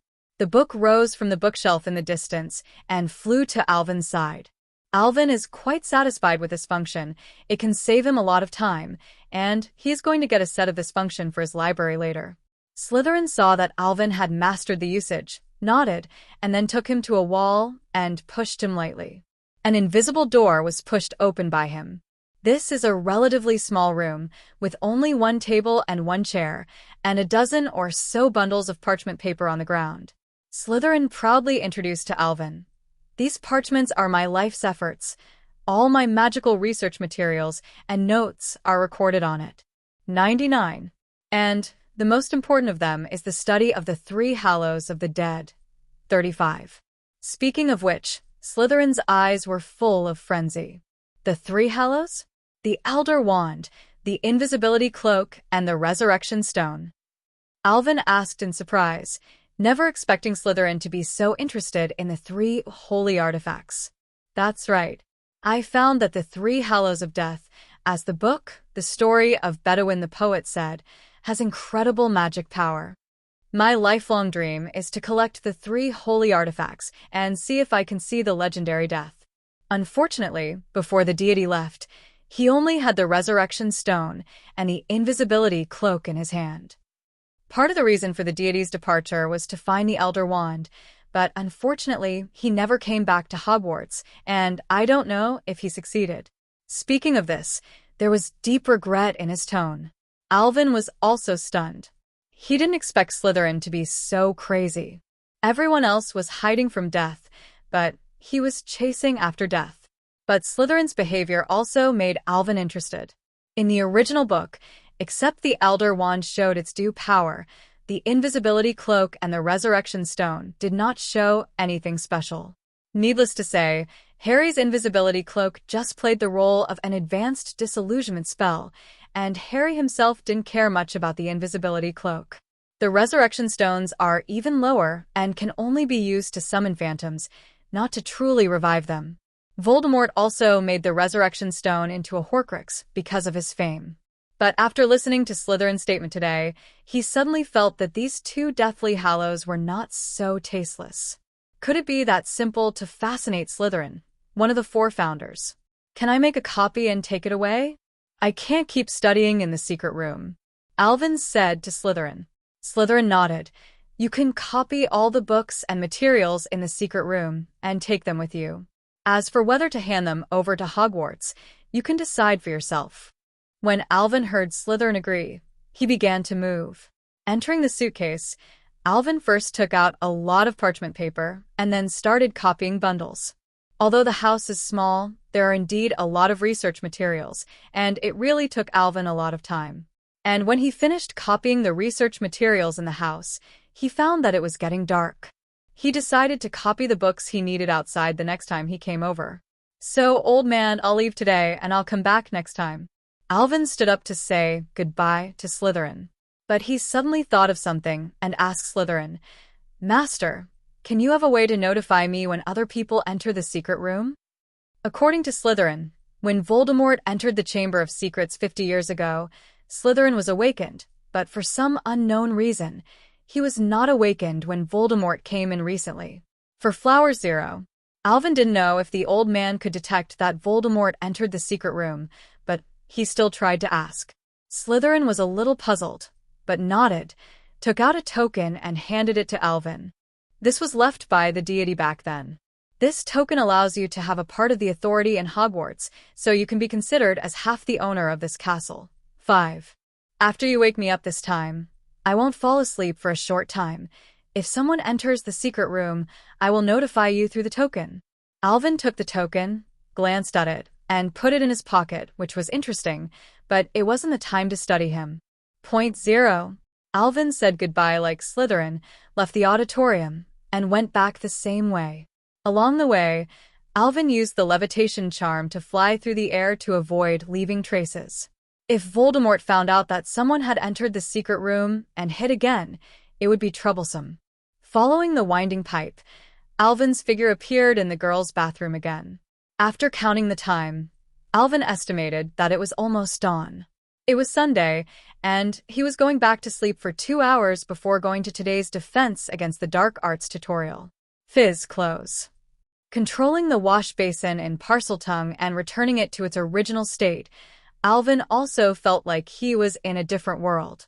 In just a few hours, Alvin has been through so much. Conquer the basilisk, find the true legacy of Slytherin, and even meet the real Slytherin. This dungeon journey has been quite rewarding. He suddenly thought about what kind of expression Voldemort would look like when he went to the secret room and tried to call the basilisk to come out to make trouble, and then found that the basilisk had disappeared. Thinking of that picture, Alvin couldn't help but smile. He was very much looking forward to that day, and he must take pictures at that time. Suddenly, a female voice rang out from behind Alvin, which scared him into a cold sweat. "Why do you, a wizard, appear in the girls' bathroom at such a late hour?" 10. What should I do if I sneak into the girls' bathroom and are found? Wait online. I'm in a hurry. At this time, Alvin's heart collapsed. When he came out, he was a little too relaxed, and he forgot to attach the illusion spell to himself. As a result, such a small negligence was caught by Myrtle. He is a pseudo-legendary powerhouse, the only designated heir of Slytherin, and the record holder of the Hogwarts history single-year extra points record. Was actually blocked by a ghost in the girls' bathroom. If this matter spreads out, it is estimated that he can be in the book Hogwarts, a history of the school. Although Alvin also wants to be named in the history, he does not want to be recorded because of this way. Quickly casting a cloud spell, Alvin covered his face and then slowly turned around. The tone instantly became extremely deep. 103. I didn't expect that you still found out, Myrtle. Myrtle looked at the little wizard whose face was covered, a little curious what the little wizard would say. Alvin took a deep breath and said, "That's right. I'm here to spy on you, Harry Potter." After some words were spoken, Myrtle was dumbfounded, never expecting this little wizard to say such shocking words. Sneak into the girls' bathroom in the middle of the night just to spy on a ghost? Wait, he said his name was Harry Potter? Are you Harry Potter? Myrtle looked suspiciously at the little wizard in front of her. Ah. It was discovered by you. Alvin's tone of voice panicked. He shouted very exaggeratedly, and then sighed helplessly, and said with a trace of unwillingness in his words, "Since you found out, I will not hide it. I found out the information about your murder in the secret room before, and I feel very sorry for you, so I want to come and see you." 35. I just wanted to observe you secretly, but I didn't expect to be discovered. 35. After listening to these explanations from Harry, Myrtle floated back and forth in the air excitedly, fiddling with her twin ponytails with her hands from time to time. Some stuttered and said, "Harriet, you don't actually need to do this if you want to see me. You don't have to be so sneaky. I can also go out of the bathroom to find you." Alvin wiped a cold sweat in his heart and finally managed to bluff Myrtle. Sure enough, people were floating in the rivers and lakes, and they used a trumpet to save their lives. "I'm sorry, Harry, but I'll teach you a few more spells as compensation." "Also, why are you covering your face with a spell?" Some of the confused Myrtle, who suddenly found a blind spot, asked Alvin. "Well, I didn't take care of myself when I went out today, so it's not suitable to meet you. Next time I'll get dressed up and come here to find you." 35. Alvin found that he could no longer speak, so he hurriedly said a few words and slipped out of the girls' bathroom. Only Myrtle nodded subconsciously and said that before he came over, let the girl have a message, and she also prepared well. She was completely unaware of the question, why was Gryffindor Harry wearing a Ravenclaw uniform? After leaving the bathroom, Alvin quickly added a layer of illusion spell to himself and then quickly fled to his bedroom. Back in the dormitory, Alvin, who was already lying on the bed, was still reflecting on himself. He couldn't be so negligent in the future. As long as he went to the girls' bathroom, he must keep the phantom body spell. Bah! Why do you keep thinking about going to that kind of place? But Salazar Slytherin was also able to build the secret room in this kind of place. And Tom is also very good. He can actually find the entrance to the secret room in the girls' bathroom. It seems that there is not much exploration. Thinking wildly, Alvin also slowly fell asleep. In the morning, at 8 o'clock, Alvin forcibly got up from the bed. He took out a bottle of energy potion and poured it into himself, and he recovered his spirit. After washing up, Alvin also called Chio to the 8th floor. And when he arrived, Harry's group had already arrived, and they were confronting Malfoy. Seeing Alvin's arrival, Harry hurriedly took a few steps, came to him and asked, "Malfoy said you sent him here. Do you want to train him?" Alvin nodded. "I'm also very excited about the chips Malfoy gave me, and I just happened to find a sparring partner for you." After hearing what Alvin said, Harry also had no choice. After all, it was Alvin's freedom to give supplementary lessons. Although he and Malfoy didn't deal with him, he wouldn't ask Alvin to say anything. Harry, who had matured from a young age, naturally understood. It's just, I don't know if it's Harry's illusion. How does he feel that Alvin is talking to him so kindly today? When the others heard what Alvin said, they had no objection, but they still looked at Malfoy unfriendly. After all, Malfoy had conflicts with everyone here before. Malfoy doesn't care what these people think of him.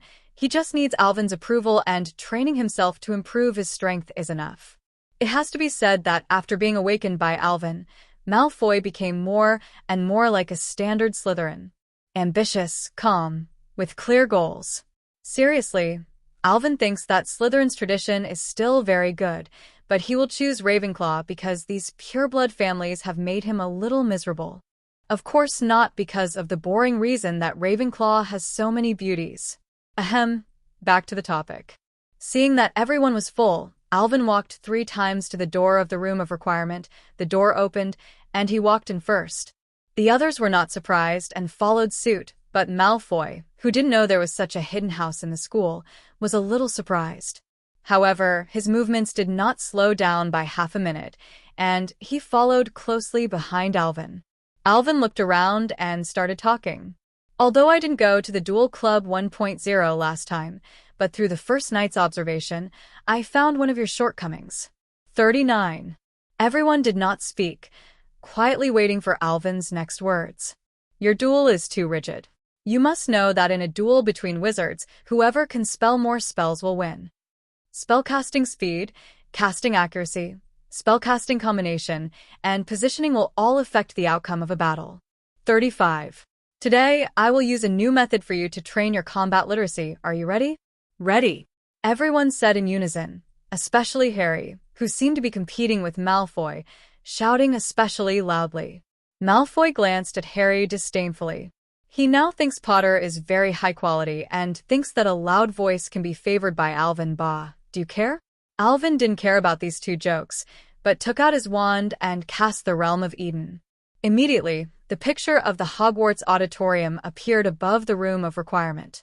In the picture, the auditorium is like a dual club with several long stages because there is no small wizard. It looks a bit empty. The crowd looked at this spell curiously, wondering what the use of Alvin's casting him was. Now, I will put a ray of your spiritual body into the scene, and then you will incarnate as yourself and appear in it. Alvin spoke slowly, and at the same time, the magic wand touched everyone's eyebrows in turn, drawing out a ray of spiritual body. In it, you will meet the opponents I set up and fight, and your physical fitness and magic level are the same as reality in the senses. Then, just fight to your heart's content. Don't be afraid of getting hurt 13 because everything is fake. Even if the spirit is killed, you'll just be a little tired. After listening to Alvin's introduction, everyone was excited and could not wait to enter it and start training. Alvin looked at the eagerness of everyone and was very satisfied. He didn't say much, but directly put everyone's spiritual body into it and taught them how to change their minds. In the auditorium, Harry outstretched his palm curiously and held it for a while, as if he was feeling something. If Alvin hadn't said that it was a dream, or it could be said to be a fantasy, Harry would have thought he had traveled directly to the auditorium. Others are similar, and they are constantly experimenting with this space. Cho and Hermione were more normal, pulled out their wand and cast a few spells to feel the difference. Fred and George were much more daring, and they saw Snape standing motionless. He directly touched Snape's long greasy hair and then rubbed on Snape's robe with a look of disgust. Really oily. Hearing the two people's complaints, Alvin almost didn't laugh out loud. He forcibly maintained Master Yan's posture and coughed twice. Okay, you've also felt it. Let's start today's training now. Alvin in the environment snapped his fingers, and the deans of the 4 colleges were immediately given the ability to act. Snape looked at Fred with his hands still on his robes and slapped him away. 20 points from Gryffindor for disrespecting the professor. Fred was not afraid either, and said to Alvin with a smile, "Alvin, the current point deduction will not affect the outside world, right?"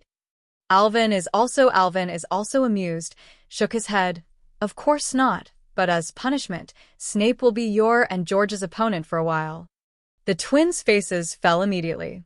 They had participated in 2 dueling clubs, and now they knew Snape's power. Autumn and Hermione were assigned to Professor Flitwick, while Harry was assigned to Professor McGonagall, and Malfoy was Professor Sprout. Several groups of people stood on the 4 stages and started training. All of a sudden, the curse on the field was flying around, and there were also the reprimands of the professors. "Potter, are your legs a decoration? Move when you cast. Move. Move. Very well, Miss Granger, if you can cast spells quickly and at the same time pay attention to increasing the power of the spell, it will make your attacks more threatening." 35. Well, this is George and Fred being beaten up by Snape. Alvin was also very happy to see the hot scene in front of him. The more he used the magic of the Garden of Eden, the more he found it useful. Whether it was alchemy or training his subordinates, this magic spell could be of great use. Alvin was not idle either, walking back and forth between the 4 arenas, constantly correcting some of their habits. Especially Cho and Hermione. They still need to open some small stoves for their girlfriends. Finally, when Alvin realized that everyone's mental body was exhausted, he stopped this training. After the spell was lifted, Alvin put everyone's spiritual bodies back. Hermione and the others who were closing their eyes also opened their eyes and felt a little dizzy. It's okay to be dizzy. It's normal. After all, you've been in the space for nearly a day, and only 10 minutes have passed in reality. It's normal to be a little tired. After Alvin finished speaking, everyone realized that the real time had only passed 10 minutes, and they were also amazed. Especially Malfoy. He now feels that his move is absolutely correct. Who can have such an efficient training method as Alvin? If Alvin hadn't been found, Malfoy reckoned that Harry could easily beat himself the next time the duel club came. Thinking of this, he was afraid for a while. He could lose to anyone with Malfoy, but he couldn't lose to this scarhead. Seeing how tired everyone was, Alvin thought for a while, and then decided. In the future, we will do this kind of training every other week, and in the middle of the week, we will do 2 pairs of training here. After all, there are still some differences between virtual and reality, and you also need to digest it in reality. Everyone nodded, thinking that Alvin's arrangement was very reasonable. Alvin 103 looked at Malfoy again. Malfoy, you need to sign a contract with me. The content is not to expose the existence of the House of Requirement and this magic. Malfoy nodded without hesitation. He was already mentally prepared for this. After all, there is the House of Requirement and the magic spell of the Garden of Eden, but it will cause many people to covet, and it is understandable for Alvin to do so.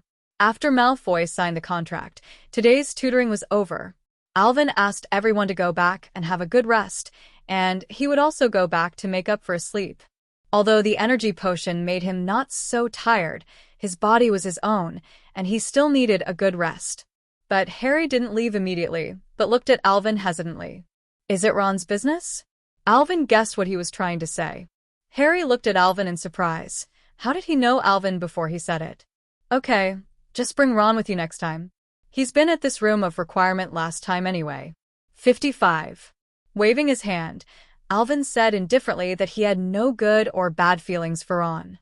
Ron is just the most ordinary person, just because being Harry's friend, the pressure is a bit too much, so sometimes it's a bit offended.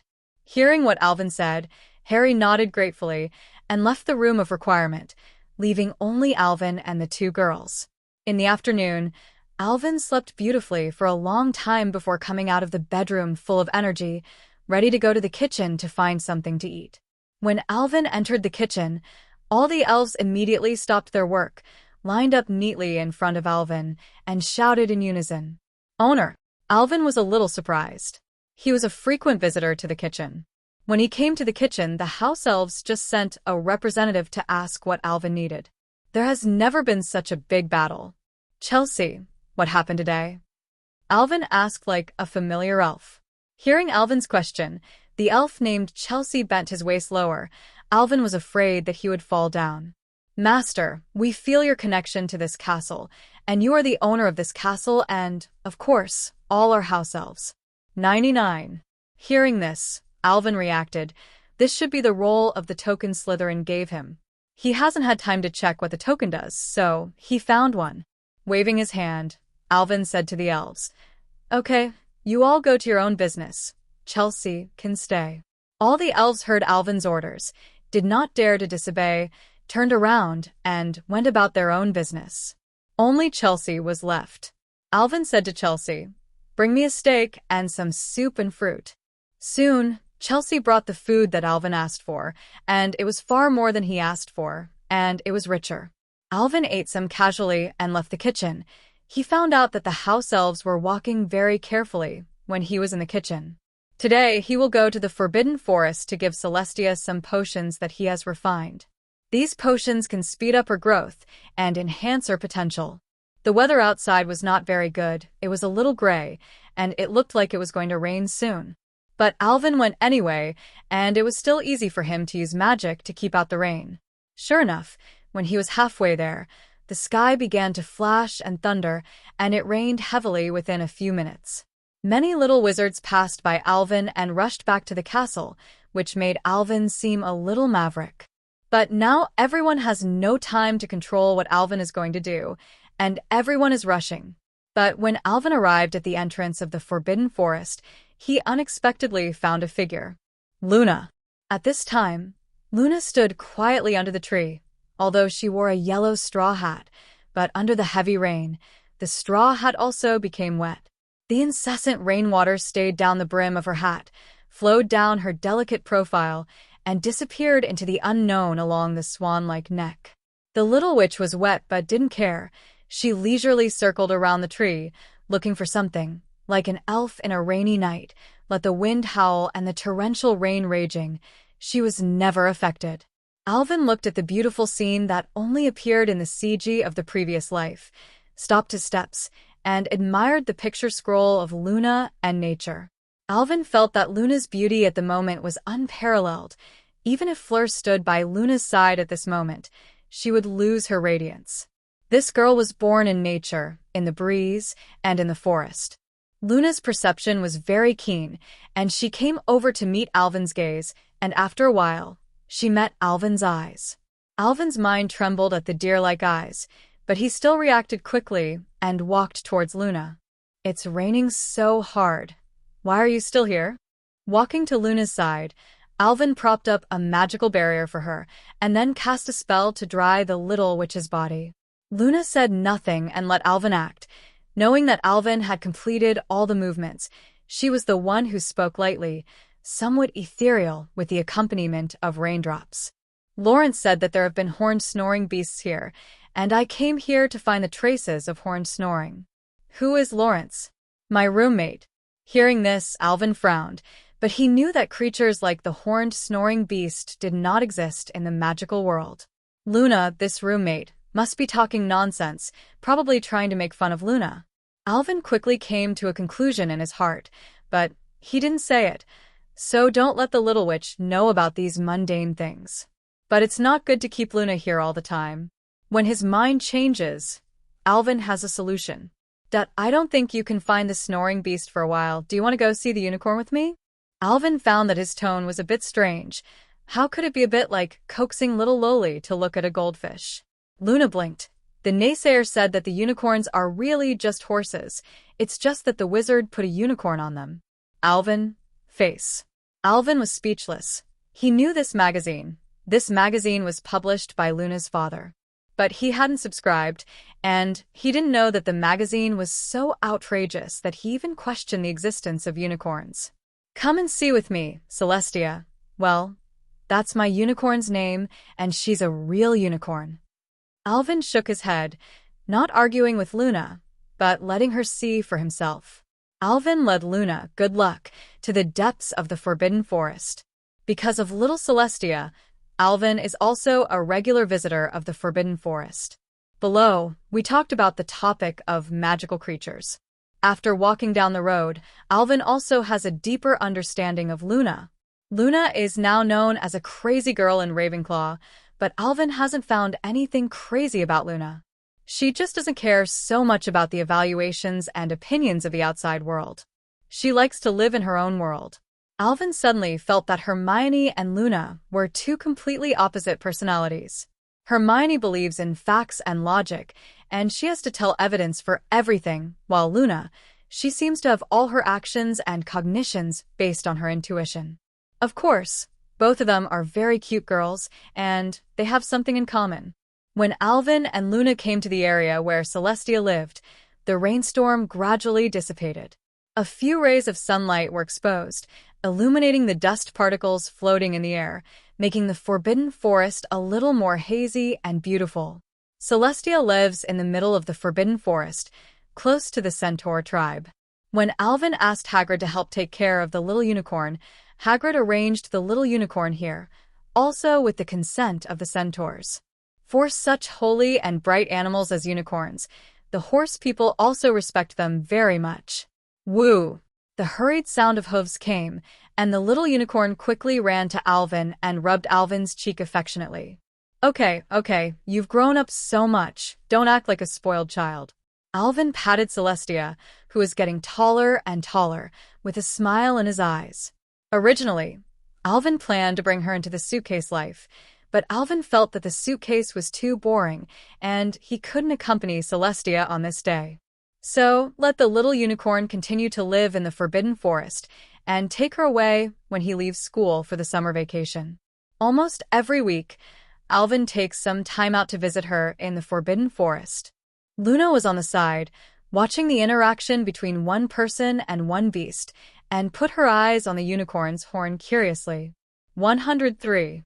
Celestia felt Luna's gaze, and her big eyes also looked at Luna. Two pairs of big eyes just stared at each other like this. Without blinking, Alvin thought it was very funny. "Hi, my name is Luna." Luna introduced herself to Celestia. The little unicorn also whined a few times in response. This female beast is more intimate than the two female beasts brought by the owner a few times before. "I'm not a beast, I'm a human," Luna retorted Celestia. Can you understand what Celestia said?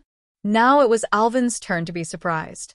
Hermione and Cho couldn't understand what the little unicorn usually said, so they could only rely on Alvin to translate on their behalf. Luna shook her head and said negatively, "I didn't understand. It's intuition." Well, Alvin forgot that this is a sixth sense player, and it makes no sense. The unicorn and Luna started to communicate like this. Alvin found that although Luna didn't say that she understood all of Celestia's meaning, it was not too bad. Now believe that unicorns are real, not made by wizards. Bah. Celestia chatted with Luna for a while, and Alvin fed Celestia the potion. Celestia, who drank the potion, needed to go back to sleep and digest the energy of the potion, so Alvin and Luna walked back to the castle. Well, since unicorns exist, so must snoring beasts. 9. Luna's voice was in a trance, but it contained a trace of hope. Why are you so obsessed with looking for the crooked snore? Alvin didn't understand why Luna had such a soft spot for the crooked snore. Because Dad once said that as long as I found the crooked snorer, it would allow me to meet my mother's soul in my dreams. Dad said that the horned snoring beast can pull people's souls from the underworld to the dream world so that people in this world can meet them in their dreams. After listening to Luna's words, Alvin was silent. He knew about Luna's mother, who died tragically when Luna was 9 years old because of a spell that went horribly wrong. He just didn't expect that Luna's obsession with the horned snoring beast came from her mother. This is a beautiful lie that Luna's father made up for Luna, which made her look forward to life. Thinking of this, Alvin said firmly to Luna, "Okay, if I find out about the horned snoring beast, I'll definitely let you know." "Okay, I believe you." Luna looked at Alvin fixedly and suddenly smiled, and Alvin was completely lost in the shock of that moment. "Luna." At this moment, a female voice called Luna from a distance. Alvin turned his head to look. The long red hair was particularly conspicuous. It was Ginny, the little sister of the Weasley family. Ginny ran to Luna's side with a somewhat reproachful tone. "Where did you go just now? I even looked for you for a long time when it was raining." "I just went to see the unicorns with Alvin." After Luna finished speaking, it was Ginny who noticed Alvin beside him and greeted a little embarrassedly. Because of the twins, Ginny and Alvin are not bad, but this time she was just too worried about Luna, so she didn't notice Alvin for the first time. Alvin also nodded to Ginny. "When your friend comes, go first, Luna." Luna nodded and left with Ginny. Ginny looked at Luna and Alvin from time to time as she left. "Everyone is gone. What are you looking at?" A faint voice came from behind, and Alvin was a little helpless. "Cho, I'm just thinking about whether I should go back to the dormitory or the library now." It was Cho who was speaking behind him, and Alvin turned his head and found that Hermione was standing aside, staring at him righteously, her little face bulging into a bun. Alvin looked amused, poked her finger deep into Hermione's cheek. The little witch didn't want to play with Alvin now, and asked aggressively, "When did you hook up with this first-year Ravenclaw again?" Alvin raised his hand and surrendered. He could only tell Cho and Hermione what happened today, and finally said to Cho, "You pay attention to Luna in the future. Don't let her roommates bully her."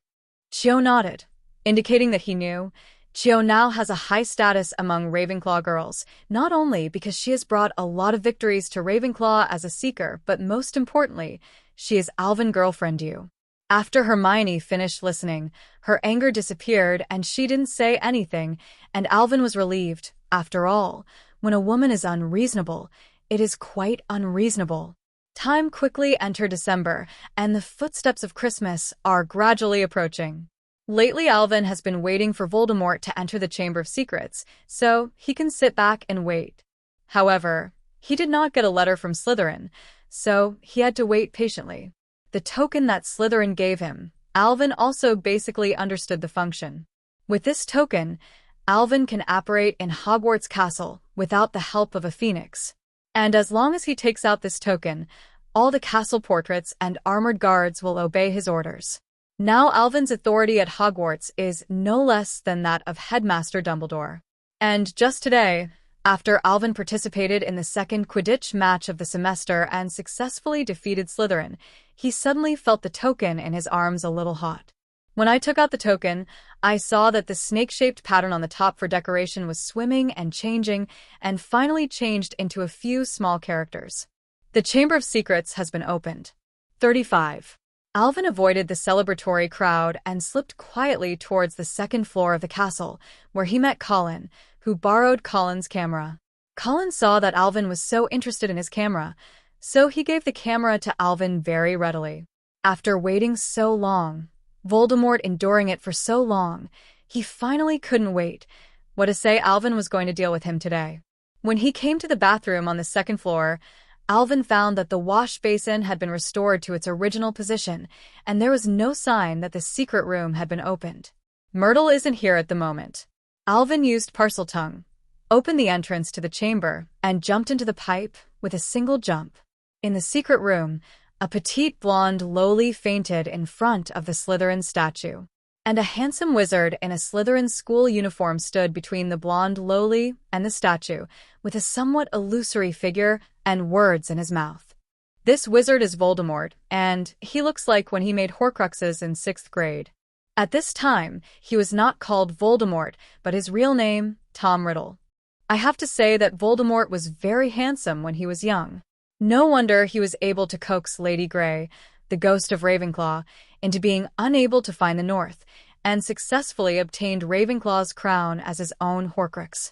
The current Voldemort, who was about to summon the basilisk, set off a wave of panic again, and he wanted to drive the old guy Dumbledore out of Hogwarts completely.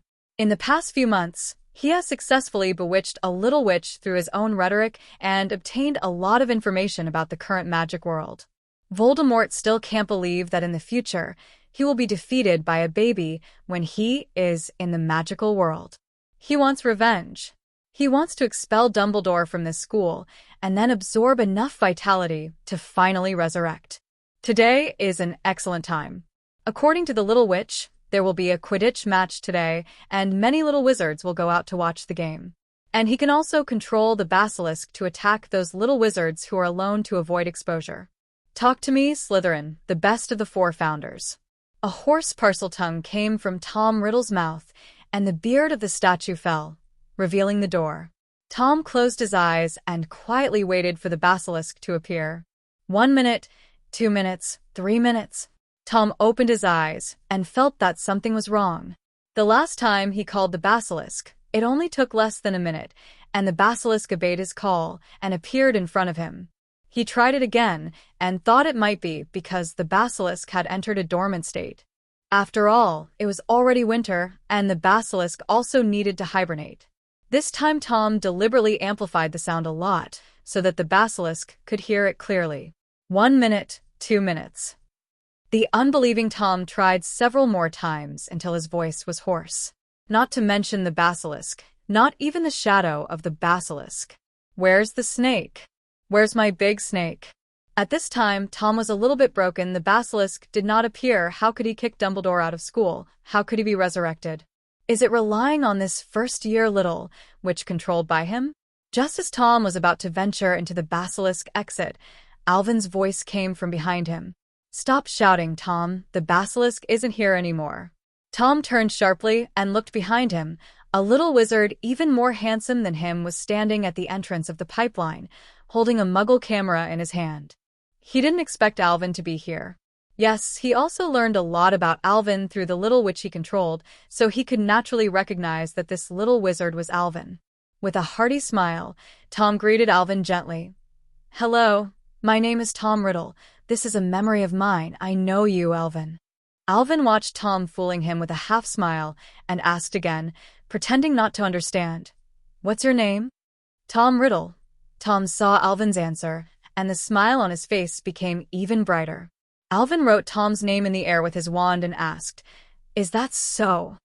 Tom nodded. You spelled it right. 99. Shaking his head, Alvin said, No, I think I still spelled it wrong. With a wave of his hand, Tom's name in the air quickly changed positions, forming a new name. I am Voldemort. Tom's smile gradually disappeared, and the temperament that made people feel like a spring breeze disappeared, replaced by a somewhat gloomy expression. For Flower Zero, you actually know? Staring at Alvin stubbornly, Tom was a little annoyed at the moment. It seemed that Alvin had already known his information and was just teasing him. Seeing that Voldemort stopped pretending, Alvin also put away his foolish look. There was also a faint expression of anger on his face. I didn't expect that the dignified Dark Lord would actually be reduced to the point of using first-year students. The little witch on the ground is exactly Astoria Greengrass, a first-year Slytherin freshman whom Alvin met on the train. Alvin did not expect that this diary would end up in the hands of this little witch. Point 0. Since the beginning of the school year, although Alvin and Astoria are not in the same college or grade, Astoria likes to play with Cho very much, and the two are considered friends. Although the little witch's face was a little pale, her physical condition was not very good. But he never thought about this direction. After all, when he was on the train, Astoria was frail and frail. He just felt that the other party was simply weaker. Seeing the anger in Alvin's heart, Voldemort sneered instead. Yeah, this Miss Greenglass, she's your mad admirer. Your name always comes up in my chats with her. Speaking of this, Tom laughed wildly. But what's the use of that? She's taken so much life from me, and she's released a basilisk to attack the school. Her future is over. Alvin looked at Tom strangely. You petrify a cat and call it attacking the school? Tom's wild smile stopped. Yes, his plan had not been fully unfolded, and the basilisk was gone. Suddenly remembering what Alvin said just now, Tom asked Alvin, "What did you mean when you said the basilisk is no longer in the Chamber of Secrets?" Seeing that Voldemort finally noticed the point, Alvin grinned and smiled brightly. It doesn't make any sense. The basilisk thinks I'm the true heir of Slytherin. I've taken it down, and I'm enjoying myself in my private space now. Tom? Plus. Impossible. I am the heir to Slytherin. Tom's tone became very excited for the first time. As a half-blooded Tom, he hated his Muggle father very much and also madly worshipped Slytherin. For him, he is very proud of the status of the heir to Slytherin. Now, Alvin's words directly indicate that Alvin is the real heir and he, Tom, is just a fake. It's just a blow to him. Crack. Crack. 35. Alvin raised the camera and took a picture of Tom's frantic look, very satisfied. When Tom really comes back to life in the future, show him this photo. I don't know if he will die of anger. By the way, in fact, Slytherin's inheritance is not only the basilisk, but the knowledge he left behind. But you haven't found it, but you don't need to 103 to find it. Those inheritances have already been packed by me. Gone. 99. Alvin put down the camera, and the taunting in his mouth kept bringing real harm to Tom. Avada Kedavra. Tom finally couldn't hold back the killing intent in his heart, and the green light formed by the killing curse hit Alvin in front of him. Alvin didn't dodge, as if he was frightened. And just as Tom smiled smugly, the curse passed directly between Alvin's eyebrows and hit the pipe behind. The expression on his face froze directly. What just happened? Alvin seemed to be in another dimension, and the killing curse had no effect on Alvin at all. Hey.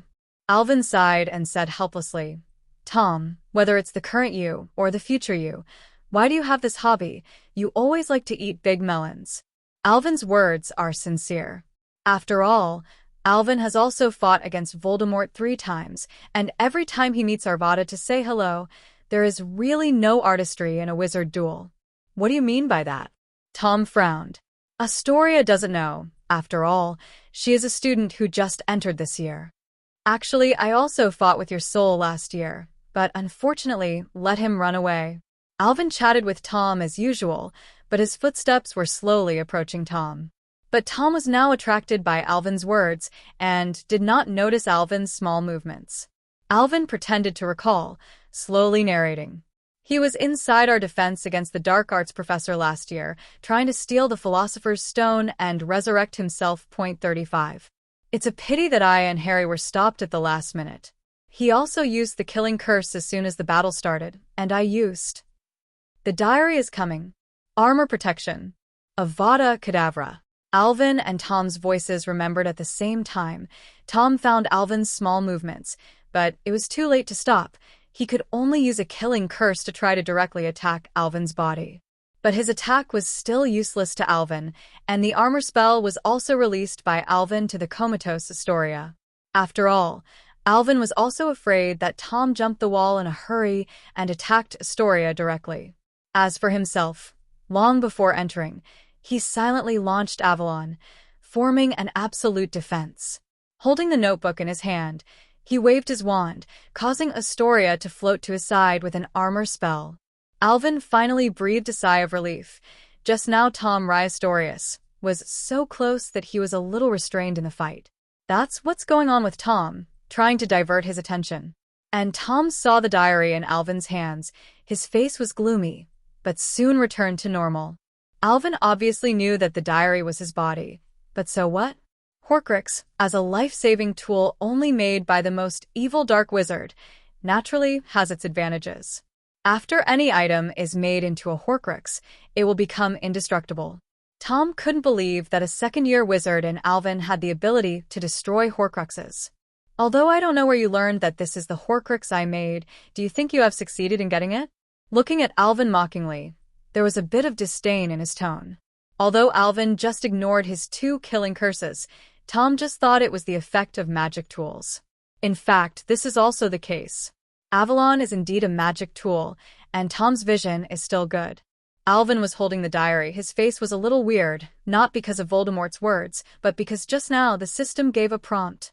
I checked the source of pure soul, which can be exchanged for 5,000 gold coins. Do you want to exchange it? It wasn't easy.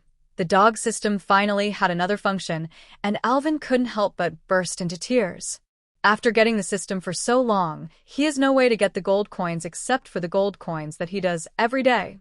Now it was discovered that the soul in the Horcrux could be exchanged for gold coins, which was a pleasant surprise. And a bold idea popped into Alvin's mind instantly.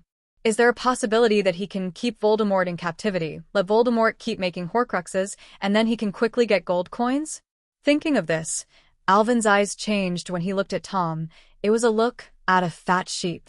Tom shuddered, as if he was being watched by some terrifying existence. When he looked up, he saw Alvin's strange eyes again, and suddenly became a little angry, and a few spells were cast. Alvin waved his wand and directly pulled the spell in other directions, smashing several stone pillars. Extending his palm, Alvin's palm, suddenly a group of silver flames appeared in his palm. With a thought, Li Hui turned into a sword. Under Voldemort's terrified eyes, Alvin first raised the sword in his hand at Voldemort and smiled harmlessly. Then, he stabbed the tip of the sword into the diary, and the diary instantly burned out a big hole, and black smoke kept coming out. No. Why do you use the fire curse? 1.0. Voldemort couldn't believe that there was a little wizard who mastered fiery fire in the 2nd grade, knowing that even he mastered fiery fire in the 4th grade. Which of the two is the Dark Lord? With the burning of the diary, Voldemort did not even release a cruel word, and the figure gradually blurred, and then dissipated. And Alvin also took Li Hui back. Leaving behind the dilapidated diary, Alvin put it in his pocket. He hadn't decided whether to talk to Dumbledore about the Horcrux, the system that charges soul energy. 99. Alvin thought silently in his heart, and Voldemort's soul, which had not completely disappeared, was recovered by the system and turned into 5,000 gold coins. At this moment, Astoria, who was lying on the side, frowned and slowly opened her eyes. AI. Alvin? A faint voice came from her mouth, and Astoria looked at the surrounding environment again. Her eyes became terrified. Alvin frowned, noticing that Astoria's physical condition was not very good. The little witch, who was already a little weak, was tossed by Voldemort again, and her vitality had already had a problem. Don't talk, I'll treat you first.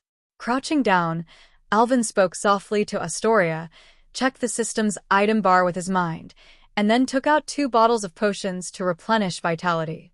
Lifting Astoria's head slightly, Alvin found a suitable angle and slowly fed her the potion. Astoria obediently cooperated with Alvin to finish drinking the potion, and then fell into a deep sleep. Looking at Astoria so tired, Alvin couldn't wake up for a while, So he made a sofa and put her on it carefully. He himself was sitting by the side, thinking about the next thing.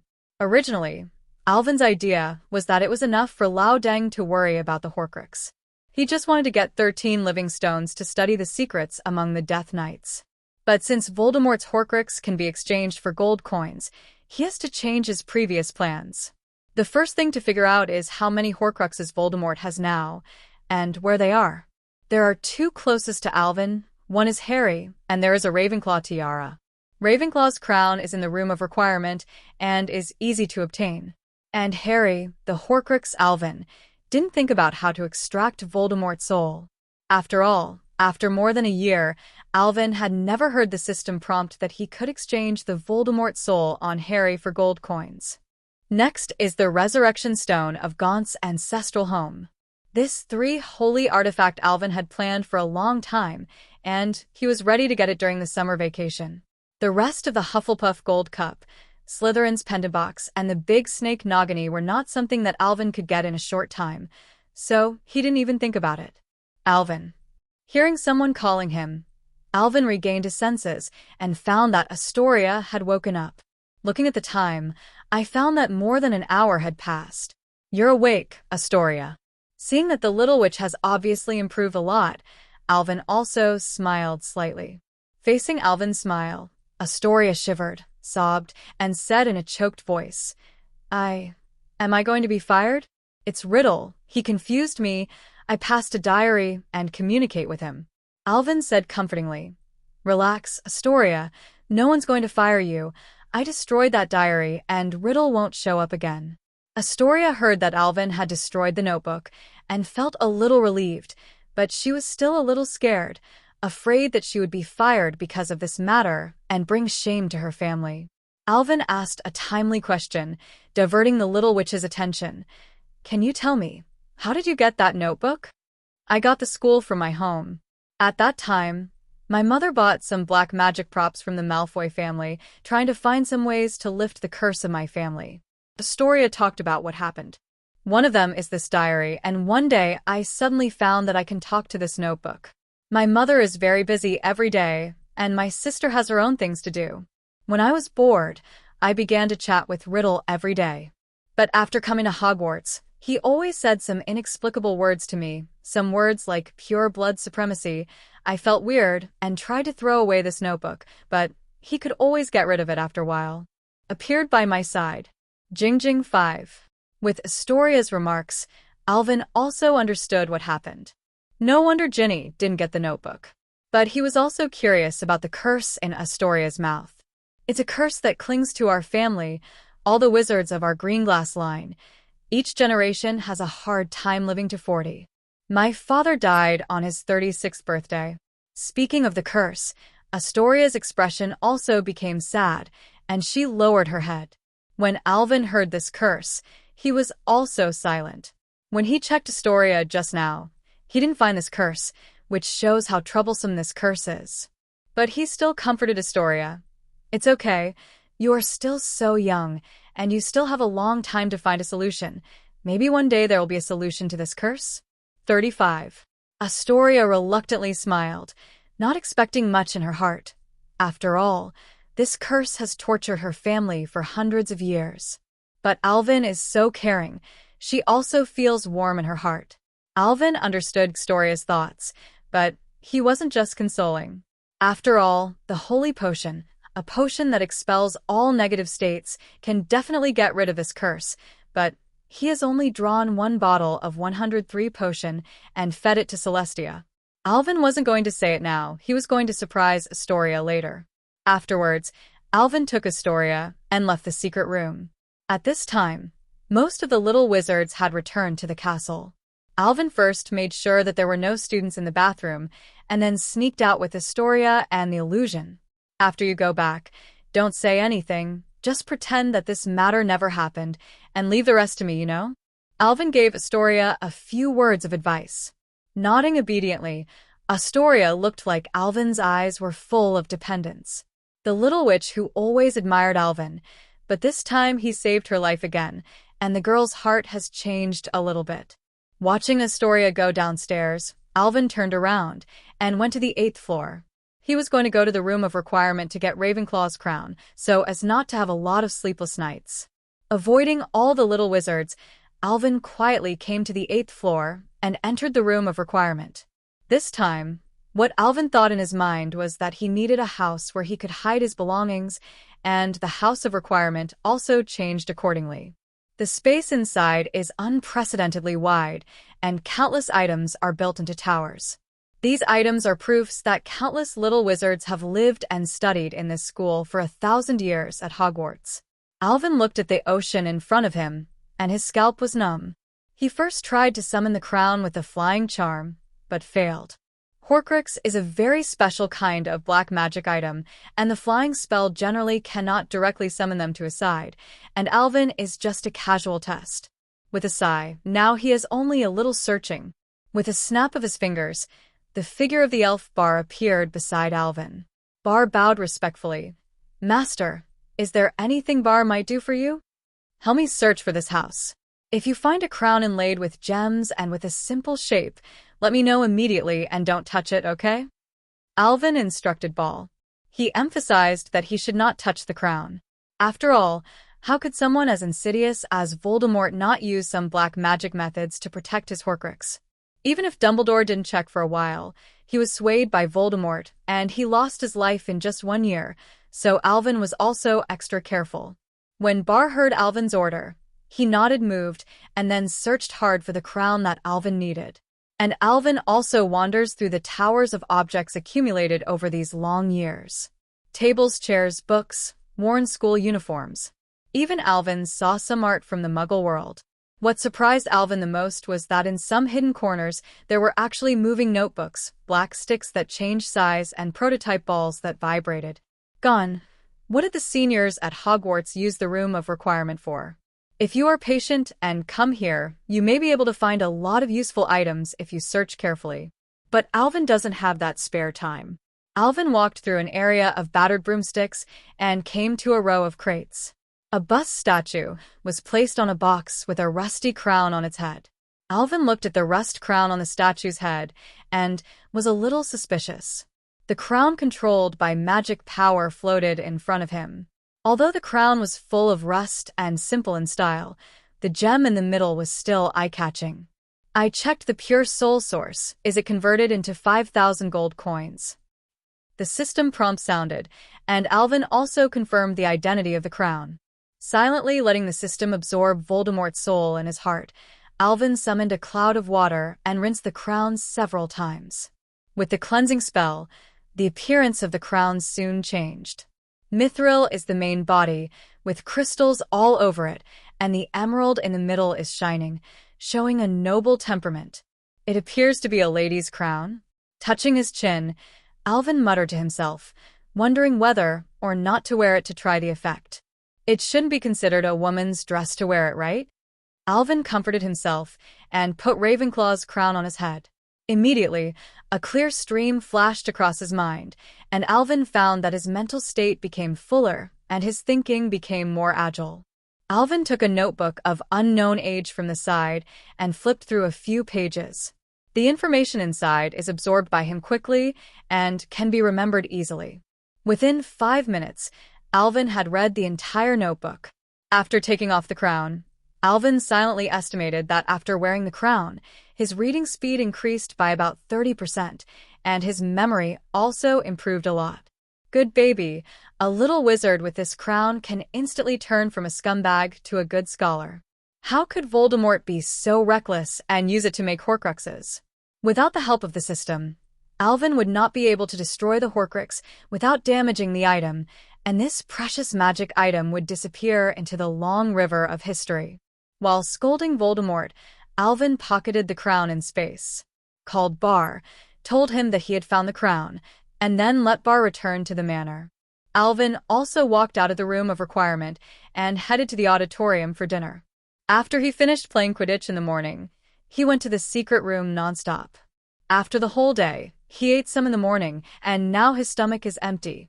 After arriving in the auditorium, there were already quite a few people sitting at the 4 long tables, and Chio, who saw Alvin, called him to his side. "What did you just do?" You didn't even attend the Ravenclaw celebration. I just suddenly thought of a few questions about the spell and went to the library to look for some materials. 99. Alvin didn't say anything about the secret room. After all, there were many people in the auditorium. Alvin was going to meet Dumbledore later and tell him about the Chamber of Secrets. Now, the little wizards at Hogwarts still have lingering fears about what happened to Mrs. Norris last time, and now many little wizards dare not go out alone and have to go together. Professors also arrange patrols at night to prevent students from running around, which also caused a lot of trouble for Alvin's night tour. When Cho heard Alvin's answer, he didn't have any doubts. Instead, he asked about Alvin's Christmas arrangements. Are you going home for the Christmas holiday? Mom said you are welcome to spend Christmas at my house, otherwise your belly will be meaningless. 5. Cho made an invitation to Alvin. Alvin had a headache, and just a few days ago, Hermione had said the same thing to him. Sorry, Cho, I have some things to deal with at Christmas, so I can't be a guest at your house. Alvin rejected Cho apologetically. He does have a lot of things to deal with, and the situation on Knockturn Alley is getting more and more tense. He needs to deal with those two families and let the Arya family continue to expand. Moreover, he also had to go to the Malfoy family. The time he and Malfoy agreed to browse the library was also this Christmas holiday. All right. Listening to Alvin's answer, Cho was a little disappointed, but she was still very sensible and didn't ask more. If she could know, Alvin would naturally say it. Gas. In Ravenclaw's lounge, the little eagles after dinner returned to the dormitory and continued today's carnival. In the wizarding world, there are very few entertainment projects for young wizards, and Quidditch is one of the few projects that the whole people can participate in. Therefore, after every Quidditch match, the little wizards will be excited for a long time, especially Ravenclaw, because most of the team are girls, and they rarely win a Quidditch match. But in such a warm atmosphere, a figure seemed a little out of place. Luna sat quietly in the corner, holding a sign and writing and drawing on it, humming an unknown tune. And such a maverick also attracted the attention of some little wizards. Many people have known this Ravenclaw freshman who has been a bit eccentric since he entered the school.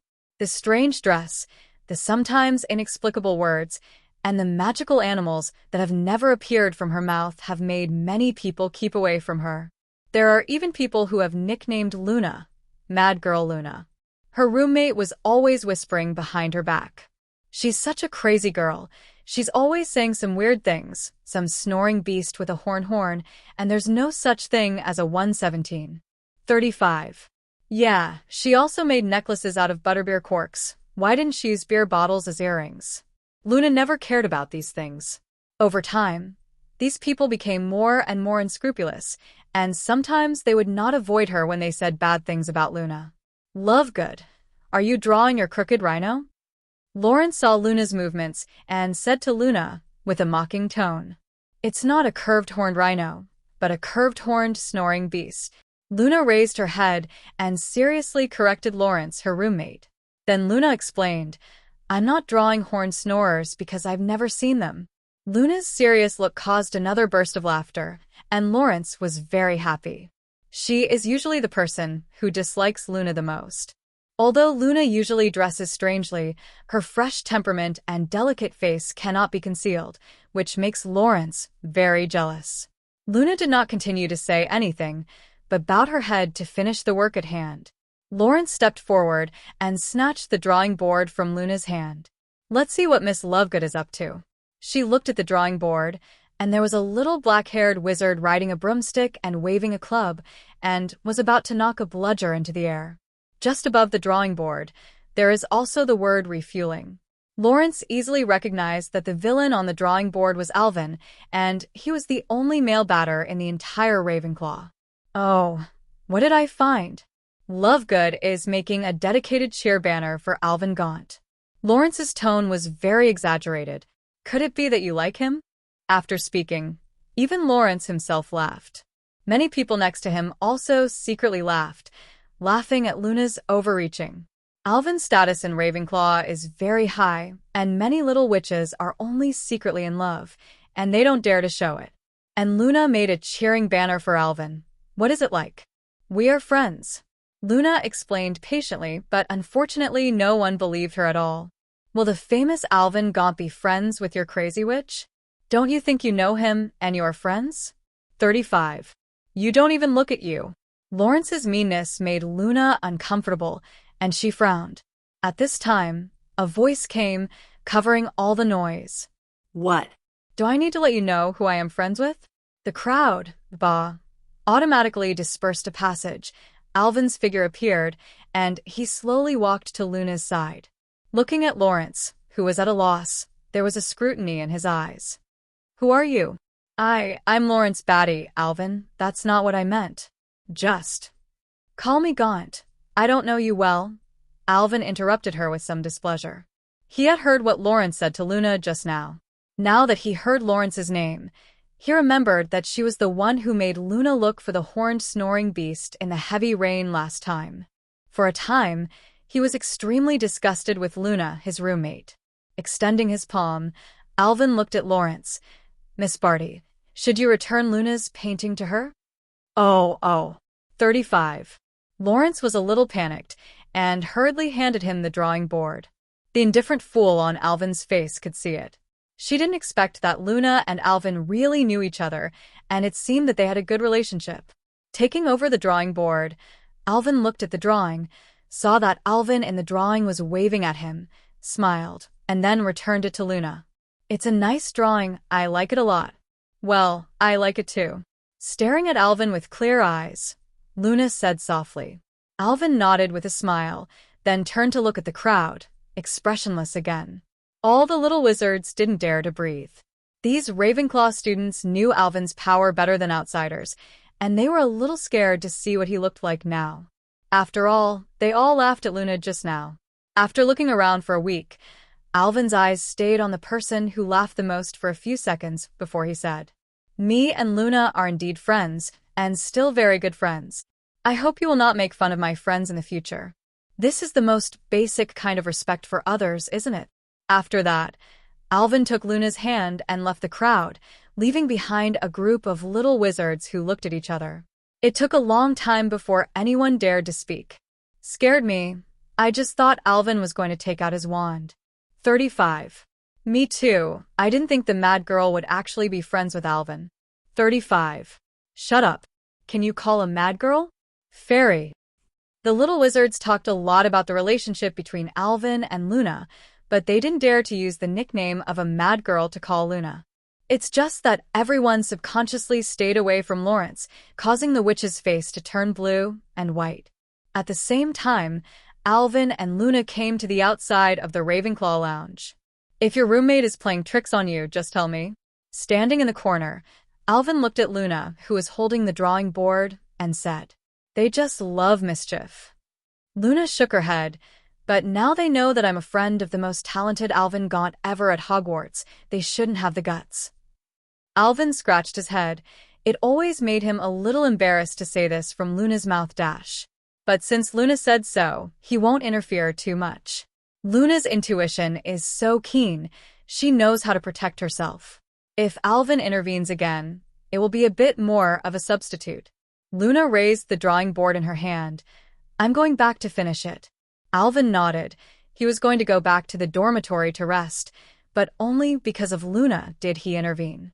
In front of the principal's room, Alvin held the burnt diary in his hand and came to the statue guarding the door.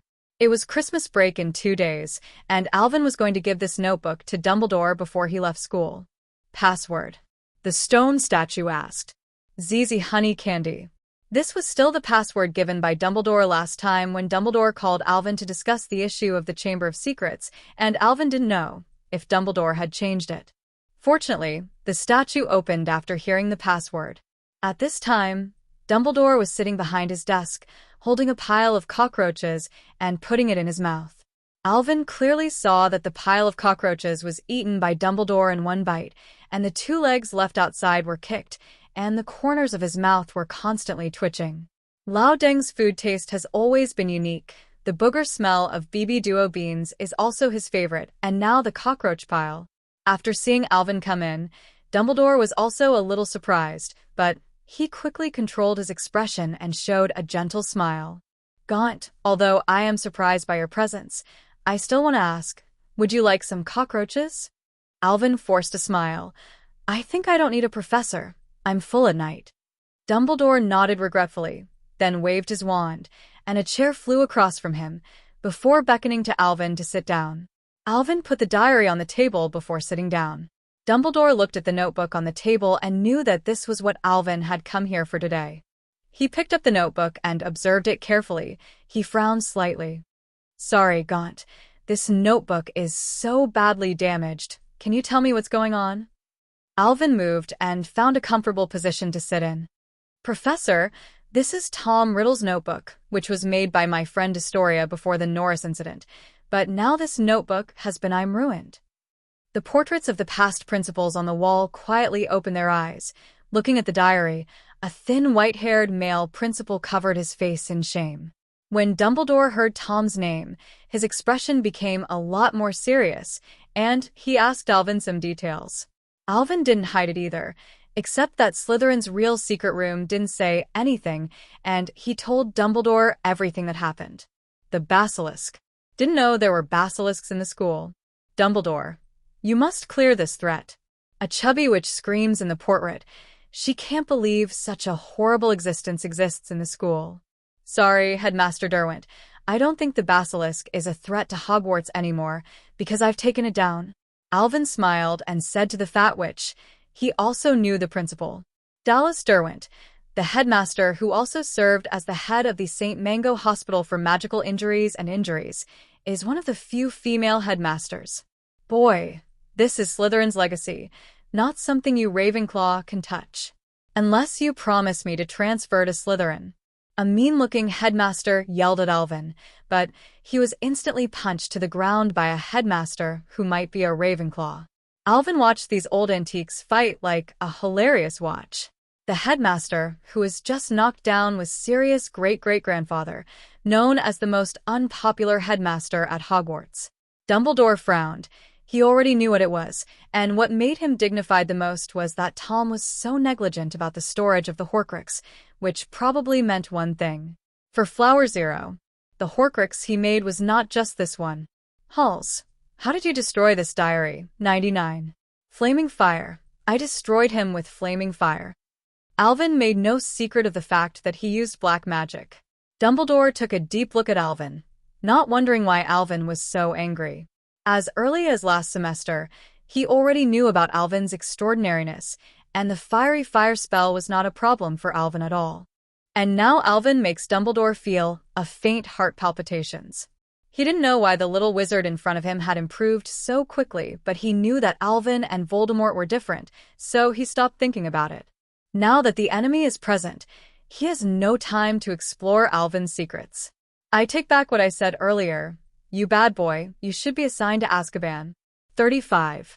Headmaster Black, who was beaten and bruised, said that even in Slytherin Academy, which is rich in dark wizards, there is no precedent for Alvin to learn the fiery spell in the second year. Alvin ignored Headmaster Black and looked at Dumbledore's troubled look. The reason why he told Dumbledore about the existence of the Horcruxes was because some of the Horcruxes were too difficult to find. Hufflepuff's gold cup is still in the Lestrange family's treasury, and it's not something he can get in a short time. As for the snake named Nagini, it is estimated that it has not yet become Voldemort's Horcrux. He decided to get the Slytherin locket and the Resurrection Stone, and leave the rest to Dumbledore to deal with. At this time, Dumbledore also slowed down and looked at Alvin. Thank you, Gaunt. This information is very important. As for Miss Greenglass's problem, let it pass. No one will bring it up again. I will tomorrow. Announce your contribution at the dinner party. Hearing Dumbledore's words to see off, Alvin nodded, then stood up. That's it, Headmaster. I'll take my leave. Merry Christmas, Gaunt. You too, Professor. 10. After Alvin left, Dumbledore didn't move, still sitting in his seat, thinking about something motionless. Albus, what are you still like? Has the crisis in the secret room been solved by the little wizard just now? A portrait on crutches asked Dumbledore curiously. This diary is a Horcrux. Dumbledore said softly. This time, the principles of the past generations are all fried. What? Someone else has mastered this evil magic. Fortunately, it was solved by that little guy's accidental fire, Dumbledore. You should add 200 points to Ravenclaw. Principals, you said one sentence at a time. Obviously, the Horcrux thing shocked them a lot. Among them, Armando Dippet was ashamed. 117 Voldemort made trouble in his office and killed a classmate. He even awarded such a person a special contribution medal at that time. At this moment, Dumbledore's next words were like pouring a bucket of hot oil on the fire. I strongly suspect that Tom not only made this Horcrux. All the noise disappeared in an instant, and the portraits of the headmaster seemed to have been hit by a muffler spell, unable to utter a single word. All that was left in the entire office was the sound of Dumbledore's index finger tapping the table unconsciously. At the dinner the next day, Dumbledore announced that the Chamber of Secrets incident had been resolved and added 200 points to Alvin, not mentioning Astoria at all. This moved the little witch to look at Alvin, and the enthusiastic gaze made Alvin feel fluffy. At this point, everyone has put down a burden. Although there has been no attack recently, Mrs. Norris's tragic situation is like a sword of Damocles hanging over everyone's heads. And Dumbledore gave Alvin so many points. It must be related to this, which made Alvin leave a campus legend in the school. The next day, most of the little wizards embarked on their journey home, and when they arrived in London at noon, Alvin went to Diagon Alley after saying goodbye to Autumn and Hermione. He sat at the Leaky Cauldron bar, ordered a glass of orange juice, and tasted it leisurely. It didn't take long for Lockhart's figure to appear in the bar, causing quite a commotion. He greeted and took photos with his fans with a smile on his face.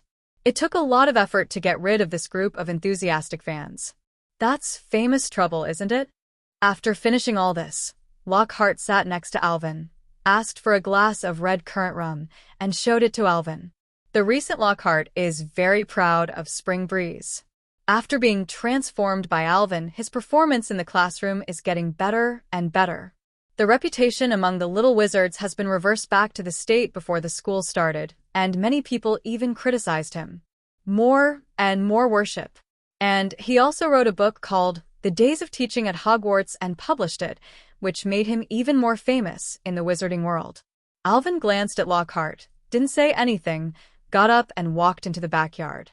Lockhart laughed awkwardly and followed Alvin's pace.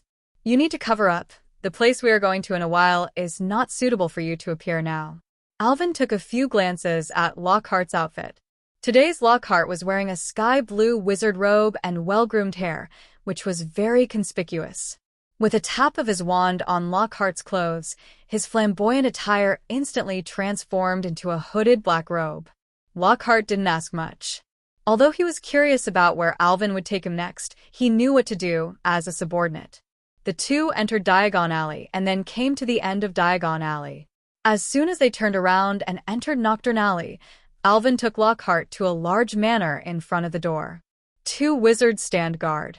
They were about to go in when a wizard stopped them. Is he here to buy a werewolf potion? Sorry, we have important guests today. Please wait. To shut up. Another wizard glanced at Alvin and quickly interrupted his companion. Sir, this person is new and doesn't know you, so don't have the same knowledge as him. The master is waiting for you in the living room. The words were full of flattery. Alvin gave the man a surprised look. You recognize me? 99. The man laughed a few times and replied, My name is Solink. I was the gatekeeper last time you came and you petrified me. Alvin was stunned. And he said why this person didn't sign the contract and still recognized himself. It turned out to be an acquaintance. Alvin nodded at him. Where is Arya now? 99. The owner of the house has been waiting for you in the parlor. 35. After Alvin heard it, he lifted his leg and walked in, without looking at the two of them again, and Lockhart followed closely behind. The scolded companion watched his partner put Alvin in directly and said a little aggrieved, Didn't you say that there are important guests coming today, and no one can come in? Solink glanced at his companion helplessly and explained patiently, This lord is the very important guest today. When the companion heard this, he was startled and asked quickly, Then he won't blame me. I finally joined the Arya family to work. 99. Fumbling his chin, Solank said hesitantly. Shouldn't it be? But as he said that, the scene of Alvin opening his mouth was a killing curse, and he couldn't help shivering. Ailey 1.0 is sitting in the hall. Today, she is wearing a white dress with a bright red waistcoat on her shoulders, and she looks graceful and luxurious. She was reading with a newspaper in her hand, but the way she looked at the door from time to time showed that he didn't pay attention to the newspaper at all. Today is the day she and Alvin promised. After all, she hasn't seen Alvin for almost 4 months, the little wizard who has brought an earth-shaking change to her life. Because of Alvin, the current Arya family has its current size, and even the Rambus family and the Frank family have to fight together. And just when she was stunned, a voice that she had been looking forward to for a long time suddenly rang in her ears. Alia, long time no see. Hearing Alvin's voice, Arya stood up immediately, revealing her perfect curves. Wow. Lockhart let out a soft cry, and Alvin's eyes swept over, and he immediately closed his mouth. Alvin took off his hood, revealing his handsome face, and looked at Arya in a daze. Although we haven't seen each other for only a few months, the little wizard in front of him has grown a bit. Looking at Arya, who was stunned, Alvin couldn't help but smile and said, Why, don't you recognize me as a boss if you haven't seen him for a few months? Listening to Alvin's teasing, Arya also recovered. Her pretty face blushed slightly, ignoring Alvin, but looking in Lockhart's direction. Who is this? Lockhart looked at Alvin and got Alvin's permission before taking off his hood and showing a bright smile. Hello, I'm Gilderoy Lockhart and Gaunt's subordinate. Nice to meet you. Arya looked at Alvin strangely. Are you going to school or digging the corner of Hogwarts? Alvin ignored her strange gaze and took the seat directly, with Arya and Lockhart also taking their seats. Alia, talk about the current situation and your plans.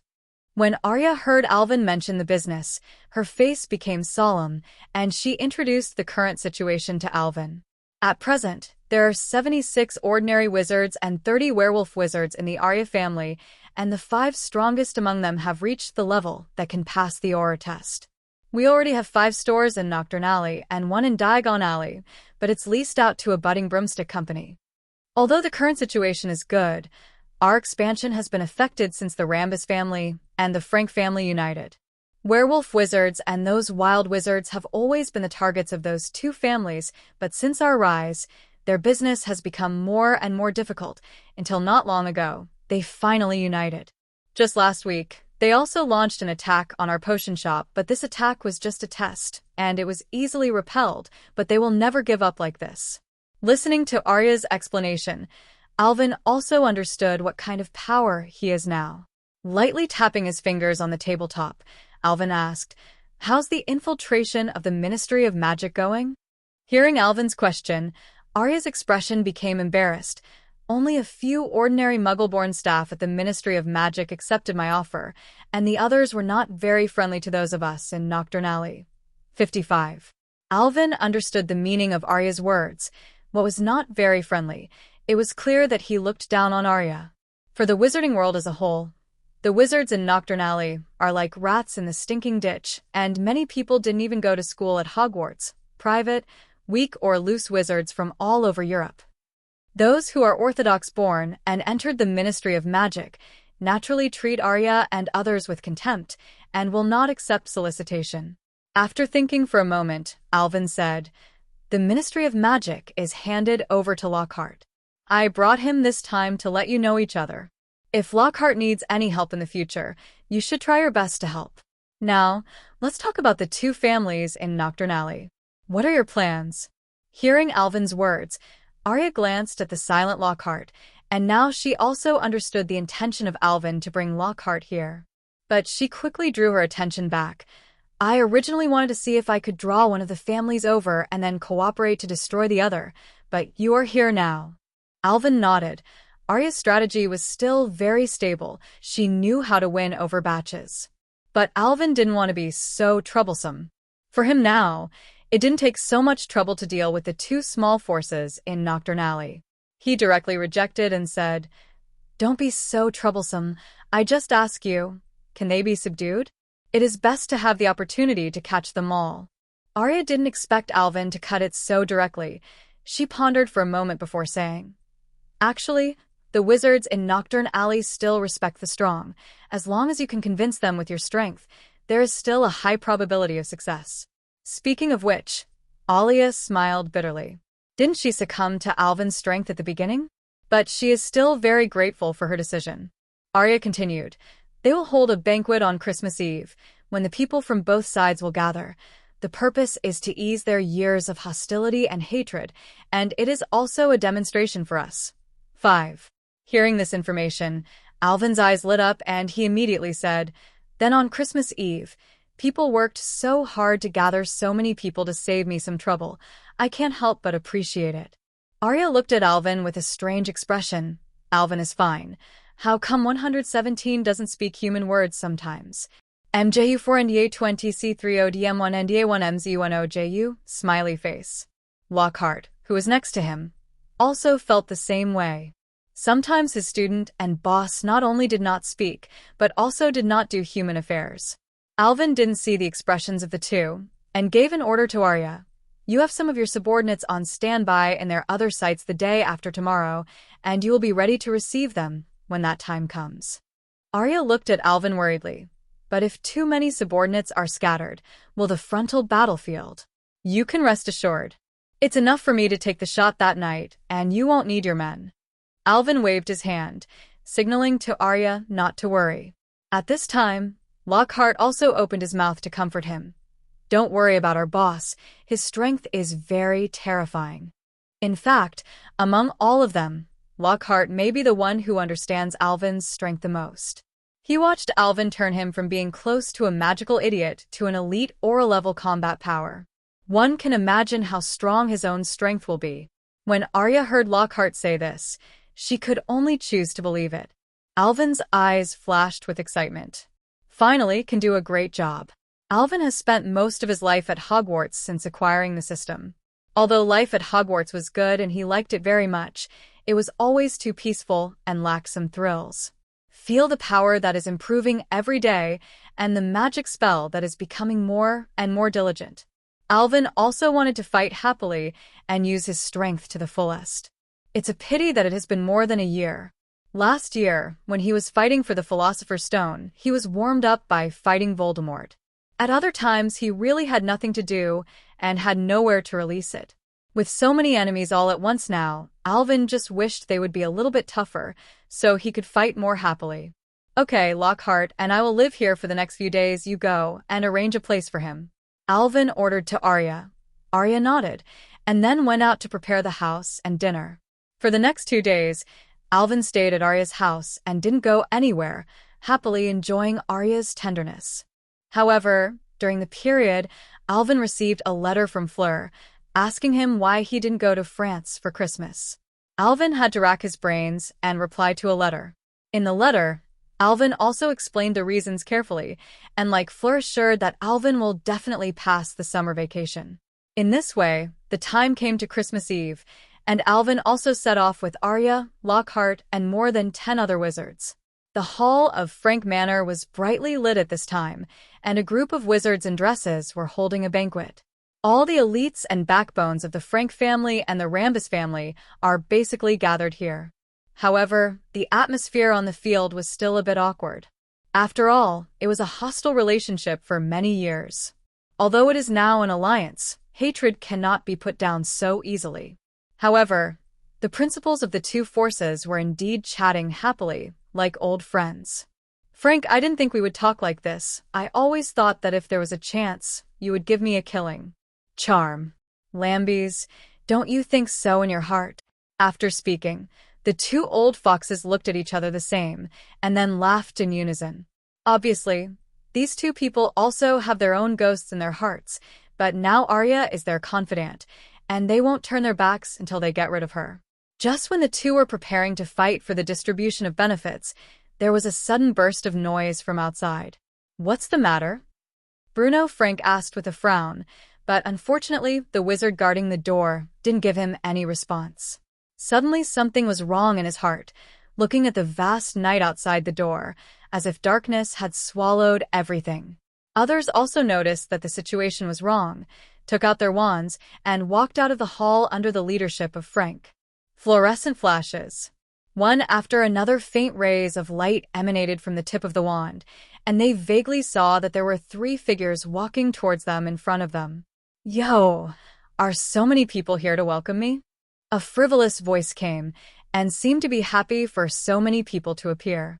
And the 2 families finally saw who was coming, Arya and 2 people wearing wizard robes. "Alia, what are you doing here?" Frank frowned and shouted angrily. Although there were only 3 people in front of him, who knew if there were more people hiding in the dark. However, he thought that the elites of the 2 families were here, and he would not suffer any loss, and he felt relieved. Arya didn't speak, standing quietly beside Alvin. "Happy Christmas Eve, Mr. Frank." Alvin stepped forward and said hello softly. Frank was keenly aware that the black-robed man was the master, and at the same time he thought that the Arya family had suddenly acquired a large amount of potions in the past few months to expand. Could it be the black-robed man in front of me? Unsure of where Alvin was coming from, he didn't dare to be careless. "Happy Christmas Eve, this gentleman. Do you know what's the matter with your late-night visit?" 35. Lombus also guessed something next to him. His eyes flickered, and he winked at one of his subordinates, but unfortunately it was too dark, and his subordinates did not see. In desperation, he could only clench his wand quietly. Alvin glanced at Rambus, ignoring his small movements. Still using that relaxed tone, he said, "Arya said that the purpose of your gathering today is to discuss how to deal with us. I am also very curious about this. So let's take a look." Flunder's expression changed. He didn't expect the other party to be so direct. He subconsciously picked up his wand and pointed at Alvin, followed by his subordinates. Lockhart and Arya were also tensed up, ready to fight at any time. But Alvin sighed softly. Why did these people start the fight without saying a word? Vulgar, too vulgar. Frank knew that he couldn't be good today, so he opened his mouth and ordered, "Go! Kill the 2 at the back first." 35.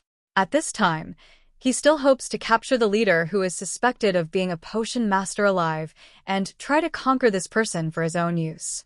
Break apart. It's all petrified. Break to pieces. Get chow. For a time, dozens of colorful rays of light attacked the 3 of Alvin. Alvin raised his hand slightly, and a wall of earth stood between the 2 sides, which was instantly shattered, but it also blocked nearly half of the spell. The rest of the spell was castrated unabated, and then hit Alvin's iron armor spell, splashing layers of ripples, but it didn't shatter. Alvin frowned slightly. He didn't expect dozens of spells to make his own armor spell shatter, and he was still not strong enough. If you want to let the people on the opposite side know what Alvin is thinking, you will definitely vomit blood with anger. "We have not broken your defense with dozens of spells. How strong do you want to be?" The next moment, a silver-white flame appeared in Alvin's palm. Alvin threw it slightly, and the flame immediately flew to the sky and expanded rapidly, covering the entire manor. Li Hua. I don't know who shouted. Everyone looked at the silver-white flame in the sky. The flames gradually formed a huge hood, covering the entire manor. Alvin waved his arms gracefully and commanded, and rounds of fierce fire fell from the air, forming eagles, lions, badgers, and pythons. These fiery beasts surrounded the people of the 2 families, and they all screamed in the sky. Facing this apocalyptic scene, Rambus panicked and shouted, "Hurry up, hold up the barrier spell." Using the end spell, everyone heard the command and hurriedly waved their wands, trying their best to output magic power. All protection. Stop the curse. All curses end. They kept hitting the magic spell on Li Hua, trying to prevent the flame from approaching, but with little success. Li Hua's Xiongshi broke through an end spell, raised his palm, and slapped the barrier with force. Suddenly, the invisible barrier was distorted, and there were signs of melting. Rambus held up his wand with difficulty and continued to provide magic power to the barrier, but unfortunately still could not stop the barrier from melting. 117 Boom. Alvin spread his palm and pressed down. The fierce fire in the sky burst, forming a long sword, killing the crowd. What? The screams came from Rambis's mouth. His defense was finally smashed by the lion, and a long sword just hit his chest, and the whole person was blasted to the wall of the house. He only had time to scream a few times before being burned to ashes by the fierce fire. Like a chain reaction, screams continued to come out, and in a short period of time, more than a dozen wizards died. Lockhart and Arya stood behind Alvin and stared blankly at the scene. They thought that even if Alvin could win today, it would be a thrilling fight. Unexpectedly, Alvin only used a fierce fire spell to force the two families into such a desperate situation. Is such a terrifying strength really something a second-year wizard can possess? And Frank couldn't hold it for long at this time. He breathed a sigh of relief, forced the fiery python back a distance, and then shouted, "Give up, sir. Give up." 35. Alvin was unmoved, his index finger lightly tapped. The fierce fire on the field seemed to have been catalyzed by something, and his body size had skyrocketed. Frank became more and more panicked. Did he really want to kill all of his people? Voldemort wasn't so cruel back then. "Sir, please spare our lives. We are willing to agree to any conditions." Frank's cries were full of hysteria, and he was now almost on the verge of collapse. "Alvin," Arya shouted cautiously. She thought it was almost the end, and there were really few people left to kill. "They are here today to subdue these two families, not to kill them all." Alvin nodded, also thinking that it was almost the same. The people he killed just now were all purposeful. Most of them are people with twisted faces. Because these people studied black magic or some crooked ways, they turned into the ugly appearance they are now. Killing these people, Alvin has no burden in his heart. As for Rambus, this is for his future consideration. When he is not here, in order to prevent Frank and Rambus from uniting against Arya, he can only let Rambus withdraw. Flatten the right hand, spread the 5 fingers, and then firmly grasp. The fiery beasts on the field also stopped moving. Their bodies gradually collapsed and turned into the purest flames, trapping the remaining wizards inside. The flames in the sky also flew back to his palm, turned into the original small flame, and then disappeared. Alvin looked at Frank in the fiery circle. "Mr. Frank, I just said hello to you. I hope you are satisfied." Lockhart's eyebrows twitched, and Alvin was about to be impersonal again. Is there such a greeting? If you say hello, half of the people on the opposite side will die. Frank was disheartened at this time, panting heavily, and his heart froze when he heard Alvin's greetings. But he forced a smile on his face. "You are too polite. Next time you don't need to be so generous. Just say anything if you need it."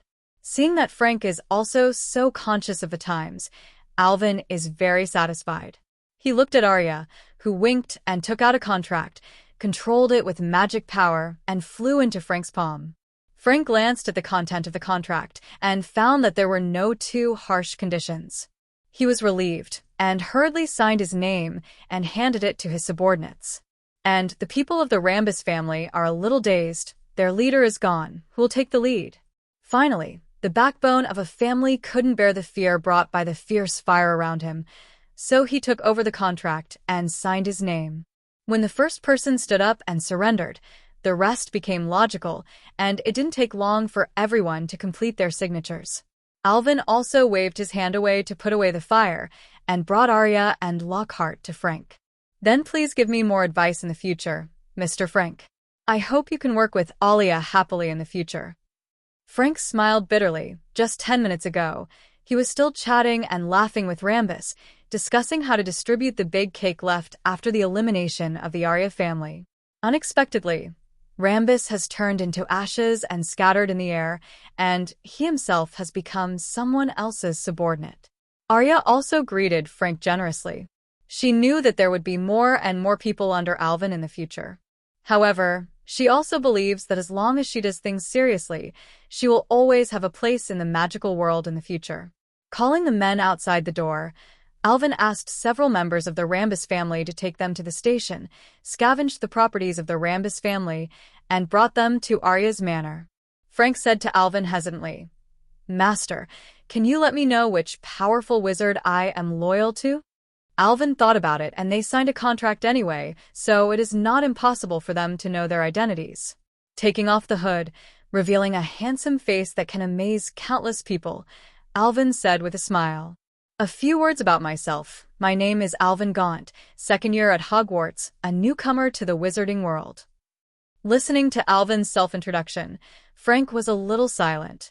Unexpectedly, he had been in Diagon Alley for half his life and fell into the hands of a Hogwarts student. Is education at Hogwarts this high now? But why is the name Alvin Gaunt so familiar? Opening his eyes wide, Frank said in surprise, "You are the little wizard who invented the wolf's poison potion? The recipient of the Merlin Medal? Alvin Gaunt?" Alvin nodded, acknowledging this. Frank also suddenly understood. No wonder the Arya family could get werewolf potions for sale, and they also recruited a group of werewolf wizards. It turns out that the inventor of the potion is their behind-the-scenes boss. He remembered it again, but the description of Alvin in the newspaper, the corners of his mouth twitched wildly. Now Frank wants to grab the person who wrote that report, grab him by the neck, and let him take a closer look at the mess in this place, and the wizards who are not even scum dash. You call such a person a kind-hearted person? It's called a kind-heartedness to help others. But it's too late to say anything now.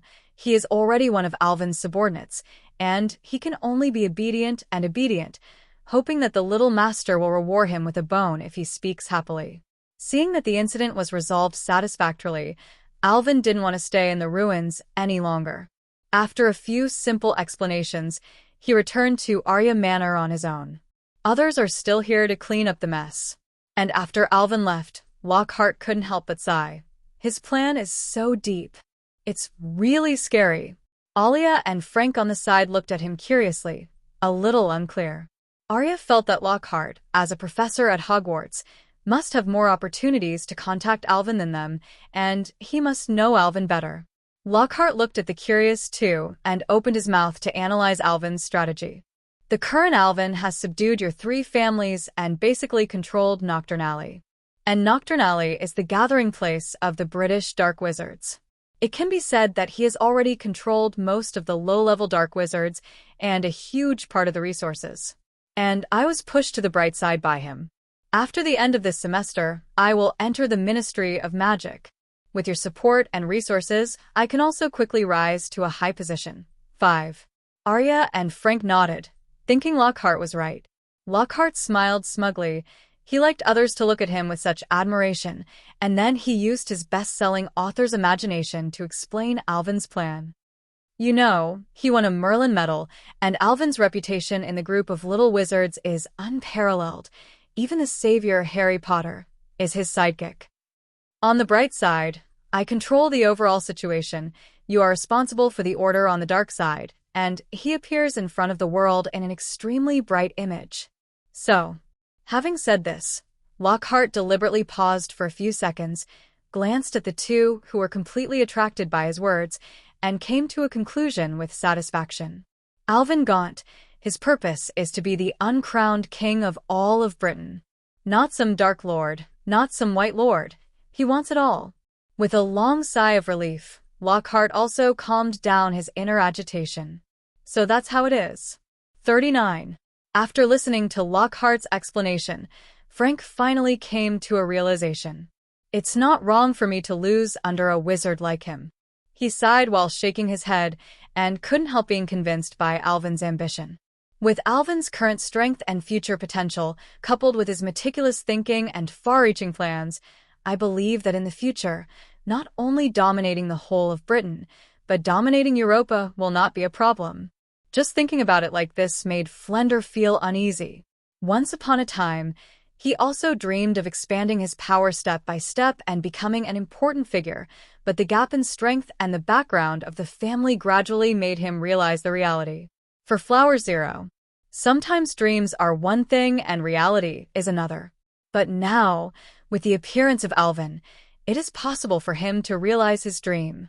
Arya's eyes were also shining at this time, and she did not expect that the lazy little wizard who went to her lap had such far-reaching considerations. She made up her mind secretly that she must help Alvin accomplish these goals. This is not the place to talk. We will meet at my manor another day and have a good discussion. 95. Arya terminated the conversation. She needed to collect some data to make future development plans. Alvin, on the other side, knew nothing about it. After he returned to the manor, he took out the invisibility cloak for research. Before the Christmas break, Alvin borrowed Harry's invisibility cloak. Harry readily gave the invisibility cloak to Alvin, which made the invisibility cloak as the Deathly Hallows look a bit unremarkable. In recent days, Alvin has also been looking at Slytherin's experimental materials while studying the invisibility cloak. Gradually, Alvin also figured out some ways. Harry's invisibility cloak is different from others. Most of the other invisibility cloaks are made of invisible beast fur. However, such an invisibility cloak is very flawed and will gradually lose its effect over time. But this piece of Harry's ancestry has gone through thousands of years and is still intact, and even Alvin can't tell what material it was made of. And his most important discovery is Harry's invisibility cloak, which can cut off people's breath and even vitality. He tried to make his house elf put on the invisibility cloak, but no matter what method he used, he couldn't sense the existence of the elf unless he touched it with matter, and then he could feel it again. Think of it again in the story of the poet Badu. Only the third invisibility cloak is Death's own equipment, and the other two are just made by Death with roadside stones and branches. Alvin increasingly believes that this invisibility cloak is not simple 10. England, Wiltshire, Malfoy Manor. As one of the richest pure-blood nobles, Malfoy's manor is naturally very dignified and gorgeous. In the lavish living room, Lucius Malfoy and his wife, Narcissa Malfoy, are enjoying a rare reunion with their son Draco Malfoy. Except for the summer vacation at Hogwarts, there is only one longer holiday, Christmas. Therefore, all students spend less time with their families in these years. Son, this is your favorite toffee pudding, and foie gras, you eat more. Narcissa looked at her son with a distressed face, still complaining about Dumbledore. That crazy old man didn't let the house elf go to school. I really can't imagine that you have been studying in the 117 school more than once. What day will it be? Draco opened his mouth. He wanted to say that the food in the school was not too bad, but seeing his mother like this, he wisely shut his mouth. Lucius, who was next to him, nodded in agreement. Dumbledore is indeed old, and he is a little too good for those mudbloods. Doesn't he know that only pure blood is the foundation of the wizarding world? Dad. Draco frowned and interrupted Lucius. Since studying with Alvin, Draco has no prejudice against muggle-born wizards and other half-blood wizards. He clearly knows that any identity is a joke in front of absolute strength. Even his father, Lucius, only dared to speak ill of Headmaster Dumbledore behind his back. Lucius looked at Draco in surprise. He suddenly found that his son was a little strange. In the past, when he made these remarks, Draco would agree with him very much, but his behavior today is very different from before. But he didn't say anything and continued to enjoy the Christmas dinner with his family. After the dinner, he called Malfoy to the study alone. Tell me what happened to you at school that changed you so much. 35. The father and son sat opposite each other, and Lucius asked Draco with some concern. Draco shook his head gently. He just said, "No, Dad, it's just that someone made me understand that the glory of pure blood is not to be highlighted by a few words of mudblood, but to be earned by yourself." When Lucius heard this, his face changed and he said angrily, "Do you know what you are talking about? Draco, are you denying me?" Draco was not afraid because of his father's anger, but told his theory slowly. "Father, times have changed, and now more and more half-blood wizards are appearing, and they are also a part of the forces that cannot be ignored in the magic world. Secondly, after so many years, the blood inheritance of pure-blood wizards has become thinner and thinner, and we don't even know if we are a real pure-blood wizard. For wizards, strength is the most important foundation. Like Principal Dumbledore, Professor Snape, and even the Dark Lord who can't even mention his name, they are all mixed blood, but who dares to underestimate them?" Lucius stared at Draco in a daze. He couldn't believe that these words came from his son's mouth, and for a moment, he felt that Draco seemed to have grown a lot. With a long sigh, Lucius Malfoy leaned weakly on the sofa. He understood that what Draco said was right. In fact, he had already seen through the issue of mixed blood and pure blood. Looking at Draco with some relief, although Draco's remarks still seem a little naive, He has already understood the most essential thing, strength. Lucius said to his son earnestly, Draco, why don't I understand what you're saying? But I can't change all of this. In order to maintain the honor of our family and keep the interests of other pureblood families in line, there are some things I have to do. Hearing his father's words, Malfoy was also silent. Alvin had told him before, why did the pureblood family reject half-blood wizards and muggle wizards so much? It is essentially a conflict of interest. The presence of a large number of half-blood wizards and muggle wizards in the magical world will squeeze the living space of pureblood families so that many pureblood families have to unite and follow Voldemort. The purpose is to eliminate a group of aliens. Do you really think everyone was bewitched by Voldemort's words? Maybe, but definitely not much. Thinking of this, Malfoy also remembered the conditions he promised Alvin. Dad, I promised one of my classmates to come and browse our library. Tell me what's going on. Lucius didn't get angry because Draco made such a promise, but calmly asked why. Afterwards, Draco told Lucius everything that had happened between him and Alvin, excluding his conflict with Hermione, of course. The current Malfoy is very afraid of Hermione. Hermione is strong, good at learning, and the most important thing is Alvin's girlfriend. He can't afford to provoke him. After listening to Draco's narration, Lucius asked in surprise, Is that Gaunt really as strong as you said? Draco nodded vigorously. This is just the strength he showed. Maybe he has hidden more cards.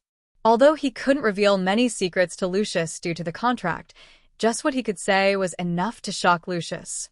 Lucius praised and said to Malfoy, You have done a good job. Alvin Gaunt 1.0 is obviously the next Dumbledore or Mysterio, and it is a wise choice to have a good relationship with him. You will invite him tomorrow. Come to our house. 5. Draco said embarrassedly to his father. Dad, Gaunt is also a mixed race, can you? Lucius, of course, understood what his son meant, and patted his head angrily.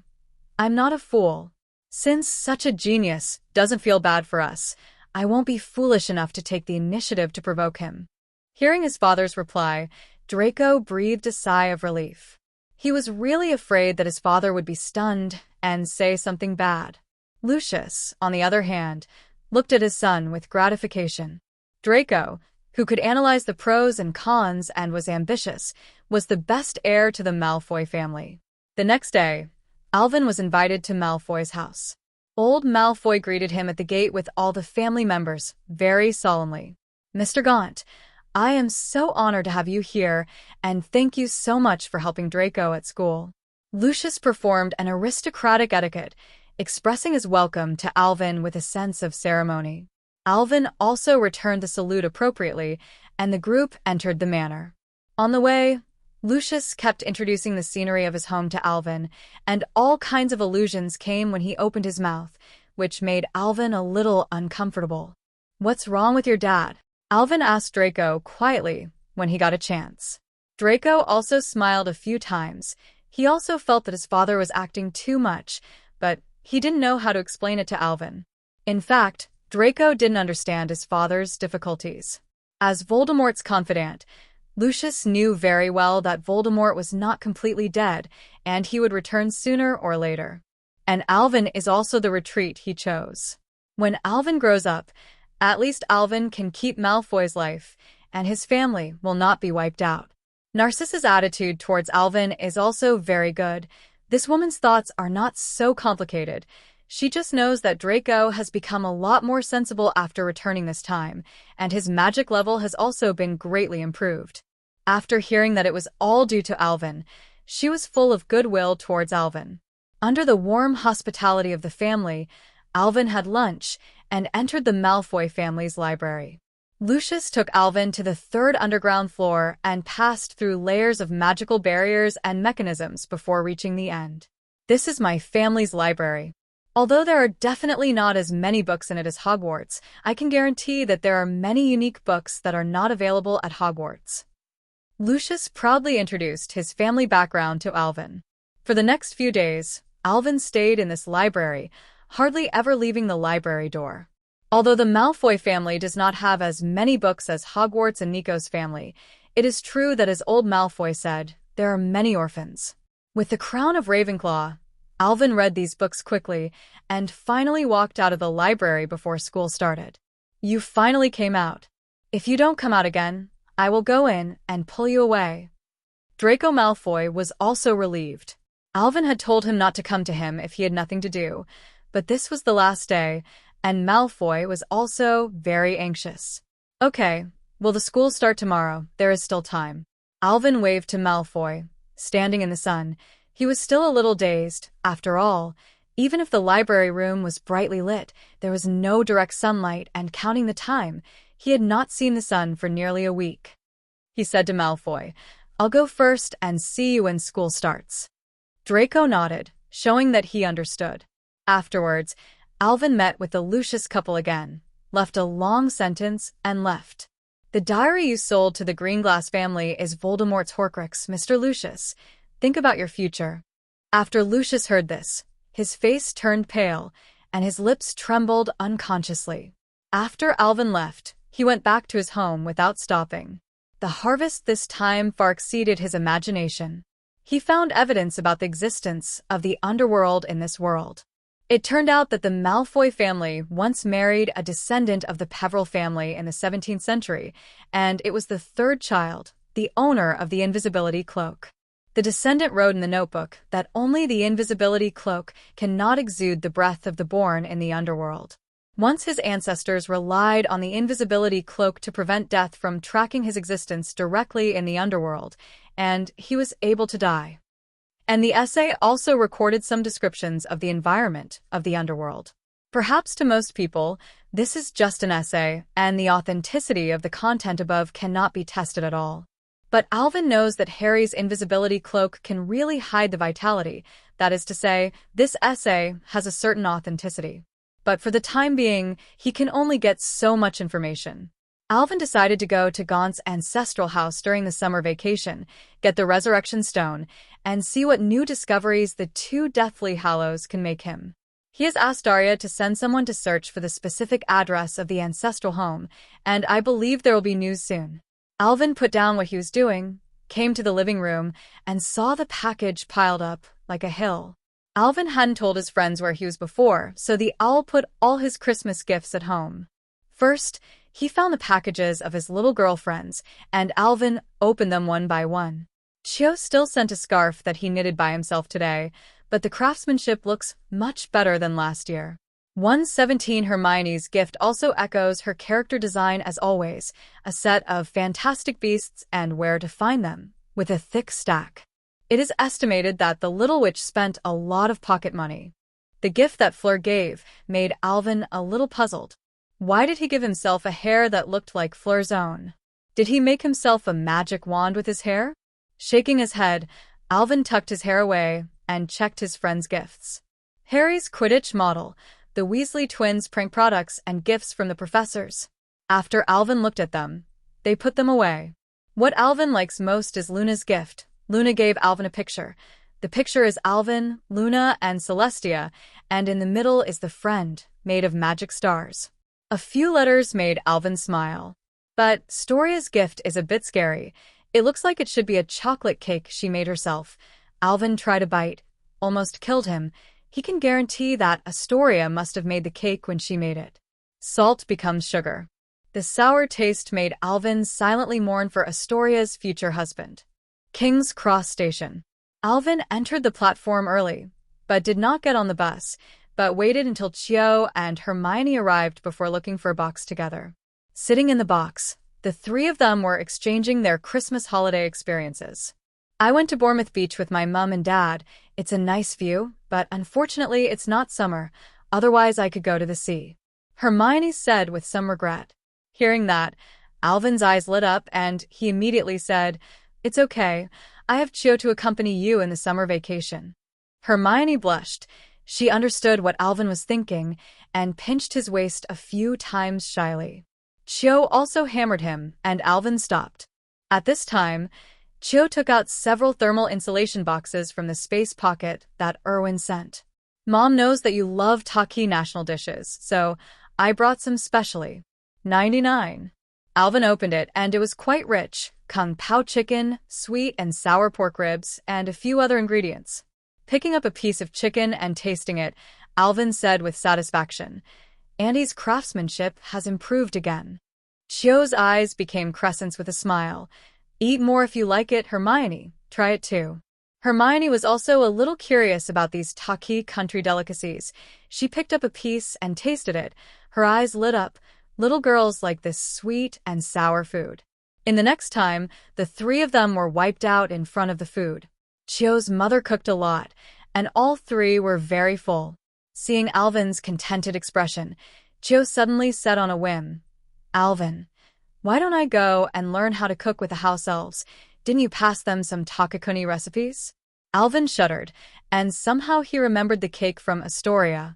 A little scared and asked, "Chio, you should know the difference between salt and sugar, right?" Chio looked at Alvin strangely.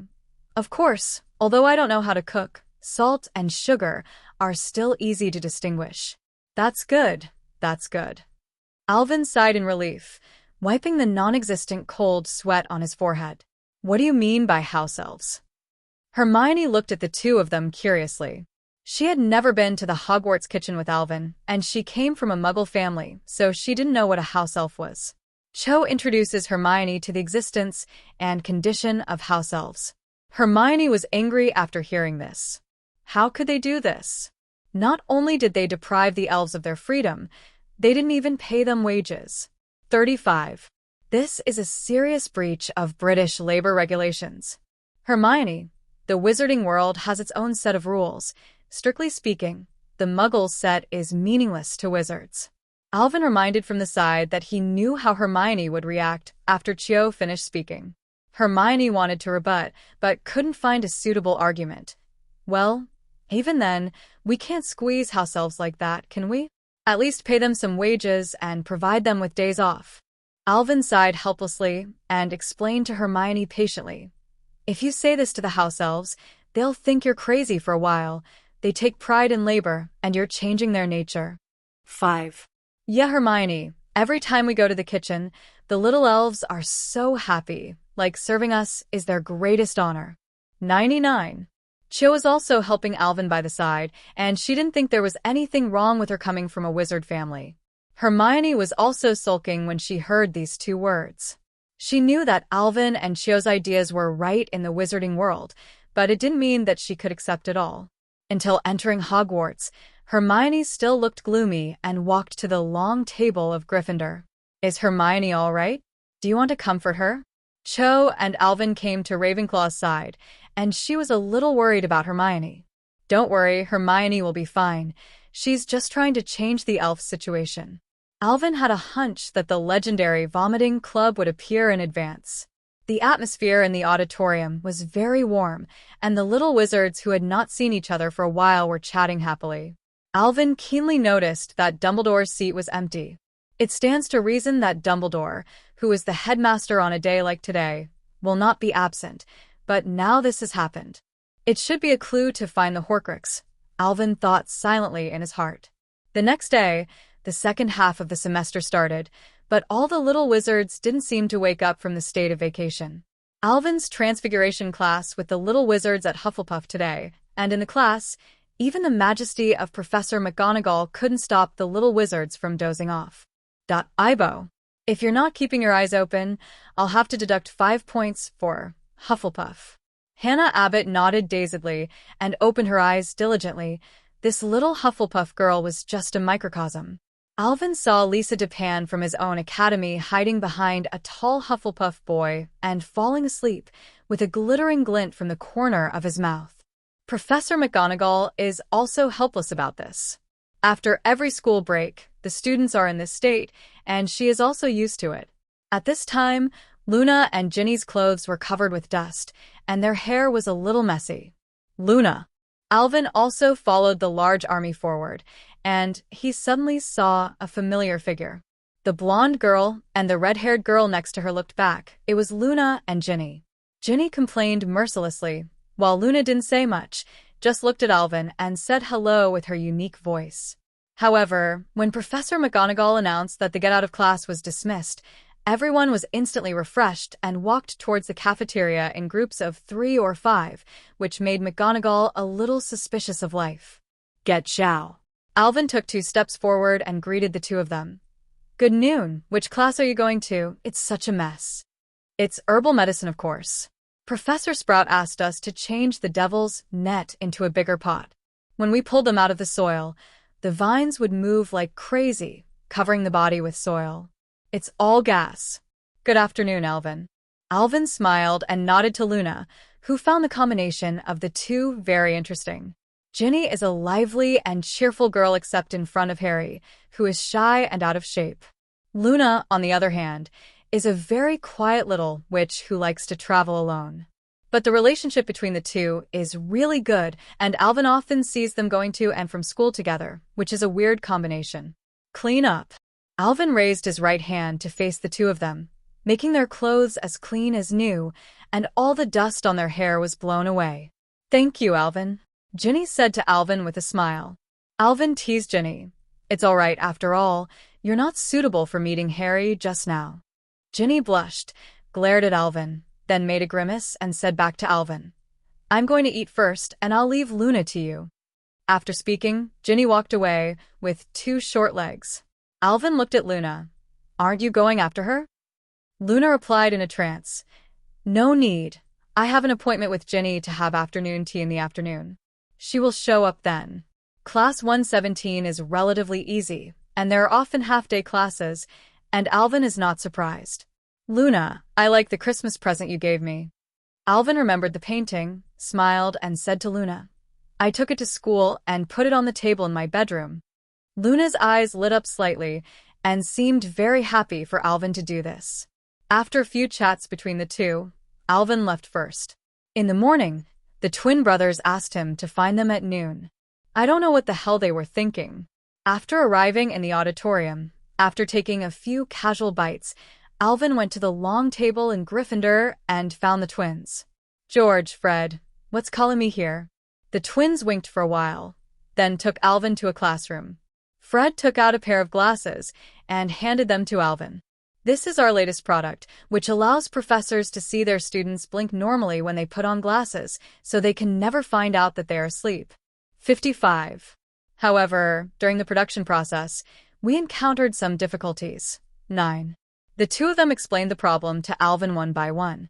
There's no problem with their thoughts on the glasses, but after the little wizard falls asleep, it is easy to lower his head or lie directly on the table, and it is still easy for the professor to discover.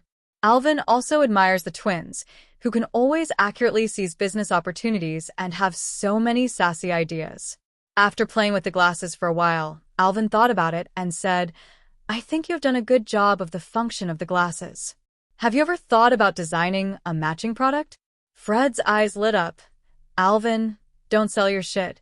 Just tell me what you think. Alvin explained his idea. Since glasses can solve the problem of closed eyes during sleep in class, then it would be better if we design a product to fix the body shape. Speaking of this, his thoughts were also opened up, and he became more and more interested. We can enchant a petrification spell on a piece of clothing, so that when the little wizard chooses the sleeping position, he can activate the magic pattern and let your body is fixed. But you must not use too much magic power, otherwise, it is estimated that they will not be able to remove the petrification after class, and they will need the help of friends. Fred and George became more excited as they listened, and George gave Alvin a thumbs up. Genius idea. Fred also nodded in agreement. He thought it was too wise to let Alvin join in. Not only provides financial support, but also is good at both alchemy and potions, and, can provide some novel ideas from time to time. The next 3 people talked a lot about the details, and Alvin also gave a solution to some magic pattern problems they encountered. The twins soon returned to the dormitory full of energy for research and development. A week later, Fred excitedly came to Alvin's side. Alvin, it worked. What? Alvin was confused, not understanding what Fred and George were talking about. He is currently counting with Chio the chocolate doll stickers he has now. Although Alvin is not very interested in sweets, he has a slight collection addiction, and he really wants to collect all the stickers. Clothes. Petrification charm. Fred said 2 words, insane hints. Alvin also reacted and stood up in surprise. Go, show me. Chio was a little curious, what made it so mysterious, and followed them away. It was the same classroom last time. After the three came in, George handed Alvin a vest-like dress. According to your last suggestion, we enchanted the incomplete petrification charm on it, and after activation, you can move your body to a small extent. And in order to prevent customers from being called by the teacher when they use it, we also added an alarm function. As long as the professor calls your name, the clothes will vibrate slightly to let them know that they've been called by the professor. 5. While explaining, George put on the dress and then put on a pair of gold-rimmed glasses, ready to demonstrate it to Alvin. Sure enough, when George was sitting in his seat and looking at the podium, he could only see George staring at his book and reading, blinking and moving his fingers from time to time. And when Alvin walked to the side to see clearly, George's eyes had long been closed, and he looked like he was asleep. He shouted, "George!" George's figure swayed a few times, the petrification spell was released, and George stood up naturally. "Nice job, George 55. Alvin patted George on the shoulder. The two twins' hands-on ability and design talent made Alvin a little impressed. Although the magic spells and magic patterns used are very simple, such an innovative ability is something that those old-fashioned wizards will never have. Got praise from Alvin. George and Fred were also very happy. They smiled and asked Alvin to name the product. Alvin looked at the vest that looked similar to an IQ tax product in his previous life and said with some wickedness, "Just call. Back to good." Beautiful. Fred scratched his head, somewhat confused about the meaning of this strange name. But Alvin has decided so it's called Beibeijia. Chiou was curious and wanted to test the efficacy of Beibeijia, as well as the pair of glasses that the twins named Sleepy Glasses. Fred sensibly took out 2 brand new sets and gave them to Chiou. "This one is for you, and the other is from Alvin." After experiencing the effect, Chiou was very pleasantly surprised and said, "I think everyone needs these 2 items in the history of magic class. Professor Binz's class is really tormenting." History of magic is arguably the most boring of all Hogwarts lessons. And Professor Binz, who is in charge of teaching this class, is also the only ghost teacher in the school. According to legend, he died while sitting in the office one day, but Professor Binz did not realize this fact. He left his body in the lounge and turned into a ghost to teach the students. Alvin was curious about whether the school had ever paid Professor Binz a salary. If not, he would be an old capitalist. His class was extremely boring, and coupled with a ghost's steady and consistent tone, each class could successfully hypnotize many little wizards. Alvin heard Chiou's sigh, and he nodded in agreement. Every time he was in Professor Bin's class, he could always yawn, but he was too embarrassed to lie on the table and fall asleep, so he could only hold on. "How much are you going to sell?" Alvin asked the twins about the price. Speaking of this, the twins are a bit tangled. Although they have some talent in this, they still have too little business experience. "Our cost is 5 sequos, and we're going to sell 10 six. What do you think, Alvin?" Alvin heard their pricing and shook his head. These 2 are still too young. "It's not right for you. Don't just count the cost of materials. Isn't your time money? Isn't your technology money? In my opinion, directly sell a galleon." Alvin made the final call. The twins were dumbfounded. George stammered and said, "However, will a galleon be bought by a little wizard? You must know that a galleon can buy a lot of snacks and candy."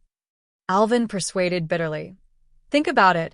Little wizards are sleepy and afraid to sleep when they are in class, and they are afraid of being discovered by the professor when they fall asleep. Is it expensive to spend 1 galleon to buy peace of mind?" The twins and Chiou shook their heads together. "Not expensive. Isn't that enough?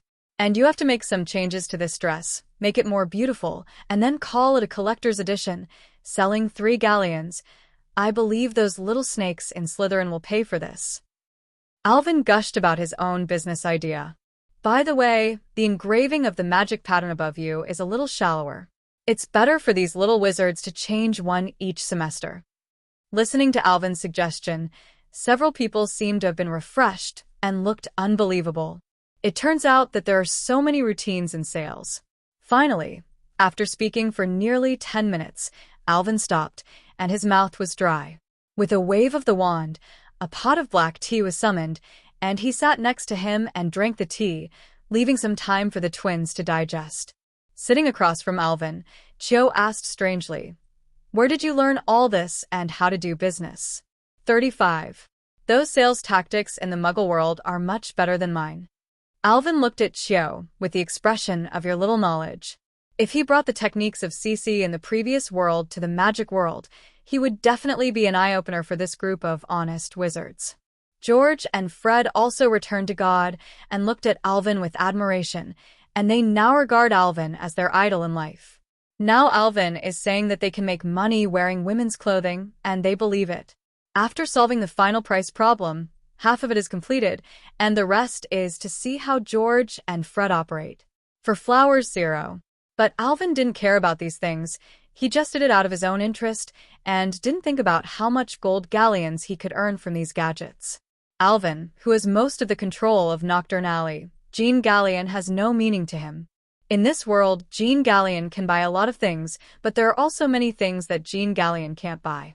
For the next period of time, Fred and George were too busy to see anyone, and even the weekly tutoring group did not attend for 2 weeks in a row.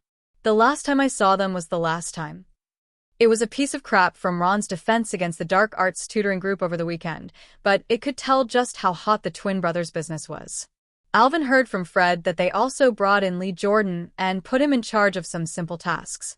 Now the order has been lined up to 100 pieces, and it is estimated that the two of them will not be able to finish it next month.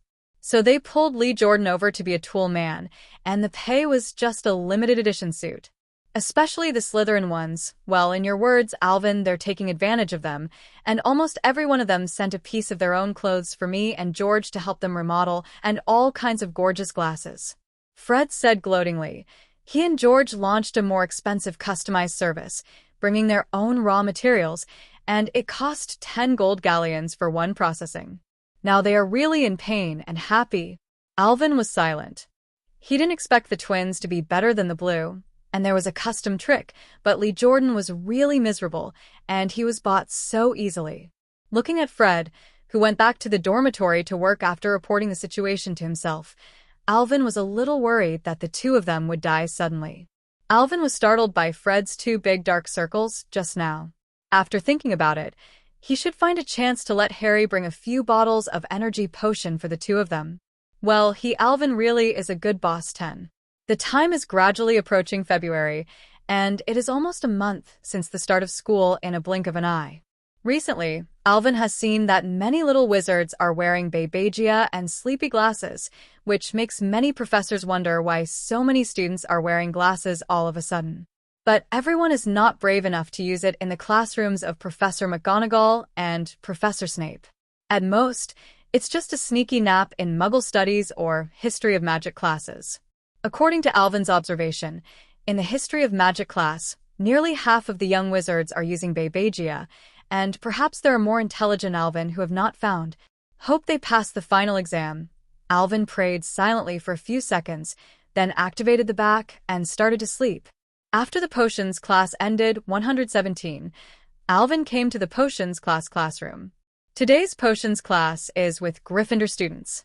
As soon as Alvin sat down, Harry immediately sat down next to him and smiled at him ingratiatingly. Alvin looked at the somewhat wretched Harry silently. How did he find that this savior was a little crooked? Alvin, please, you and Hermione can be together anytime, but you can't just die. 35. Harry thought Alvin was going to reject him and quickly prayed to Alvin with a pitiful expression.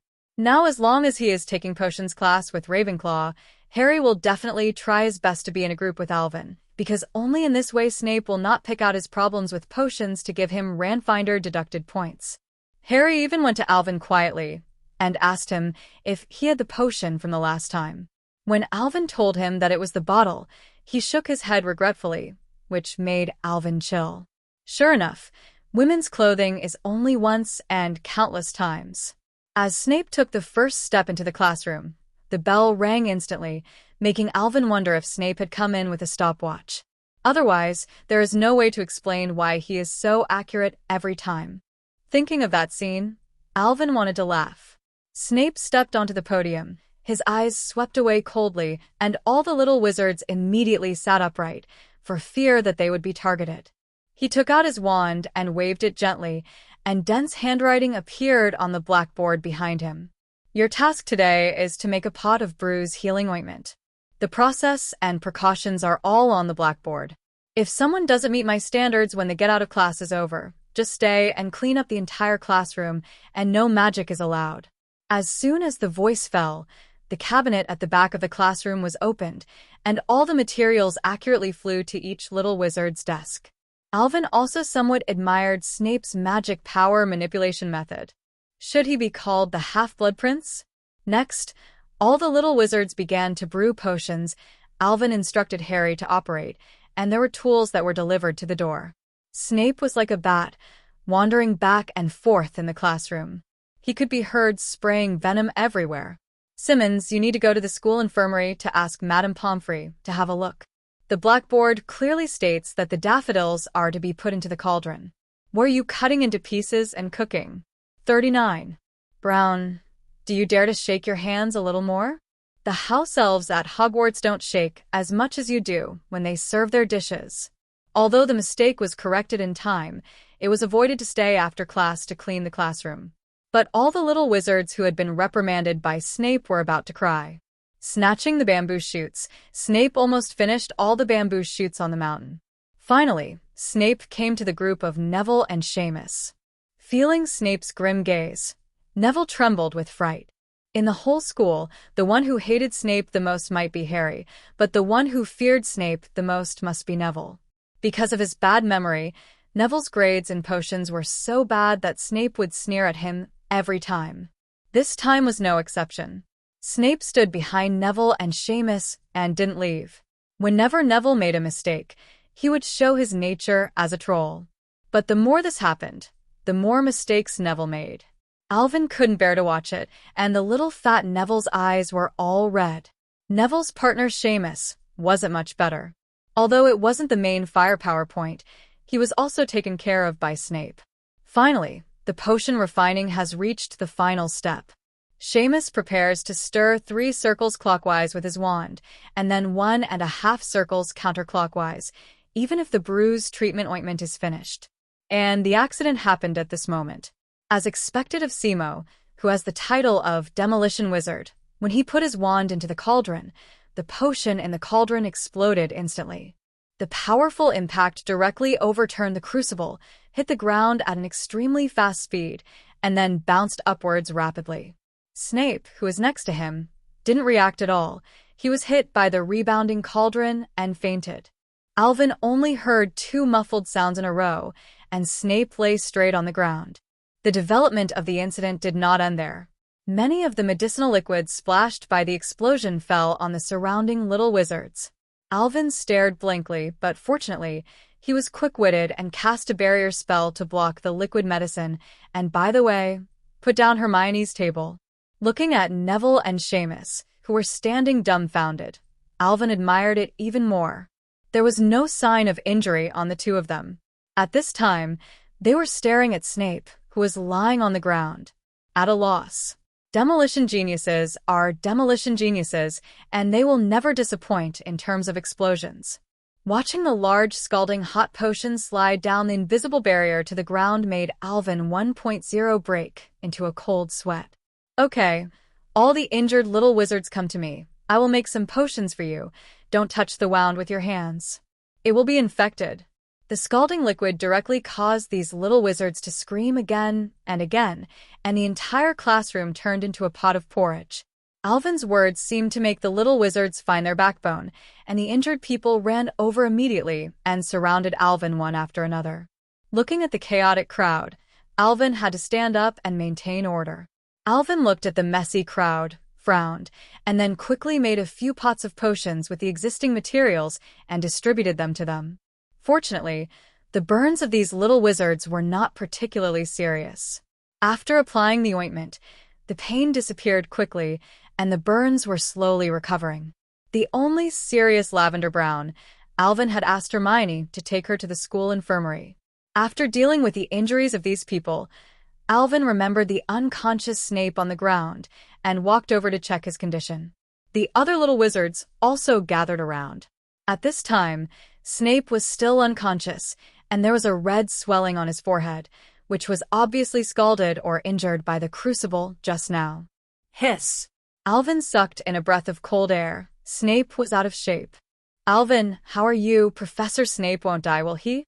A little wizard said worriedly, but the excitement hidden in his tone made Alvin roll his eyes 13 times. Don't worry. The professor just passed out and won't die. Alvin dipped a little of the rest of the potion on Snape. The little wizards around sighed, probably mourning for the lack of a new potions professor. After Alvin finished the medicine, he keenly observed that Snape's fingers moved slightly, thinking that he would wake up soon. But after 5 minutes, Snape still showed no sign of waking up, and Alvin looked at the little wizards around him, only to realize. Standing up, Alvin said to the crowd, "Okay, you stand here to make it difficult for the air to circulate. This class is over. You go first. I'll just guard Professor Snape."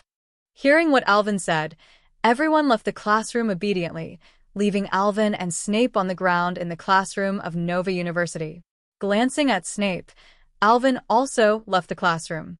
Just after Alvin left the classroom, Snape immediately opened his eyes, covering his still aching forehead. He stood up and said word by word, "Neville Longbottom, Seamus Finnegan." There is a deep resentment in his tone, like a ghost in hell. Soon, the incident of Professor Snape's attack in potions class spread throughout the campus. However, not many people paid attention to the specific process over there at that time, and the news that came out was vague. After the twins heard it, they found Alvin on purpose. Let him recreate the scene in Eden Realm. Alvin, who was impatient with the twins, could only let them watch it again. After seeing the twins, they couldn't stand up straight with laughter, and in the end they rolled directly on the ground, watching Alvin with black lines all over his head. The twins could not hide their secrets, and under their propaganda, the detailed process of the day spread throughout Hogwarts. The people of Gryffindor regarded Neville and Seamus as heroes, and they were greeted by someone walking up to them on their way. But Seamus and Neville also paid a price for their actions. Over the next 2 weeks, Gryffindor's scores dropped by an eye-popping amount, dropping nearly 100 points on the worst day. It wasn't until Professor McGonagall couldn't see it anymore and found Snape to chat a few times before he stopped this behavior. But this has also brought Gryffindor's scores to the bottom. But the little wizards of Gryffindor didn't care who they were. Lions. Historically, their scores were not deducted 3 or 2 times. When the school started, Harry and Ron were still deducted 100%. They said that as long as Snape likes, you can buckle up. That is, in such a joyful atmosphere, the time came to Valentine's Day. On Valentine's Day, Alvin was having breakfast in the auditorium when many owls rushed into the auditorium and threw countless packages and letters at Alvin, almost drowning him. Ravenclaw's little wizards all looked at Alvin curiously, and Alvin took great pains to organize these packages. Without exception, these parcel letters are all in pink packaging or letter paper, which looks like Valentine's Day gifts. Cho looked at Alvin unhappy, and Alvin smiled awkwardly. "Alvin, look at who sent these gifts," a student next to him cooed. Alvin ignored him, put the packages behind him, and pocketed the letter. "Are you still planning to go back and reply one by one?" Cho said with some jealousy. After a few embarrassed laughs, Alvin quickly retorted, "It's all other people's thoughts. If I throw away these letters now, they will be very hurt. Also, maybe someone secretly observes my actions." When Chio heard Alvin's answer, he sat up straight and looked around. Sure enough, several little witches were secretly watching Alvin. It is estimated that they have a copy of the love letter to Alvin. Angrily, Chio glared at them fiercely, then moved closer to Alvin, and Chio grabbed Alvin's right hand, as if to swear an oath of sovereignty. After returning to the dormitory, Alvin put the letters in the locker. None of them were opened, but he opened all the packages, all of which were candies and desserts. He carefully checked it over and over to see if there was any magic potion such as ecstasy. There are many precedents in the wizarding world. Even Voldemort's mother got Voldemort only by the love potion, and Alvin had to guard against it. Fortunately, the little witch who gave the gifts was relatively sensible, and they were just normal gifts, but the number was a bit large. Alvin came to the lounge and distributed a lot to the other little wizards. Hermione also saw that scene in the morning. The little witch was also very jealous, but she became happy after Alvin sent a delicate jewelry. In the spell class, Professor Flitwick taught a spell that fits the atmosphere of Valentine's Day, the bubble charm, which can release bubbles of different colors, reflecting colorful light under the light of candlelight. Alvin used pink bubbles to spell out Hermione's name, followed by a heart, which made Hermione blush, and the other little witches looked envious. Romantic spellcasting Alvin. Professor Flitwick looked at them with a smile and added 5 points to Alvin. After Alvin and Hermione left the charms classroom, they suddenly encountered a group of elves floating in the air. Not a somewhat ugly elf like Gringotts, but a beautiful little fairy like the fairy Vivian in the legend of King Arthur. Wearing a delicate tulle dress, her height is only a few tens of centimeters, and she has transparent wings as thin as cicada wings behind her. They formed a circle around Alvin and Hermione, sang unknown songs, and sprinkled many roses. The little witch blinked at Alvin with big bright eyes, thinking that all this was his masterpiece. But Alvin knew in his heart that he had never arranged these scenes, and it must be a little trick by Lockhart. In fact, Alvin guessed right. These elves were arranged by Lockhart. Of course, the purpose was to please his boss. Sure enough, under the attack of this series of sugar-coated cannonballs, Hermione couldn't be shy and was moved to give one to Alvin, which made Alvin silently praise Lockhart. When Alvin came to the auditorium, the decoration inside also changed. Alvin rolled his eyes at him and returned to his seat. Lockhart didn't care, stood up from the teacher's chair, and said loudly, "Everyone, happy Valentine's Day. So far, many little wizards have sent me greeting cards, and I'm here to express my gratitude to them. Yes, these surprises are all arranged by me for everyone. Next, let's spend this romantic holiday happily." The walls of the auditorium were covered with pink flowers, and heart-shaped confetti kept falling from the ceiling. Lockhart, dressed in a pink robe that matched the scene, sat in the teacher's chair. Seeing Alvin coming in, he winked at him with his left eye, as if asking if he was satisfied with the surprise he arranged. After speaking, he bowed slightly towards the 4 long tables, expressing his gratitude. A group of little witches applauded him vigorously, but both Harry and Ron were frowning, and the confetti fell on their lunch. The professors were also a little unhappy with such a pink environment, especially Snape, whose face was covered with dark clouds. But they didn't say anything. Lockhart's recent strength and classroom effects were enough to cover up his flaws. Chio's little hand pulled Alvin's sleeve, and Alvin looked over suspiciously. Chio sure said quietly, "Alvin, can you accompany me to Hogsmeade this weekend?" After speaking, she looked at Alvin pitifully, waiting for his reply. Hogsmeade? Alvin's mind turned around, and he understood Chio's meaning. Alvin recalled that this semester, Chio seemed to have only been to Hogsmeade once with Marietta, and the rest of the time was generally by his side. Alvin nodded with a smile and agreed. Seeing that Alvin agreed, Chio was also very happy and gave him an idea how to sneak out. "You can cast the phantom body spell and follow me directly. I believe no one will find out. Or you go to George, and they ask for a secret passage. Last time they said they knew a lot of secret passages to Hogsmeade.35. Don't be so troublesome." Alvin rejected Chio's proposal. "I'll go directly to Professor Dumbledore to issue a certificate." 55. Alvin believed that Headmaster Dumbledore would not refuse such a trivial matter. In the evening, Alvin came to the principal's office. "Professor, I want to accompany Chio to Hogsmeade this weekend. Please give me a certificate." As soon as he entered the office, Alvin went straight to the point and had no idea of messing with Dumbledore at all. The old bee looked at Alvin with a smile. "If I'm not old and confused, I remember Gaunt.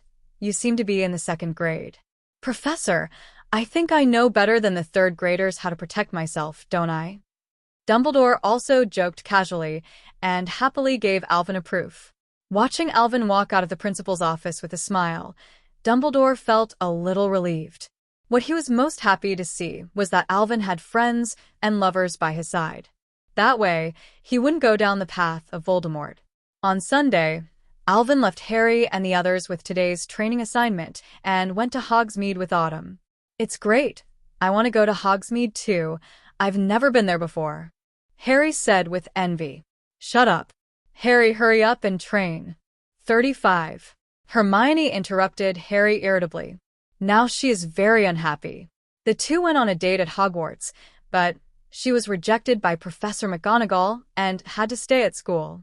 Seeing the furious Hermione shivering, Harry hurriedly started today's training. Malfoy was hit with a curse. Cho and Alvin are now strolling outside the castle.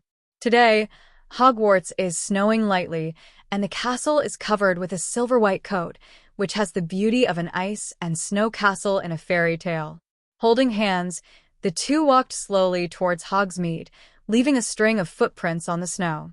When they came to Hogsmeade slowly, it was very lively, and there were little wizards from Hogwarts everywhere. Cho excitedly introduced it to Alvin.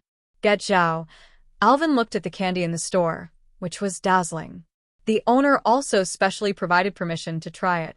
Many little wizards stood in front of the window and picked up a favorite candy to taste. Ha ha ha.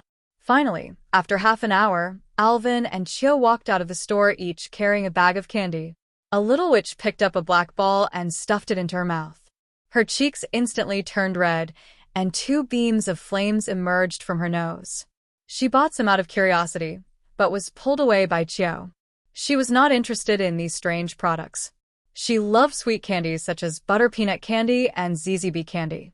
After the flames burned out, the girl returned to normal, laughing at her companion. Alvin stepped forward curiously and looked at the name of the candy. Pepper Boy. At Althaw there are not as many shops here as Diagon Alley. There are many interesting shops. Cho took Alvin's hand and came to the door of the Honeyduke candy store. At this time, it was already crowded with little wizards. The two of them took a lot of effort to squeeze into the store. Hogsmeade. Alvin hadn't been so relaxed in a long time. After coming to the magic world, he's been working hard to improve his strength and has little time for entertainment. In spells, potions, and even alchemy, Alvin has made a lot of efforts. Autumn took Alvin around Hogsmeade, bought clothes at Finya, bought some interesting gadgets at Joko's magical joke shop, and took a look at the Screaming Shack from afar. The two stopped and walked along the way, and they had to browse every store. Finally, they came to the door of a Bar 3 Broomsticks. The two entered the door, and a noisy breath came, and there were many people sitting inside, gathering the noisy wizards. Some of them spoke very loudly, but Alvin didn't think there was anything wrong with that, but had a feeling of being back in a bar in the Muggle world. Behind the bar is a curvaceous blonde witch. Although she looks quite old, she still has a charm. That's Ms. Rosamerta, and neither Marietta nor I like her, Cho quietly told Alvin. Alvin glanced at it and didn't look any further. Cho was very satisfied with his performance. Little witches of this age always have great hostility to 117 women with enchanting figures and a touch of charm. The two sat at the bar, and Ms. Rosamerta handed over 2 menus and reminded, I won't sell them drinks for underage wizards. You can only drink butterbeer and lemon juice. It was the author's mistake before, thinking that butterbeer has alcohol. Listening to his words, Alvin suddenly remembered that Lee Jordan bought a lot of wine easily last year and couldn't help but smile. Autumn ordered 2 hot butterbeers and a donut, and returned the menu to Ms. Rosamerta. You've never had this hot, freshly baked butterbeer, which has a different texture and taste than it did after sitting for a while. Cho shared his experience with Alvin, and soon, the food they ordered was delivered. Alvin picked up the hot butterbeer and drank it half in one go. Immediately, a warm current spread out in his body, dispelling the chill that had just been brought in from the outside. He exhaled a breath of hot air, and slowly the body, would feel the soft taste. After a while, he said to Cho, I should have come with you earlier. Chiu Mingmei smiled, took a sip, and took out some of the snacks she just bought. The two sat here eating and chatting. During this period, they also met Roger Davis, who also had a witch Alvin didn't know, probably not from Ravenclaw. Roger was also surprised that Alvin was here, but he was even more impressed when Alvin showed him Dumbledore's letter. He thought that Alvin was sneaking out, but he didn't expect that they actually had the principal's signature. After a few chats, Roger and the others left. I can guarantee that the witch next to Roger is not the one I met last time, Chio said to Alvin confidently. This is probably his third girlfriend this semester. A girl's love for gossip is innate, and even Chio is not exempt. She spent the afternoon talking about Roger's dark history and said that Alvin taught him badly. Alvin said that he did not take the blame at all. He was just asked by Roger how to get along with girls, and he said a few words casually. How could he know that he was so talented? The two stayed on campus until the time Hogwarts asked to do so. After Valentine's Day, the semester is entering the second half, and the professors are constantly adding extracurricular homework, which makes all the little wizards miserable. Hermione, you'll lend me and Ron your paper for reference. Harry pleaded bitterly to Hermione, but Hermione was unmoved. No borrowing. Only the papers you wrote yourself can make your memory memorable. Plagiarism will make everything meaningless. But I've figured out how to turn a teapot into a cauldron. Why should I write an 8-foot paper? Leaning on the sofa, Harry said desperately, and Ron next to him had the same expression. Hard times for Harry and Ron have come since Alvin was allowed to skip homework by the professor. In the past, Alvin was always happy to give them his homework for a few days, but now he lost his thigh, and Hermione never showed them his homework.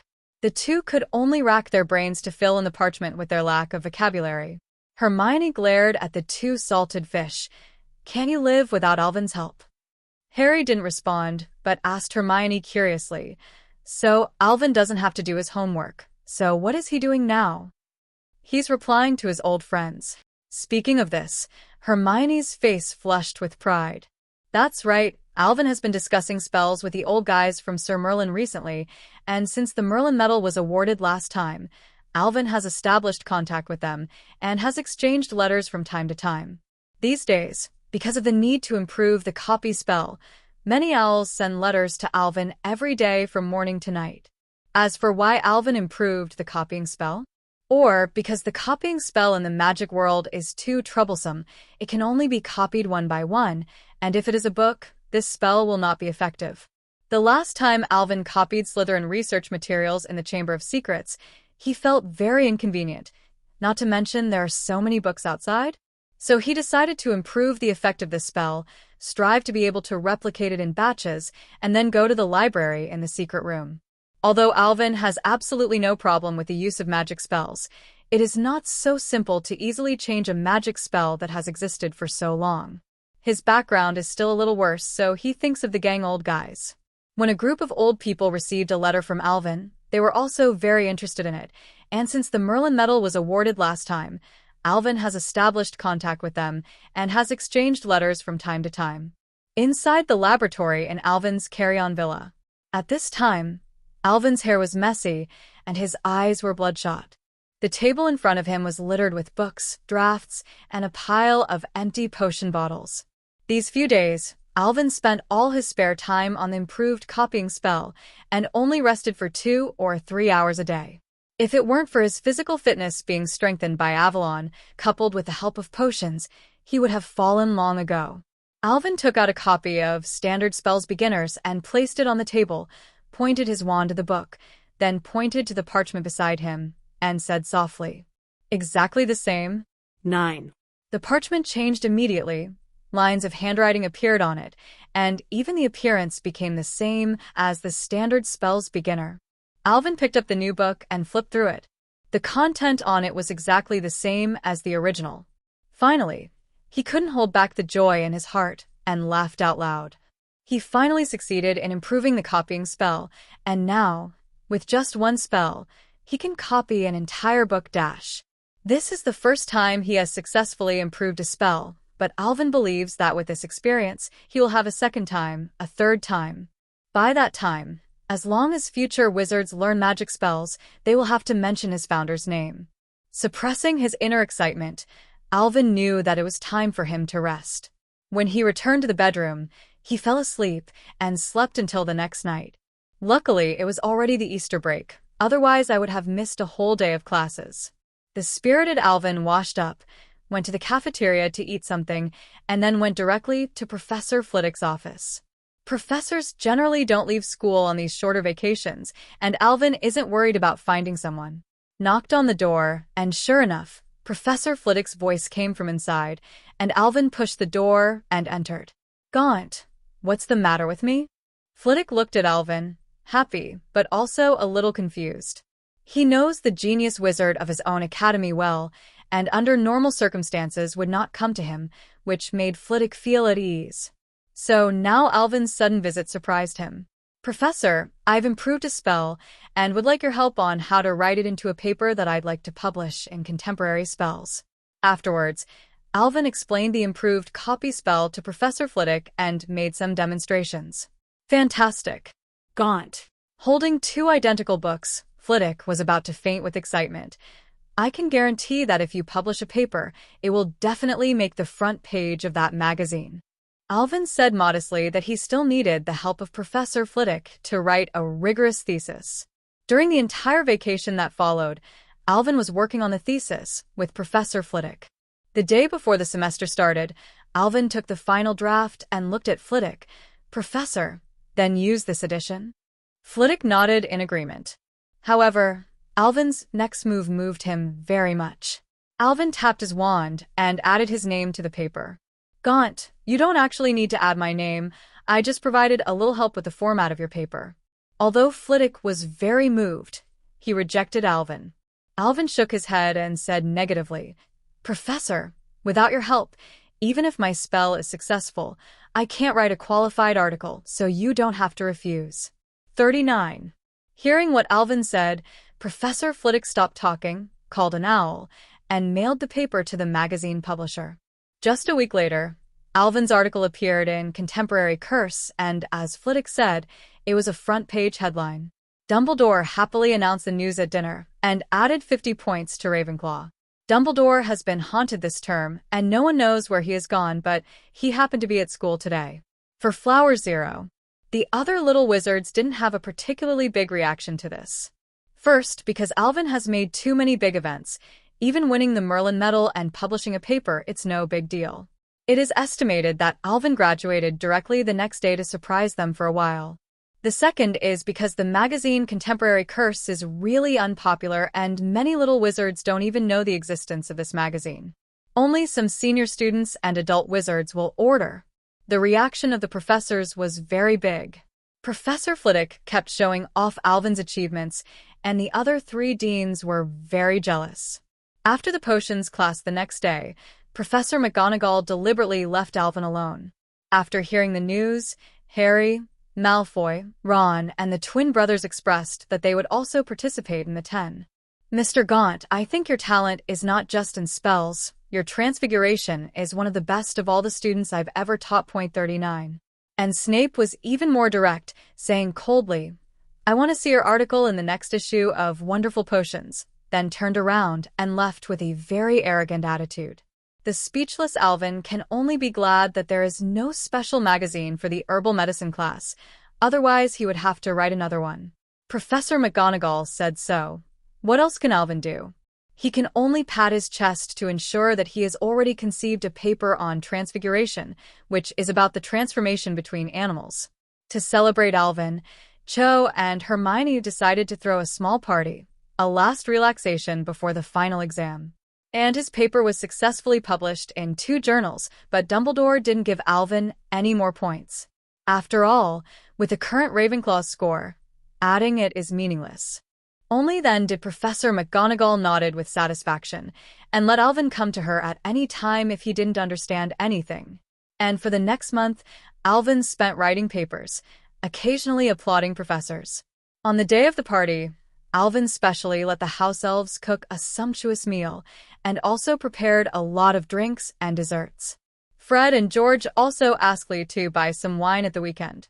Lee wanted to participate, but because his dissertation was really unfinished, he could only regret it. At night, everyone quietly appeared on the 8th floor and slipped into the room of requirement. Alvin performed transfiguration and created a large round table, and everyone sat around, looking very lively. "I didn't expect you to come, Malfoy," Harry glanced at Malfoy and said unhappily, "It was Alvin who invited me to come. You have any opinions to tell Alvin?" 35 Malfoy glanced at Harry triumphantly, as expected of a man called Number 117 by his brother, who was very rude. After the semester, Malfoy's relationship with everyone was actually pretty good. Even the Weasley brothers looked at him a little bit, which showed how much he had changed. However, when he encounters Harry, he will still become the arrogant and domineering look he used to be, and Harry is so angry that he wants to take out his wand and fight Malfoy. "Okay, isn't it a celebration for me today? You two have to fight another day." 35. Alvin is used to the current situation, and he feels that Malfoy and Harry have a relationship like Naruto, Sasuke, and Naruto. Looking gay. Hearing Alvin say this, they restrained a little and tasted delicious dishes. Since it was specially ordered by Alvin, the dishes on a table are basically Taki national dishes. The house elves are now quite handy with Taki national dishes, and the dishes they make are full of color, flavor, and taste. It was an eye-opener for people like Harry, who had been influenced by British food since childhood. Those who couldn't use chopsticks clumsily used spoons to eat. At this time, Cho suddenly sighed. "Why can't I learn to cook? These little elves have taught me every step." Alvin shuddered and quickly persuaded. "It's okay, Cho, just let the house elves cook what you want to eat. You don't need to learn anymore." Recently, in autumn, as she sat on the train, she went to the house elf to learn how to cook. At first, Alvin didn't take it to heart. When he was on the train, Cho said that he was right and should be able to learn well soon, so he also encouraged him a few words. It wasn't until Cho put a dish in front of Alvin and let him try it. Alvin didn't know that he was wrong, and it was a big mistake. Yes, the autumn equinox knows salt and sugar, but she can't tell the difference between vinegar and soy sauce. When Cho held the plate of sweet and sour pork ribs that couldn't be seen at all and asked Alvin to try it, his heart was broken. Next, the days of Alvin's suffering began. Cho, who had experienced a setback, did not give up, but became more and more focused. Let Alvin try the dishes for her every day. So Alvin found that every autumn, he will correct the mistakes of the last time, but he can always super double a certain condiment inadvertently. After all, it was Alvin who made Cho let go of the idea of cooking, but she didn't expect her to bring it up again today. But fortunately, Cho also only complained a few words and had no intention of taking action, which made Alvin wipe out a cold sweat. During the meal, people turned their backs on their backs, and everyone leaned on the seats contentedly. Malfoy patted his stomach and said comfortably, "I will let Dobby come to Hogwarts to study for a while when I go back. The meals he cooks are always the same, and I almost vomit." Hearing Malfoy's words, Harry rolled his eyes and said angrily, "Don't let me see Dobby. Otherwise, I will definitely be unable to resist." 99. Before Malfoy could fight back, Hermione said sharply, "You can't say that about Dobby. He's only doing things for your safety." Everyone knows about Dobby, but the secret room has been solved by Alvin, so Harry has not established a friendship with Dobby like the original. Alvin just told Malfoy about it and let him take good care of his house elves. But Harry was still haunted by Dobby's previous behavior. He sighed helplessly. "Hermione, I know Dobby is well-meaning, but his method is too dangerous." When Hermione wanted to say something, Ron sighed again. "I really envy Malfoy that you have a house elf in your house. My mother would have dreamed of having one." 35. This sentence instantly diverted Hermione's attention and turned to argue with Ron about the immorality of enslaving house elves. The others watched this scene speechlessly. Hermione had been like this ever since she learned about the situation of the house elves, and as Alvin expected, she created a club to protect the house elves in advance, which is called Vomit. Unfortunately, most of the little wizards were not interested in Hermione's club, and only a few Muggle-born students joined. Seeing Hermione's stubbornness, Alvin shook his head, ignoring her, and chatted with the twins about their business.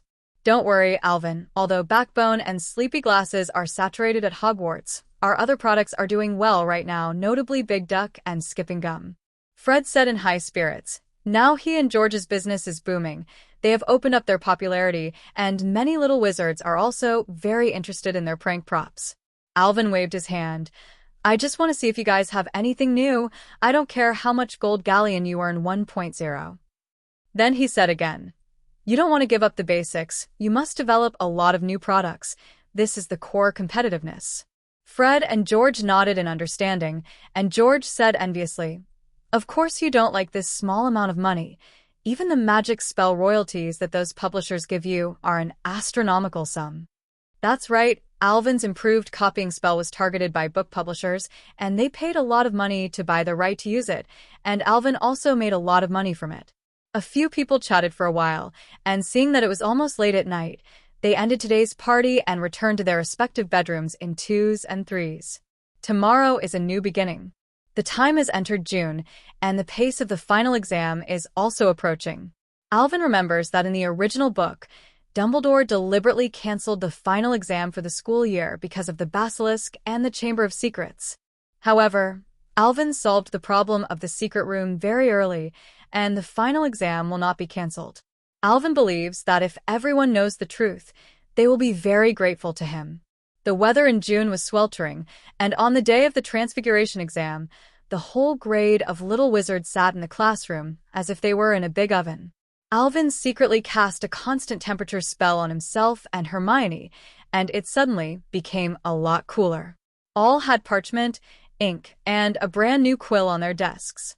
The quills were specially made by the professors, and they were all attached with anti-cheating spells, but they had no effect on Alvin because just yesterday, Professor Flitwick called him away and asked him to help cast the anti-cheating spell. Although Alvin didn't leave any back doors, the magic attached to it was too weak, and it was easily blocked by his confusion charm. In less than half an hour, the quill was perfectly filled with answers, and Professor McGonagall, who was invigilating exam 13, didn't even glance at Alvin. This was the treatment of a genius. It's a pity that the school does not allow early submission of papers, and Alvin, who was lying on the table and bored, had to observe the movements of other students. Neville in front of him was scratching his head and scratching his cheeks anxiously, and he didn't write a word for a long time. Most of the other little wizards were also frowning, and this time Professor McGonagall's exam paper was indeed a little difficult. Alvin suddenly saw two people like him, lying on the table, looking around. He took a closer look. It turned out to be two of Malfoy's former servants, Crabbe and Goyle. Malfoy doesn't take these two people to play with now. He can't stand these two idiots for a long time, and now Alvin is flying with him. What more Crabbe and Goyle? The brains of the two are also notoriously stupid at Hogwarts. Many people ridiculed them as trolls with developed limbs and no brains. In fact, it is the same. They are not looking around because the exam papers are finished, but because they are completely will not do. Sure enough, Professor McGonagall also noticed their small movements and came to them with a bad look, scaring them to sit down quickly. After the exam, Hermione nervously pulled Alvin to the answer. Alvin didn't even read the paper and could only deal with the little which casually. The afternoon was the practice exam. Professor McGonagall arranged to turn a pineapple into an umbrella, but when Alvin walked into the classroom, Professor McGonagall did change the exam questions. Gaunt, try mass transfiguration. Your props are all the tables and chairs in the classroom. Obviously, Professor McGonagall has high expectations for Alvin. Otherwise, he would not have arranged such a difficult test for him. He nodded, took out his wand, and Alvin swept the desks and chairs at the back of the classroom. Suddenly, the entire classroom became a zoo. Cow, pigs, sheep, monkeys, and some birds appeared in Alvin's transfiguration. Inside the house, Professor McGonagall wrote a 0 on his score with great satisfaction, which is the best grade. The next day's spell test was also very simple. In the afternoon, Professor Flitwick saw Alvin entering the door, and he had already typed his grades. They discussed the application of some spell skills, and it was over. What's interesting is the potion exam. The content of the exam is to boil a pot of potion to treat eczema within an hour, which is a very basic potion. But Snape's existence made this exam more difficult. Whenever he stared coldly at a little wizard, it would bring them great pressure. Neville and Seamus in particular, Snape standing behind them, kept writing something on the parchment with a quill, making them feel on pins and needles. The defense against the dark arts exam was cancelled, and Lockhart slipped away the week before the exam in order to avoid Voldemort's curse. He claimed that he was going to hold a book signing abroad, so he couldn't accompany everyone to the end. He had already graded the little wizards based on their usual class grades. Finally, when Professor Binns put away the papers, cheers broke out in the classroom. After the exam is over, the little wizards can play carefree for a whole week without worrying about exams, homework, and will not get their transcripts until they leave school. Some little wizards picked up broomsticks and rode over Hogwarts, and some little wizards sat on the lawn beside the Black Lake with their lunch, quietly enjoying the summer sun. Alvin made a trip to the Forbidden Forest, took Celestia away, and then accompanied Cho and Hermione on a secret trip to Hogsmeade. Hermione finally failed to resist her curiosity and agreed to Alvin's suggestion to sneak out with the disillusionment charm. The three of them spent the whole day in Hogsmeade and did not return to school until nightfall. On the last day of the year-end summary, Dumbledore delivered a speech. "What a wonderful year! In this semester, we have experienced a lot, and the most rare thing is that we have met a fairly reliable defense against the dark arts professor." After talking about 117, he still blinked mischievously, and there was laughter from the audience. Only Alvin understood that this was Dumbledore's big shot for Voldemort's return. But Dumbledore changed his words. "There are still many mists waiting for us in the future, and maybe darkness will come. You must remember that Hogwarts will always be your home." 35. P.S. The author answered some questions related to the work, and they all appeared more frequently in the comment area. If you are interested, you can take a look, and thank you for your subscription and data support. The next day, all the little wizards boarded the Hogwarts Express. Compared with the previous professors, it can even be said that it is excellent. In all fairness, although Lockhart started school like a clown, the lessons he taught later were pretty good. Alvin and the others occupied a private room, and Harry kept casting spells throughout the trip. No way. This is the last few hours he can use magic, and when he gets back to Uncle Vernon's house, he can only be a muggle for more than 2 months. The little wizards listened in a daze, but they still gave him warm applause. Knockturn Alley, Arya Manor. Didn't you hold a new book launch abroad? Alvin took a sip of black tea, looked at Lockhart sitting next to him, and said slowly. He was scared away by a curse before he finished his class last semester, and when Alvin was on summer vacation, he showed up. "Yeah, I know you're on summer vacation, and I rushed back from the lighthouse right away, but Muggle multiplayer brooms are good." Lockhart's self-righteousness did not convince Alvin, but he became more and more contemptuous of him. "It's called a plane, not a broomstick." Alvin rolled his eyes, not bothering about Lockhart's ignorance, but asked about the business. "How's your entry into the Ministry of Magic going?" Lockhart leaned back on the sofa and said in a relaxed tone, "Department of Law Enforcement of the Ministry of Magic. Fudge helped me arrange it." Alvin nodded, and was not surprised that Fudge helped Lockhart. Lockhart was quite a celebrity, and his influence among ordinary wizards was not small. What Fudge lacks the most is the support of the people.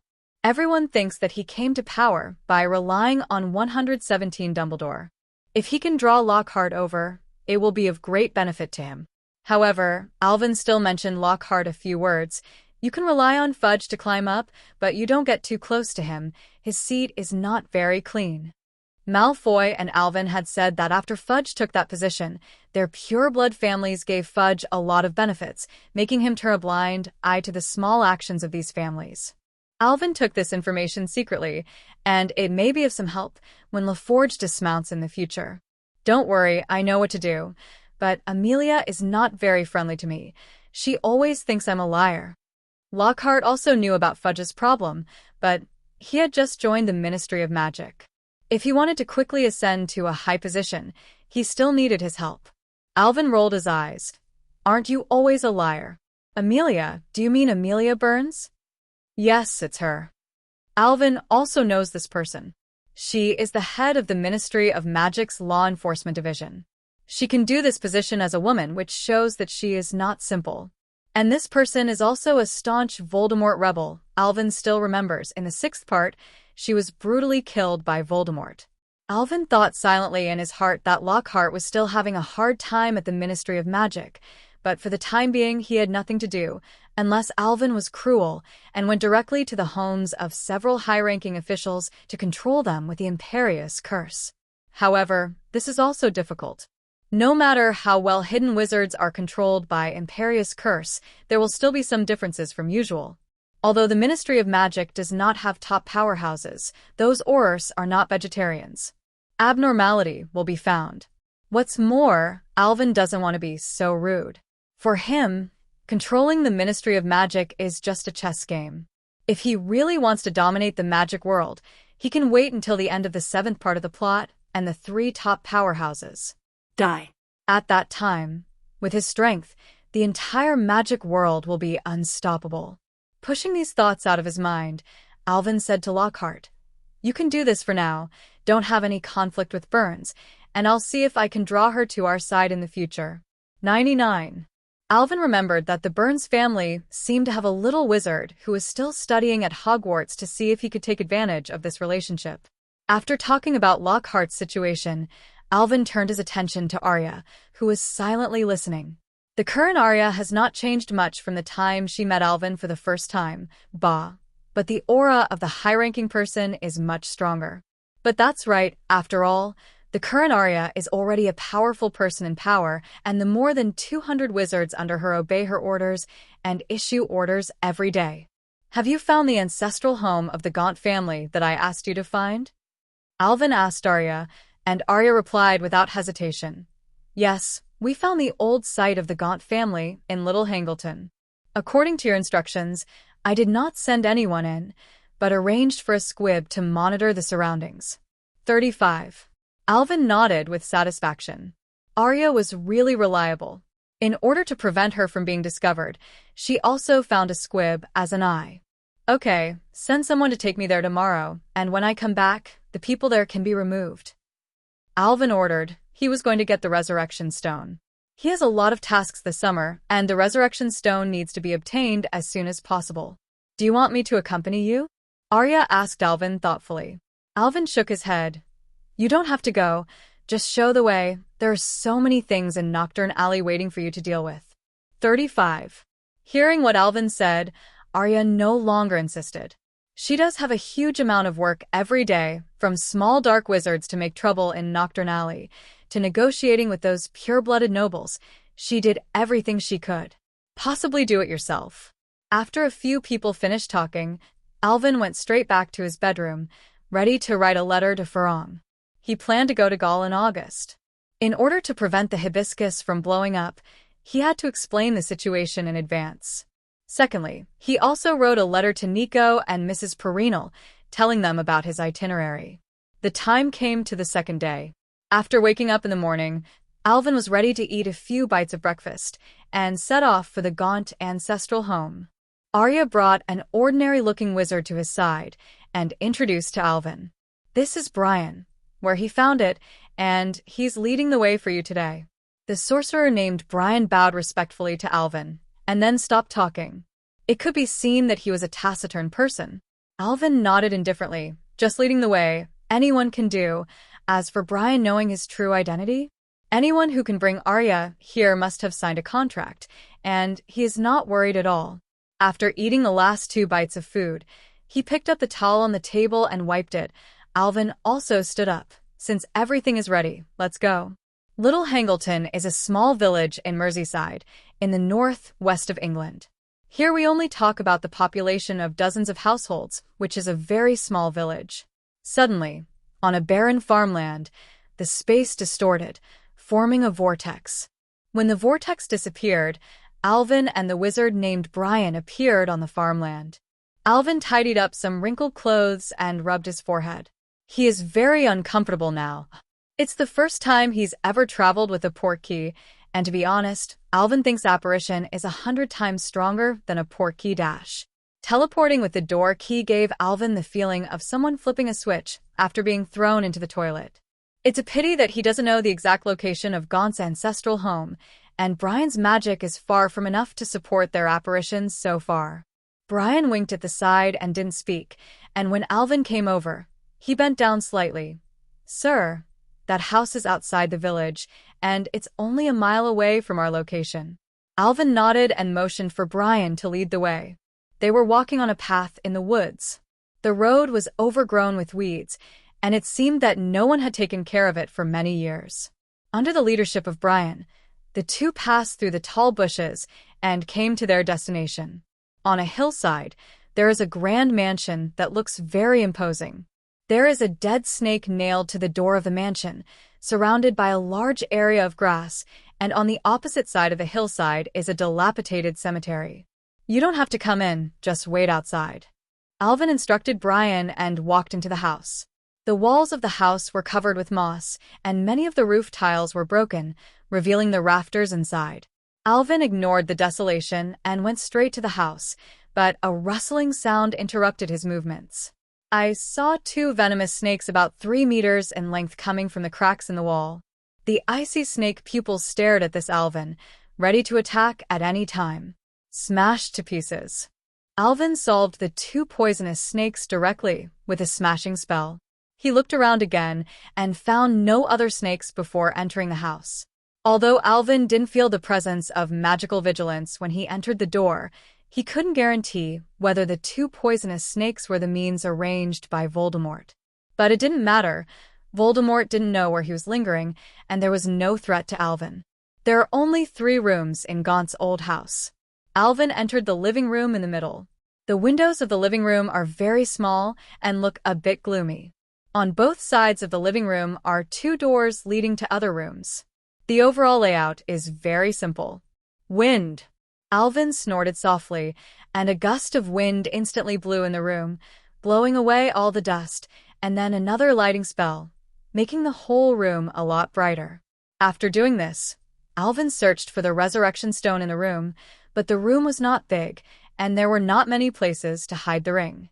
Soon, Alvin found what he wanted on the cabinet in the corner. An ugly black gemstone ring with the words, Peveril's coat of arms engraved on the ring. Pick up. Take her up. Alvin murmured in his mouth, and a voice in his mind kept calling out to Alvin, wanting him to lift the ring. Hey! A bird's song full of hope and light awakened Alvin's consciousness, and Furway didn't know when he appeared in the air, his body was burning with golden holy flames, and he kept flying around Alvin. So close. Alvin wiped a cold sweat. He just thought he was just distracted for a moment, but in reality, half an hour has passed. On his own, without Fury's help, Alvin didn't know when he would be free from that voice. Although with Avalon, he will not be hurt by the curse that Voldemort left on the ring, but this is the first time that Alvin has suffered such a big loss since his debut. Alvin also sounded an alarm bell in his heart, and he was still a little buoyant recently. His current head-to-head ability relies on the Deviant's Wand and Avalon's attack and defense, which is no less than that of Voldemort and Dumbledore, but Alvin is still too immature when it comes to these underhand tricks. For Flower Zero, however, Alvin is not discouraged. It has only been 2 years since he obtained the card drawing system. When Voldemort is resurrected, he still has a lot of time to improve himself. At that time, who will not know? Chirp. 35. Furway's cry interrupted Alvin's thoughts. He stroked Furway's soft feathers and praised. Good job, Furway. Go back and reward you with high-end pet rations. Hearing his master's compliment, and after he went back there was still delicious food, Fury rubbed Alvin's cheek affectionately and then stood on his shoulder. Concentrating his mind, Alvin put layers of protection on himself before touching the resurrection stone with his wand. Sure enough, when the wand touched the resurrection stone, a green light jumped out from the black gem and hit Alvin's shield, causing some waves to dissipate. When the pure soul source is detected, it will be converted into 5,000 gold coins. Hearing the system's prompt, Alvin agreed to hold the ring in his hand. After looking at it for a while, Alvin saw nothing, put the ring back in his pocket, turned around and left the room. After walking out of the door, Brian was still waiting patiently at the door, but after seeing Furway standing on Alvin's shoulder, Gu Jing Bubo's face changed. Alvin glanced back at the house. Although he came from a time travel, but he now bears the surname of Gaunt, and it is not a problem to keep the ancestral house in such a dilapidated state. Alvin decided to renovate the house well, and then expand it a few times to make it a resort of his own. The summer here is much cooler than London, and it is a good place to escape the heat. Come on, grab my clothes, and I'll take you back to London." According to Alvin's order, Brian grabbed his clothes, and then the figure of two people and one bird disappeared instantly. Returning to Alvin in the manor, he went straight back to the bedroom and told Arya not to disturb him, so he started his research on the 3 holy artifacts of death. He first took out piles of books and slowly searched for useful information. Some of the books he let Arya collect, some he copied from the school library, and some from the Gaunt family vault. Although there is not much wealth in the Gaunt family's treasury, some books about the family records are still relatively intact. These books contain some records about the 3 holy artifacts. However, there are very few records about the Resurrection Stone, most of which are about the Elder Wand, and the stories of the Invisibility Cloak, some of which are true and false, and even some fairy tales written by wandering wizards. The Invisibility Cloak does not need to say 117. It all appears with the news of the Potter family, and there are many other invisibility cloaks in the magic world, but many people don't know the difference and think they are all the same. But the information on the Elder Wand is a bit unusual. This wand can always bring bad luck to people. Almost every owner of his will die because of it. Either he lost his life in a duel or was coveted by others. To dark harm. Alvin pondered for a few seconds, listed the characters in the original book who had the Elder Wand, and found that only Malfoy and Harry survived, and he became more and more aware of the evil of the Elder Wand. The least recorded is the Resurrection Stone. Since the Resurrection Stone has been firmly grasped by the Slytherin family and the Gaunt family from beginning to end, and it is not as widely used as the Invisibility Cloak, outsiders do not know the existence of the Resurrection Stone at all. Very little, let alone understood. However, Alvin found horribly that most of the Gaunt family members were extreme and dark, and they would quickly become panicked after becoming the head of the family. I don't know if it was the influence of the Resurrection Stone. Alvin took out the Resurrection Stone from his pocket, and he decided to try the effect of the Resurrection Stone first, although Dumbledore said in the original book that the Resurrection Stone could not directly recall the soul of the dead. But what is the real illusion, so that Dumbledore is addicted, and thus is assassinated by Voldemort? Holding the ring in the palm of his hand, Alvin's fingers with magic power rubbed the ring a few times. Click. With 4 soft sounds, the 4 sharp claws holding the black gem above were sent away, and the black gem floated in the air under the traction of magic. Raising his hand, Alvin caught the Resurrection Stone, ready to activate it according to the Slytherin method. When he put the tip of his wand against his temple, Alvin was dumbfounded. Whose soul was he trying to summon? So far, none of Alvin's best friends have passed away, and they are all alive and well. After thinking about it, Alvin decided to try to summon the spirit of Slytherin. A few strands of silver silk thread were pulled out by Alvin, and then pulled into the Resurrection Stone. The next moment, an old-fashioned wizard with a monkey-like face appeared in front of Alvin. With a faint smile on his face, he looked at Alvin with admiration in his eyes. "You did a good job, Junior." Salazar glanced at the Resurrection Stone, then looked at the Invisibility Cloak beside him, and praised. "Being able to have 2 Deathly Hallows at this grade, you are much better than me in this respect." "Hello, Mr. Slytherin." Alvin politely greeted the Slytherin in front of him. At this time, Slytherin looked nothing like the ghosts in Hogwarts. Instead, it is like a future AR projection, except that the figure is transparent, and it is the same as a real person. "Can you tell me about your current state of existence?" Alvin asked curiously. "Didn't you summon me from the underworld?" Slytherin frowned slightly, dissatisfied with Alvin's question. But Alvin didn't care about Slytherin's attitude. "Is there really an underworld? Can you tell me whether you found the Elder Wand after you left Hogwarts, and what new discoveries did you find after collecting the 3 Deathly Hallows?" "What?" Alvin barked at Slytherin. Slytherin shook his head.